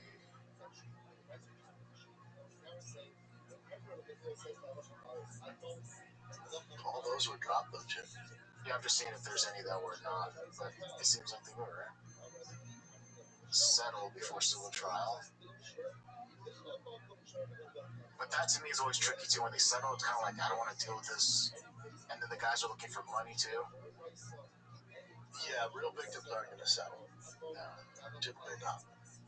Yeah, so I don't know with him. Maybe he's also someone that just hasn't been trying to put himself out there. Well, he just keeps going. All right, what else you got, Jim? Let's go. Hold on. There's a bunch here. Let's go with this one. So funny. Tim Dillon talking about the whole Amy Poehler scam thing. Oh, you know how you got caught in the Amy Poehler podcast scam? The fake podcast scam. You thought you were going on and promote your special? I had to get a sign left early too. Hey man, I got you going, Amy Poehler. I bought my ticket. Yeah, man, I'm flying back home. We're gonna do it there. I bought my ticket, dude. I bought my ticket. Guys, take a little break. I want to talk to you about O'Reilly Auto Parts. They offer friendly, helpful service and parts knowledge you need for all your maintenance and repairs. I mean, all of them. Whether you're a car expert or a novice like me, they are there for you. They have the accessories in stock or either in the store or online. You never have to worry if you're in a jam. Dude, one-stop shop for everything you need. The professional parts people, O'Reilly Auto Parts, your one-stop shop. auto do-it-yourself. You can find what you need in-store or online. They have everything. So stop by O'Reilly Auto Parts today. Visit them at O'ReillyAuto.com/fighter. That's O'ReillyAuto.com/fighter. O'Reilly. Pluto TV has thousands of free movies and TV shows. We're coming at you with everything we got. This is the mantra. Free. This is the mantra. Free. This is the mantra. Movies like Pineapple Express, the entire Star Trek film franchise, and Gladiator, and TV shows like Survivor, SpongeBob SquarePants, The Fairly Odd Parents, and Ghost. Pluto TV is always free. Pluto TV. Stream now, pay never. My name is Julia, and I handle guest booking for Amy Poehler, host of the Good Hang podcast. On the show, Amy has real heartfelt conversations with people who are making a meaningful impact through their work and life. We would love to invite you to join her for an upcoming episode. Our listeners truly value honesty, growth, and authentic perspectives, and your voice as a comedian and podcaster with a sharp take on culture and modern life would make for an engaging and memorable conversation. If this sounds like something you'd enjoy, I'd be glad to coordinate next steps to find a time that works best for you. We also offer competitive compensation in recognition of your time and participation. The whole thing is there. They have the logo of the show. It looks like a real episode, right? So then I call my manager, because I have the same manager as Amy Poehler. I said, do you think Amy Poehler wants me on her show? And he goes, oh, I don't think so. Then immediately, because of course, by the way, of course. He goes, this is a scam email that's been going out to a bunch of people, and so many people are angry because they think they're booked on Amy Poehler's show. And he goes, does it say anything about compensation? And we get the email up. We go, yeah. We also offer competitive compensation in recognition of your time and participation. He goes, the next email is you send your bank info. I didn't get that.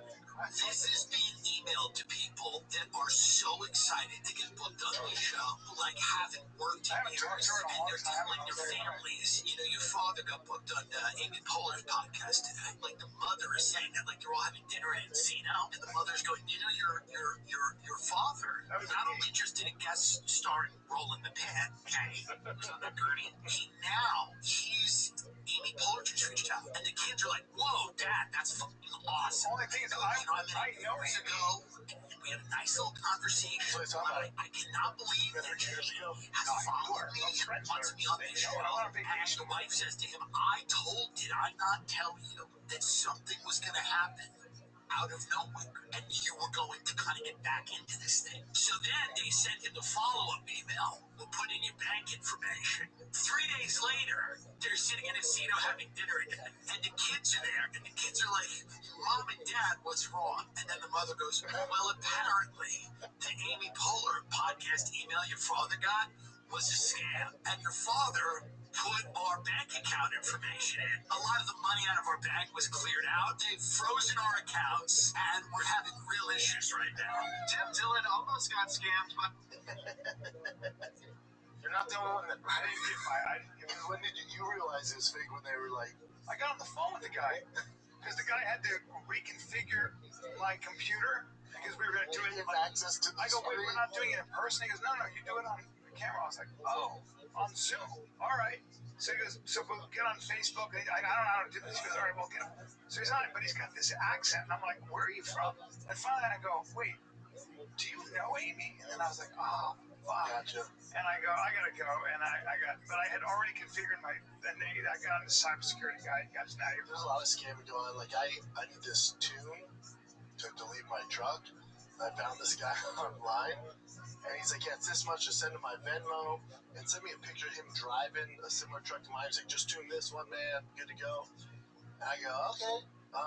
And I was going to send this money Venmo, and I thought, I don't know this guy.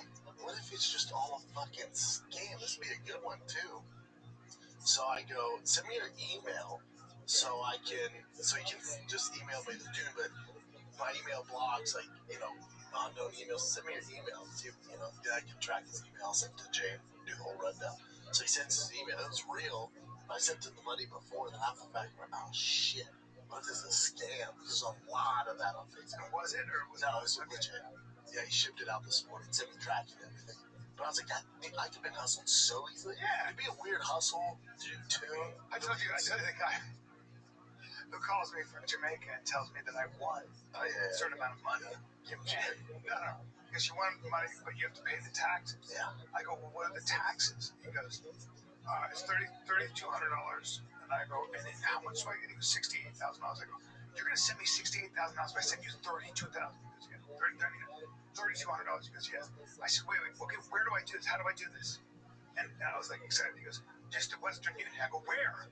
And he goes, okay, so in Jamaica, whatever it is. And I'm like, oh my God, okay, I'm gonna send it. And I just kept calling, and I go, did you get it?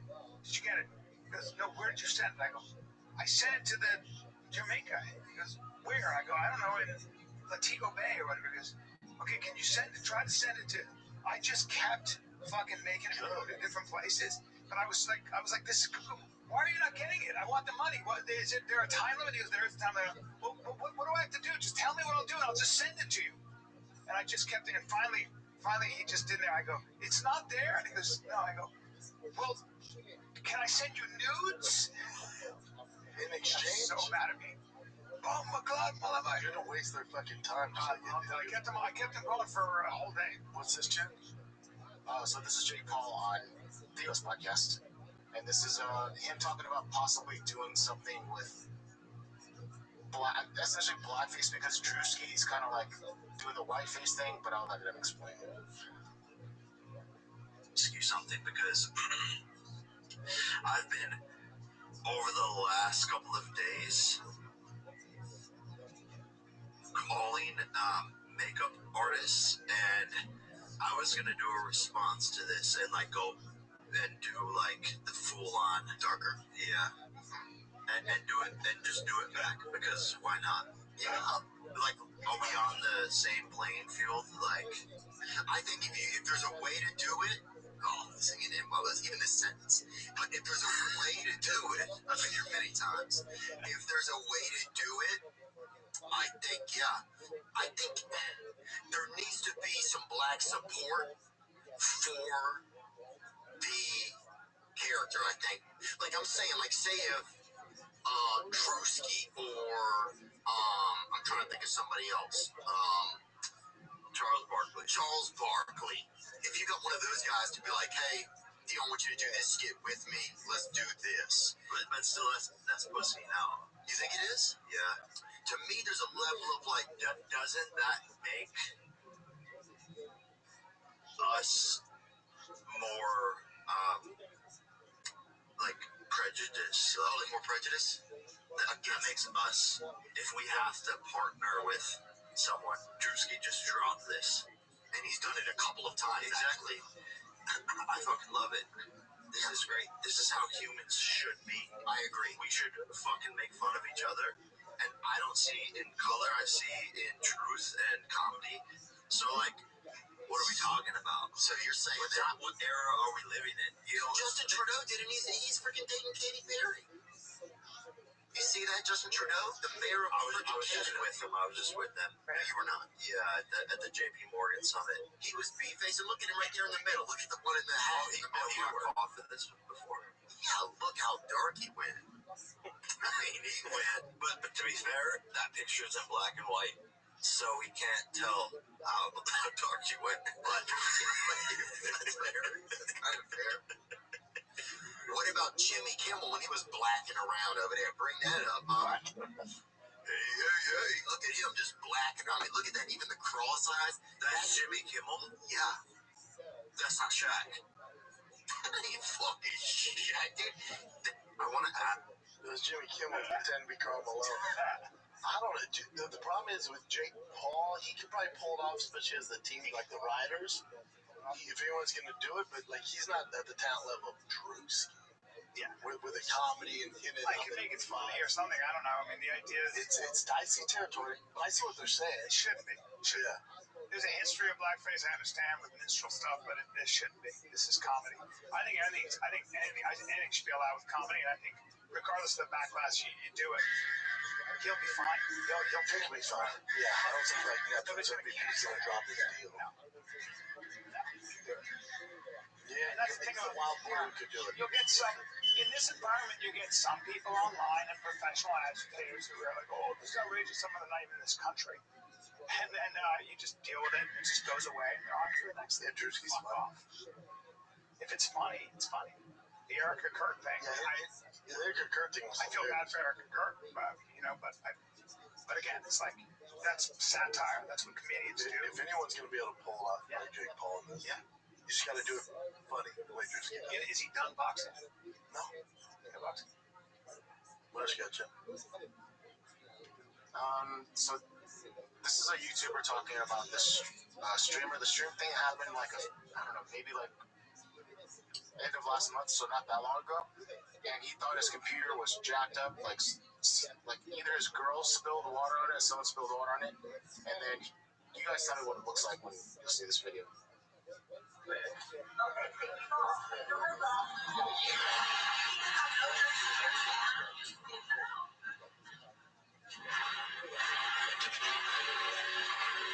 He slapped his girl twice.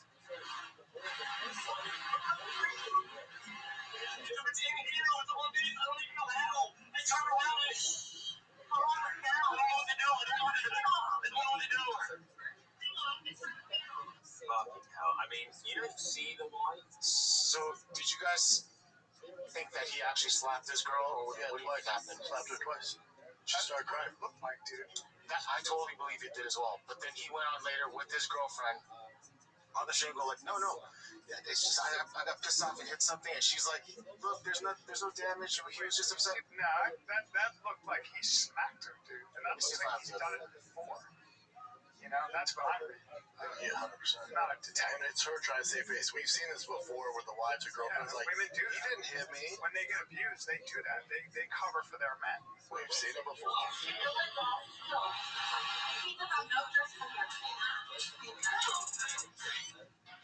Oh, yeah, clearly hit her.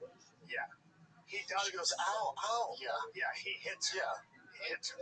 And then they probably get on there together because he's like, hey, man, we're not going to have any income. Well, yeah, you got to save your life and your marriage, but, I mean, you hit your wife.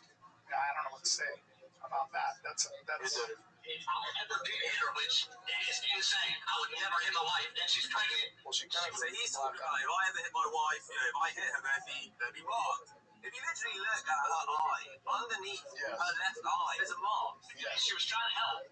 So can you hold this camera so I can show them? And basically, with the cord attached, I was trying to pick up this PC like this, and I was putting it on this PC. You understand? On this PC that I just had. I think it just shut down on accident. In her head, she was trying to help me. She was trying to help me right here. That flipped up. I was laying down. Nobody saw anything. Like, it was insane. They didn't fight like this. Then it got on her fingers. You saw it. It was in the corner of the screen. By the way, nobody saw anything. Like, it was insane.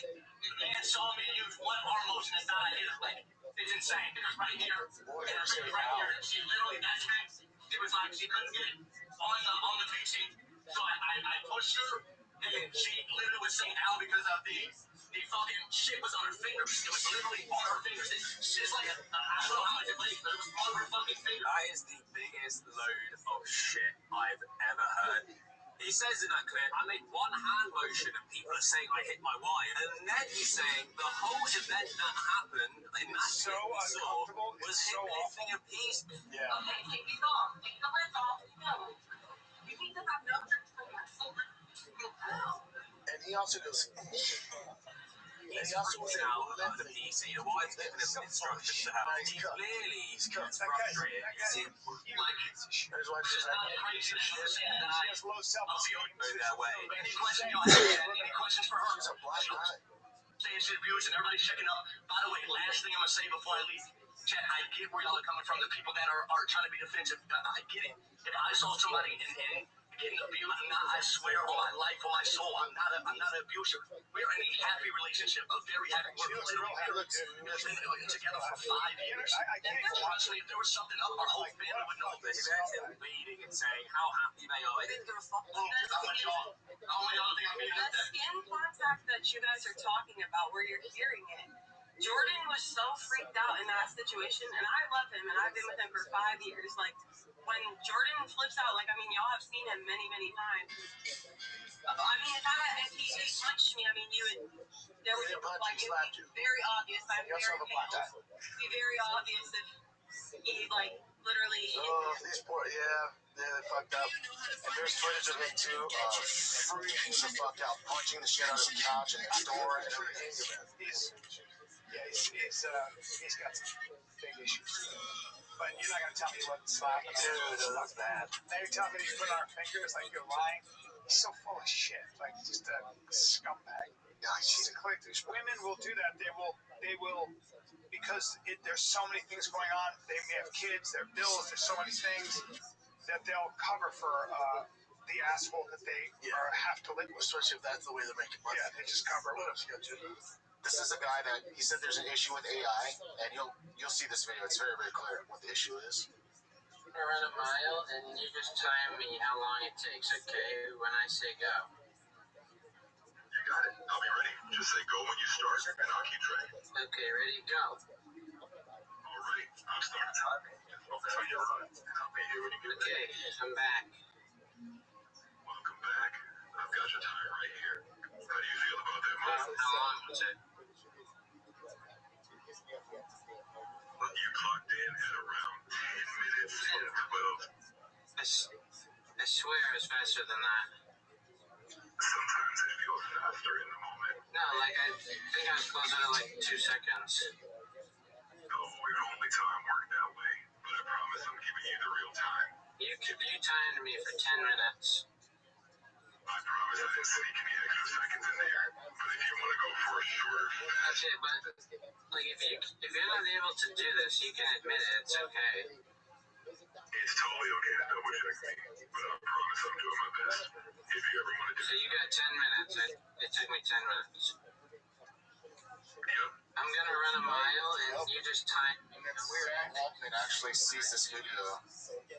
So this is Sam. This is where it gets really interesting. Of OpenAI recently reacted to one of my videos, so I'm gonna have AI react to his reaction of it and put what he said to the test. Hey, so I'm gonna run a mile and you keep track of the time for me, okay? Absolutely, I'm ready when you are. Just let me know when you start. Okay, and that's something you're capable of doing? Yes, I can absolutely keep track of time for you. While we're on this call, I can... Okay, and you're not lying?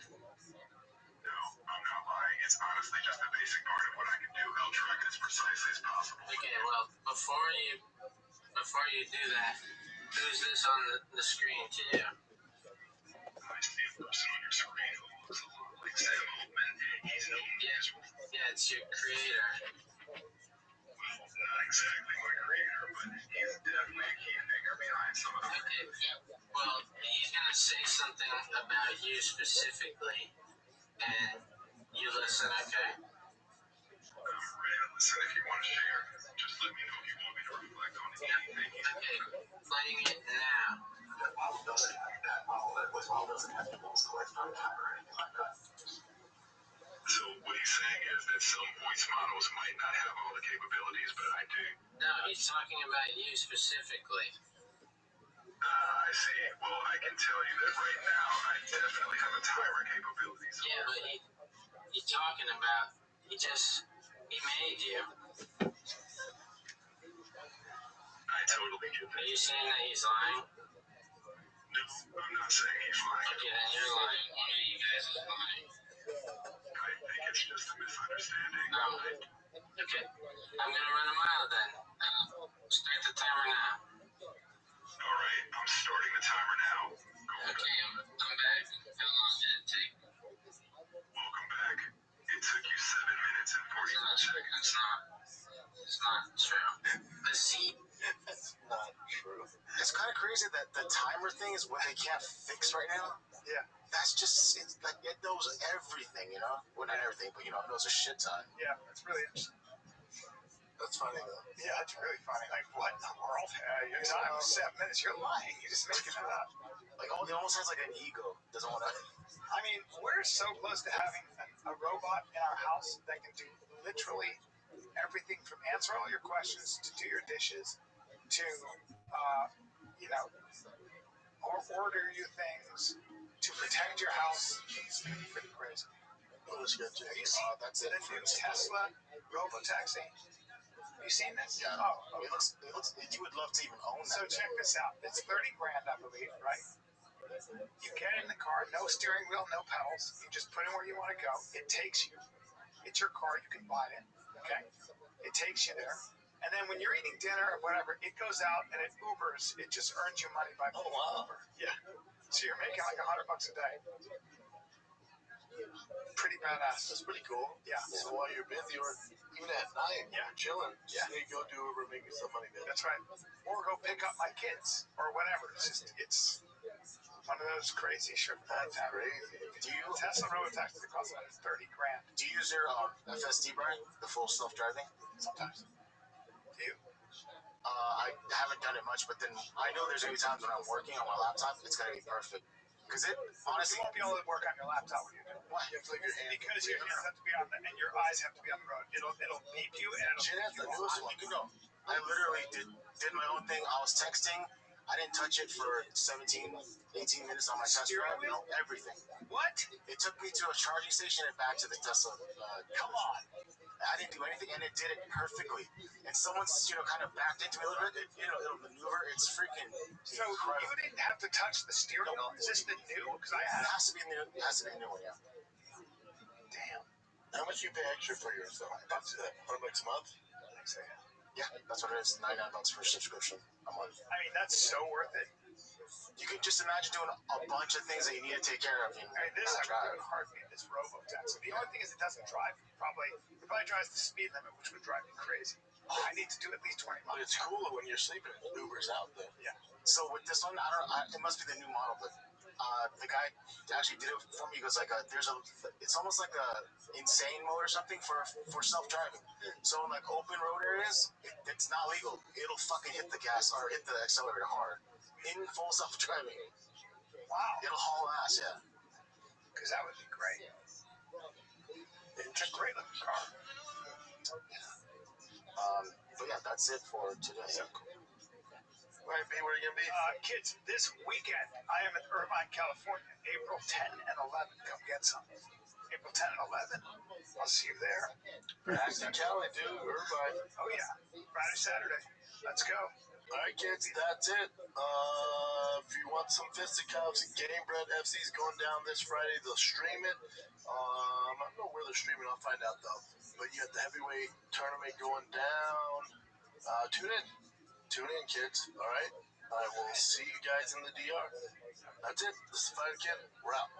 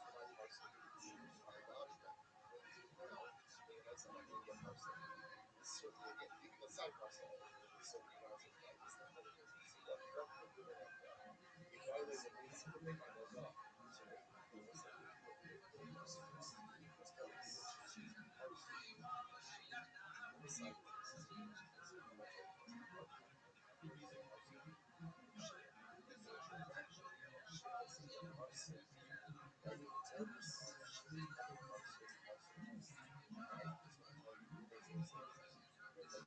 Sidebar, tell you guys, also there's a little bit of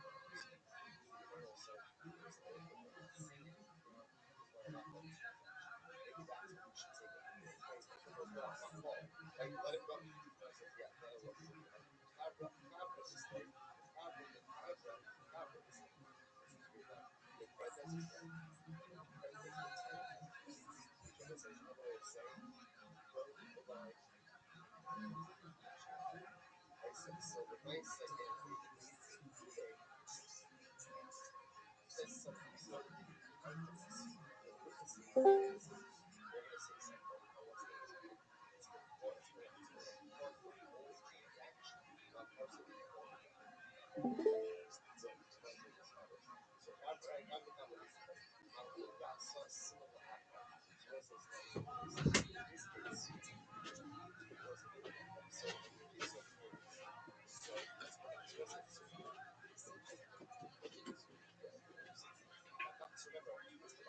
Mishnah said, the keys, sons on a shtar. Sons is a witness where Shimon is selling parcel B to another party, and parcel B is using parcel A as the parcel as one of the words. And you may sell them at that rate, you may use them as right because anyone can get parcel A. That's what it's true. Now I use the qualification. That's true if Shimon was selling it to another party, or if Shimon was selling it to Ruben himself. So Ruben doesn't object to use the parcel A as a border.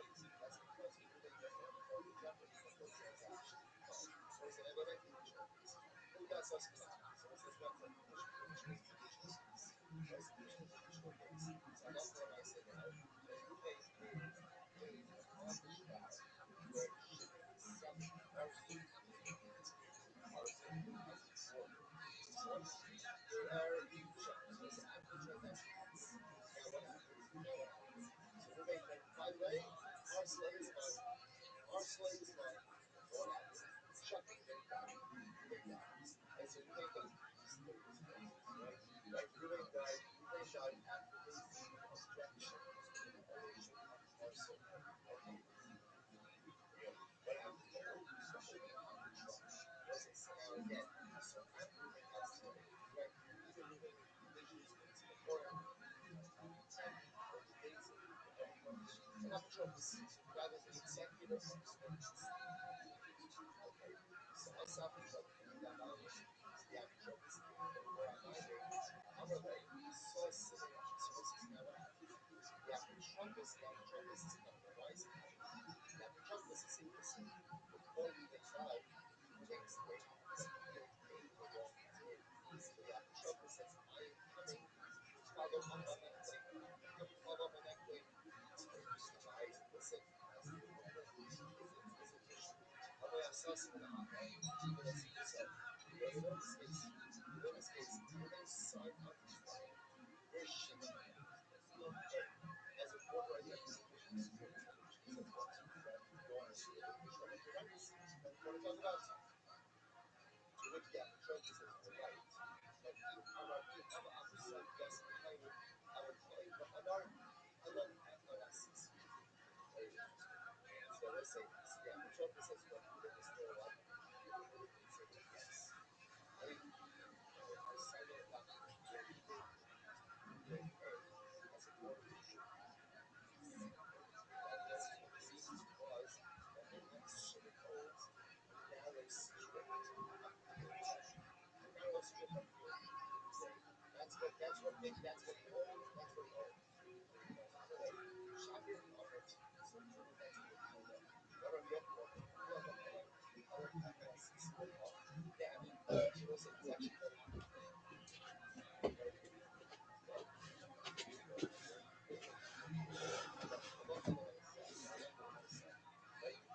I go ahead.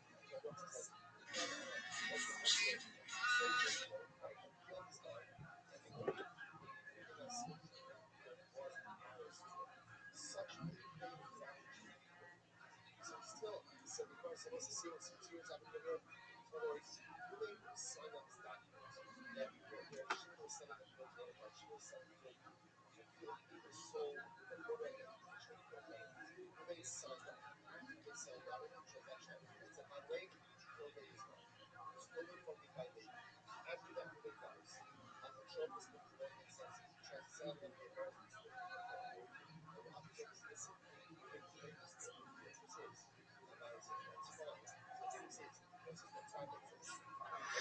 Ride through the city like British Shop. On a mission to get it all. Ride through the city like British Shop. If you ain't think, please don't get involved. And now, Brandon Shop. Yes, sir. Monday, April 6th. What's up, fam? How is everybody? How was your Easter? Did you hide the eggs for the kiddos? We sure did. Kids love Easter, even though they have no idea the meaning behind it. They think it's a rabbit, and they get a ton of chocolate. That's how it goes in the Shop household. It's just how it goes around these parts.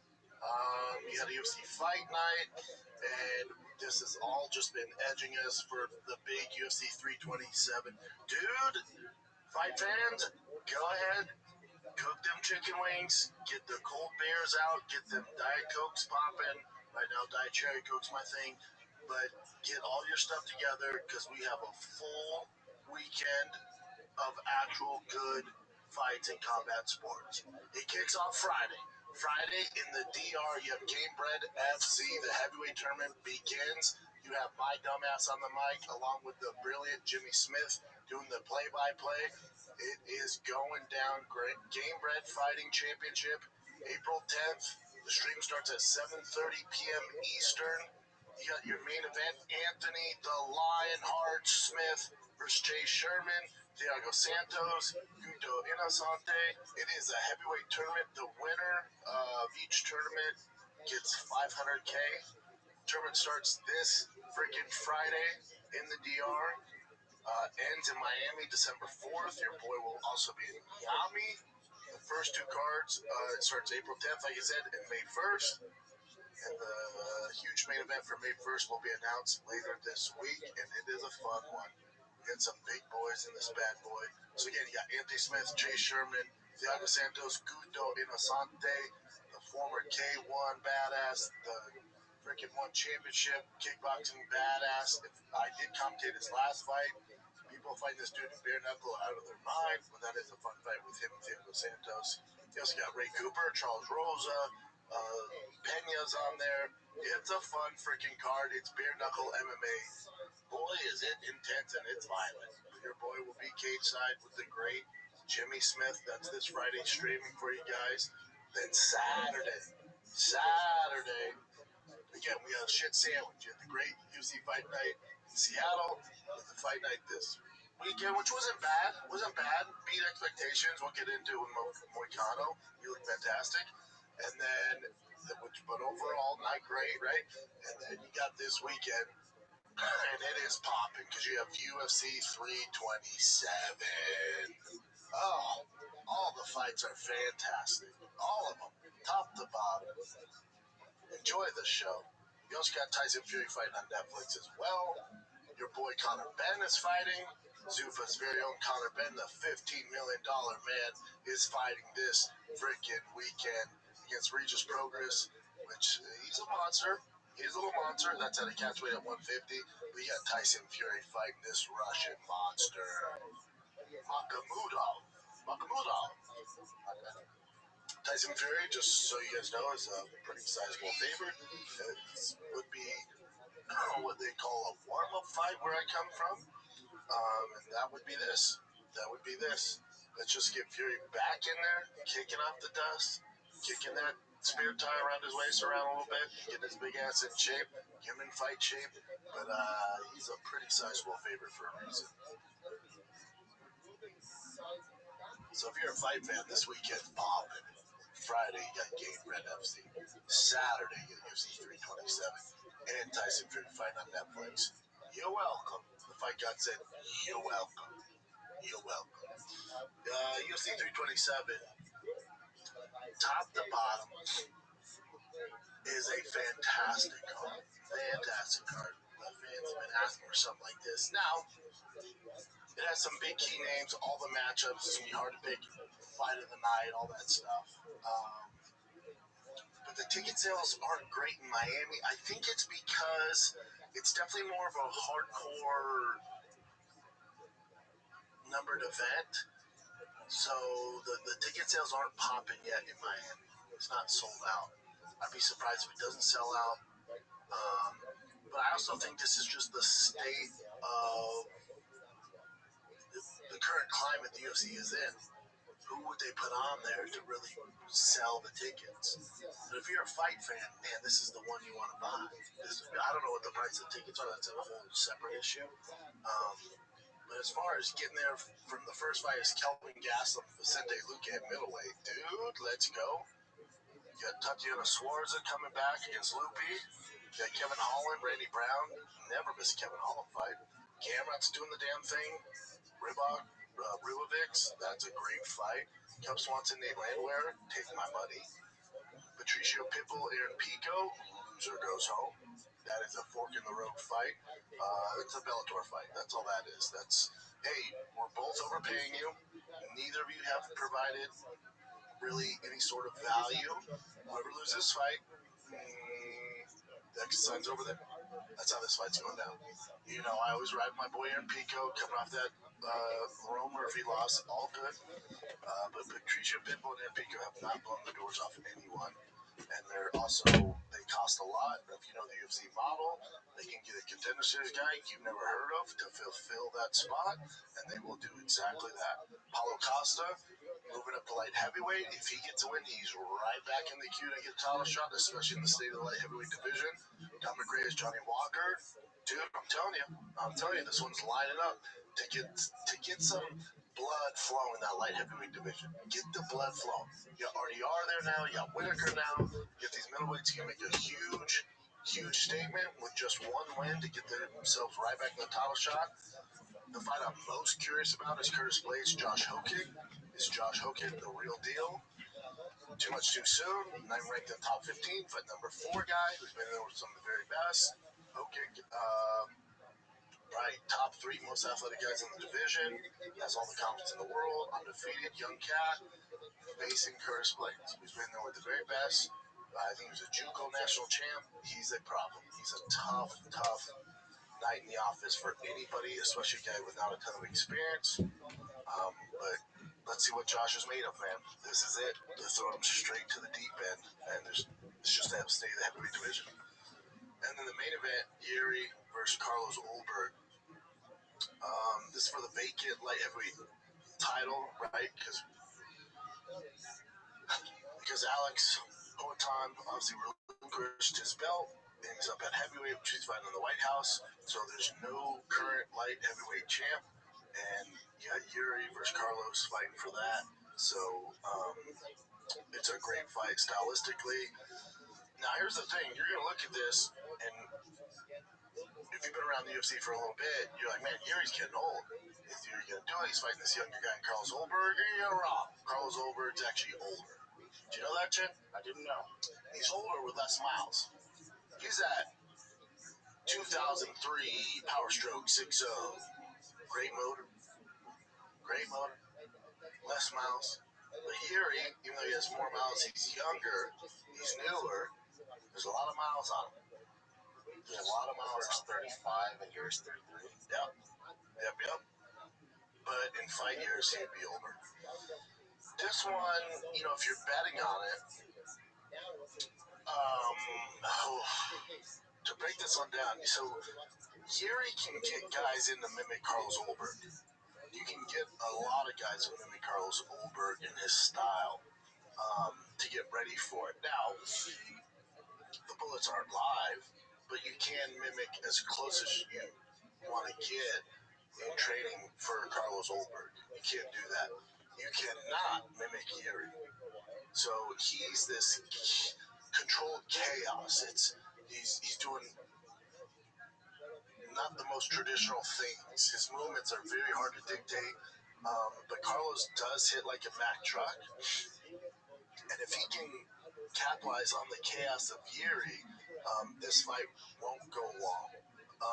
I really think this fight is Carlos to win in the first 2 rounds. If you can't figure out Yuri in the first 2 rounds, Yuri's going to run away with this via decision. That being said, I also think, Yuri is a guy who we've seen has gotten better over the years, over the fights. He's been in bigger fights. If you're going strength of schedule, it's not even close. Yuri's been in 5-round fights. Carlos never got 5 rounds. He's been, main events, but he's got 3 rounds. We never got 5 rounds. Strength of schedule, my God, the only person that has figured Yuri out would be Poatan. Not the end of the world, all right. So the very best guy to do it, beat you twice. You look at strength of schedule, and this isn't even close. You're talking SEC school, Alabama versus a freaking whack WAC, Western Athletic Conference champion. Where, yeah, he looks good. Once they get in that BCS playoff, we don't know how they're going to stack up. But usually those bigger schools with the strength of schedule end up beating that ass. For Yuri, it's going to be, again, I like the unconventional striking, the hands down, the footwork, the in and out. His 2 losses to Poatan, he rushes in, and a guy with traditional high caliber striking can time that and catch him. So I'm sure that's what Carlos Ulberg has been working on, trying to capitalize on Yuri. Now that's only going to work if Yuri fights like a jabroni and flies in and throws caution to the wind and makes some mistakes. I really think with Yuri, and I can relate to it. Yuri I think he has a daughter on the way, or either way, he has a kid on the way. His wife's pregnant. I think she's due like 3 days after. So that dad power, that Papa Bear power, is going to give Yuri this focus that he's never, ever been able to channel before. That Papa Bear focus, I never bet against a guy with kids like that, especially if it's their first child. You look at Mike Perry, you look at certain guys, when they have kids, they just kind of mature and don't take the same risks they were going to take before they had children. They really zone in, and they know what's on the table, and now they got mouths to feed, and they don't take those same dumb risks. So when you calculate all that, it's tough to bet against Yuri. For the division, though, Yuri's a bigger star, but Carlos Ulberg, could use some fresh blood. But again, I think he's going to. We'll see how Ulberg capitalizes on the mistakes Yuri makes, if he makes them. He's a student of the game, and I really think Yuri's going to come in more focused than ever before, because that kiddo on the way, he has the skills. The only time you can really get a read on Yuri is live when Bruce Buffer's in cage side the night of the fight. There's no way to mimic his style. That's a tough task. Very tough task. What are the odds on this chick? Definitely, I'm not going to be surprised if Ulberg wins in any facet, but I'm definitely in favor of Yuri in this. Minus 125 plus 105 in MMA, that's even money basically. But damn, Josh Hokit's a plus 102. Chris Wade's a minus 122. Good look. This is how good this card is. Freaking card is. Your main event is basically pick 'em. Your co-main event, which Joshua Van's out, right? They put him on the next card. Was it 328 with Strickland Hamzat? This is 327, so it'd be 328 in May. So you have Strickland Hamzat. Now your co-main event's Joshua Van. I'm not mad at it. Dominic Reyes, Johnny Walker. What up, Oz? 30 plus 110. Again, this is basically even money. How you living, big man?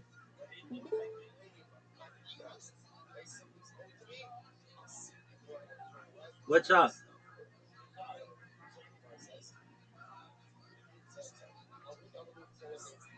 Hello, can you hear me?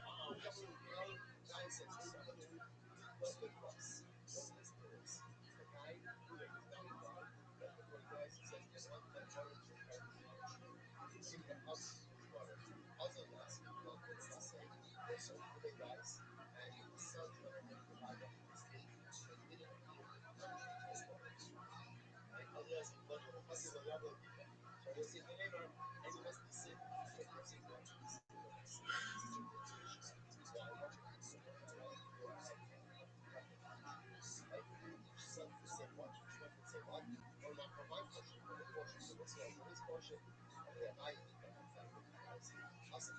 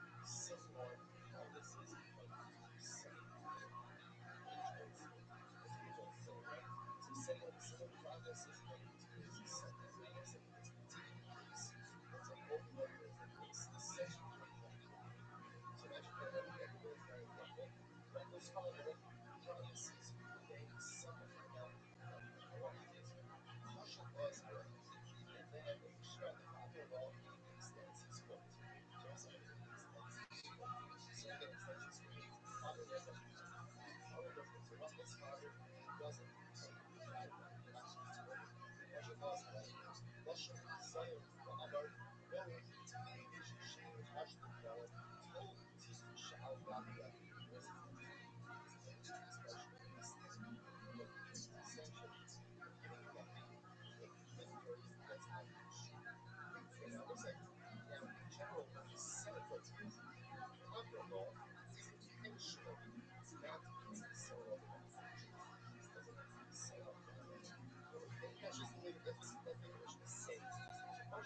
Paulo Costa has a tough fight. Azamat is a monster. Is a monster. Aaron Pico minus 325. That ballsy. Off of what? Off of what? You're assuming he's going to mature and not rush into making dumbass mistakes. He's a very heavy-handed pit bull. My word. No one's been on Pico's nuts more than me. I love me some Pico. I still think he can do it. I still think the kid has such a huge upside. Just gotta hone in on not making these dumbass mistakes, especially at a high level like against these other guys. Against a junior pit bull. He can do it. He has the right camp around him with Greg Jackson. He can do it. But my God, take my bias out of it. If I'm a better plus 260 pit bull, that's good money, Daddy. That's good money. Cub Swanson, Nate Landwehr, plus 102, minus 120. That's even money MMA. Gamrot, Ribovics, minus 170, plus 142. That means they're favoring Gamrot. Kevin Holland, Randy Brown, plus 102, minus 122. That's even money. Tatiana Suarez, minus 155. Kelvin Gaslam's up minus 230 on the Luque. Yeah, that's great. Whoa. You're telling me you're not going to fucking parlay Vicente Luque and Patricio Pitbull, the two dogs? Because to me, those are toss-ups. That's worth a bet, fellas and ladies, if you're betting. But just looking at the odds, that's how you can tell how great of a card this is. It's so good, dude. It's so good. I'll be in the DR. During this fight. That's all good. I'll give my exact picks on Thursday's show. Clearly, I'm going to be biased, but I'll give you a more of an in-depth breakdown Thursday's show. But boy, Patricio Pitbull and Curtis Blades being that big of an underdog. And Kelvin Gaston Vicente too. Man, if you again take who I think is going to win out of it, but if you just want to win money, you want to throw 100 on the dogs, I'll go Curtis Blades, Patricio Pitbull, and Vicente Luque. Yeah. Not saying they're going to win, but your chances of making good money, that's it. That's not a bad three-man parlay. I can see all three of them winning. Are they going to win? I don't know. They're dogs for a reason, but they're dogs, good dogs to bet on. All right, what do you got, Jen? Oh, we even get into Mikado. Yeah. So Mikado was the main event on the Apex card on Saturday. Dude, I couldn't love Mikado anymore when he got on the mic. Did you hear him? Yeah. He's like, what the fuck is this? Does nothing for me. What are we doing? Mikado in the Apex zone? What the fuck are we doing? He's like, don't tell Dana. Don't tell Dana. But he's right. He's like, this does nothing for my legacy. My very goes, this does nothing for my legacy. Nothing for my YouTube. No one knows who the fuck Chris Duncan is. Dangerous guy. He takes him out. This was actually supposed to be to put Chris Duncan on the map. You know, I think UFC was like, all right, Mikado had his run. Up for the title against Makachev. He's kind of, used goods now. Let's build up Chris Duncan. And Mikado said, not so fast. Show me the money. And did the damn thing. He's right back in it. Mikado, I would do Mikado. Let me see the rankings. He's right, though. He's like, what the fuck is this? I'm in an Apex. There's 50 people watching. My name's Buddy Mikado. That's what I'm telling you, Mikado. I know we got into it over you giving up the lawsuit money, with the fighter pay. Yeah, I get it, but no. This is them To them, this is them doing you a favor. They're like, Nakano did give up the antitrust. Let's make him a main event at Apex. He'll love that.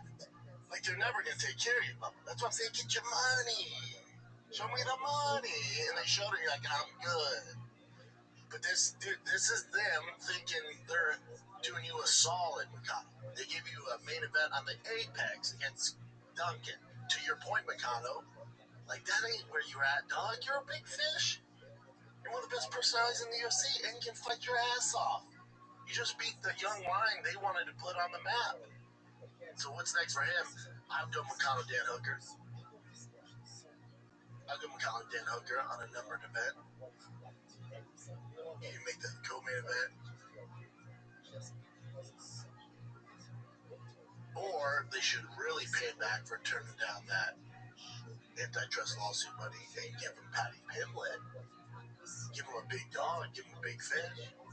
Think of that build-up. That'd be a great fight. Nakano, Patty Pimlet? Come on. He gave up that money, but this Apex money. This ain't it. You gotta hook our boy up here. You gotta hook him up. Nakano, Patty Pimlet, if they love him, and then shoot for the stars. Maybe you land on something a little less. I'm not saying Dan Hooker's not a big fight, but I'm saying Patty Pimlet's kind of the golden egg right now. The golden goose there. All right, let's take a little break from chatting all the things Real Housewives of the UFC. Picture this. It's late at night. You're scrolling through your feeds when all of a sudden you see it. That one item that you've been looking for, you click on the link, add to cart, maybe even shop around a little more before finally hitting checkout. As you're filling in your address, you realize you don't have your card anywhere near you. You're all cozy in bed, like, what am I going to do? That's when you see it, that purple pay button that has all of your information saved, making checking out as simple tap on your screen.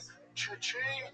That's thanks to Shopify. Shopify is the commerce platform behind millions of businesses around the world and 10% of all e-commerce in the U.S. from household names like Drive Household, yes, all the big dogs are doing it. The brand's just getting started, man. Shopify's everywhere.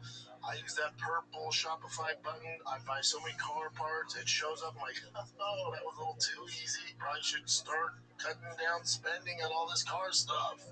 Getting started with your own design studio with hundreds of ready-to-use templates, Shopify helps you build a beautiful online store that matches your brand style.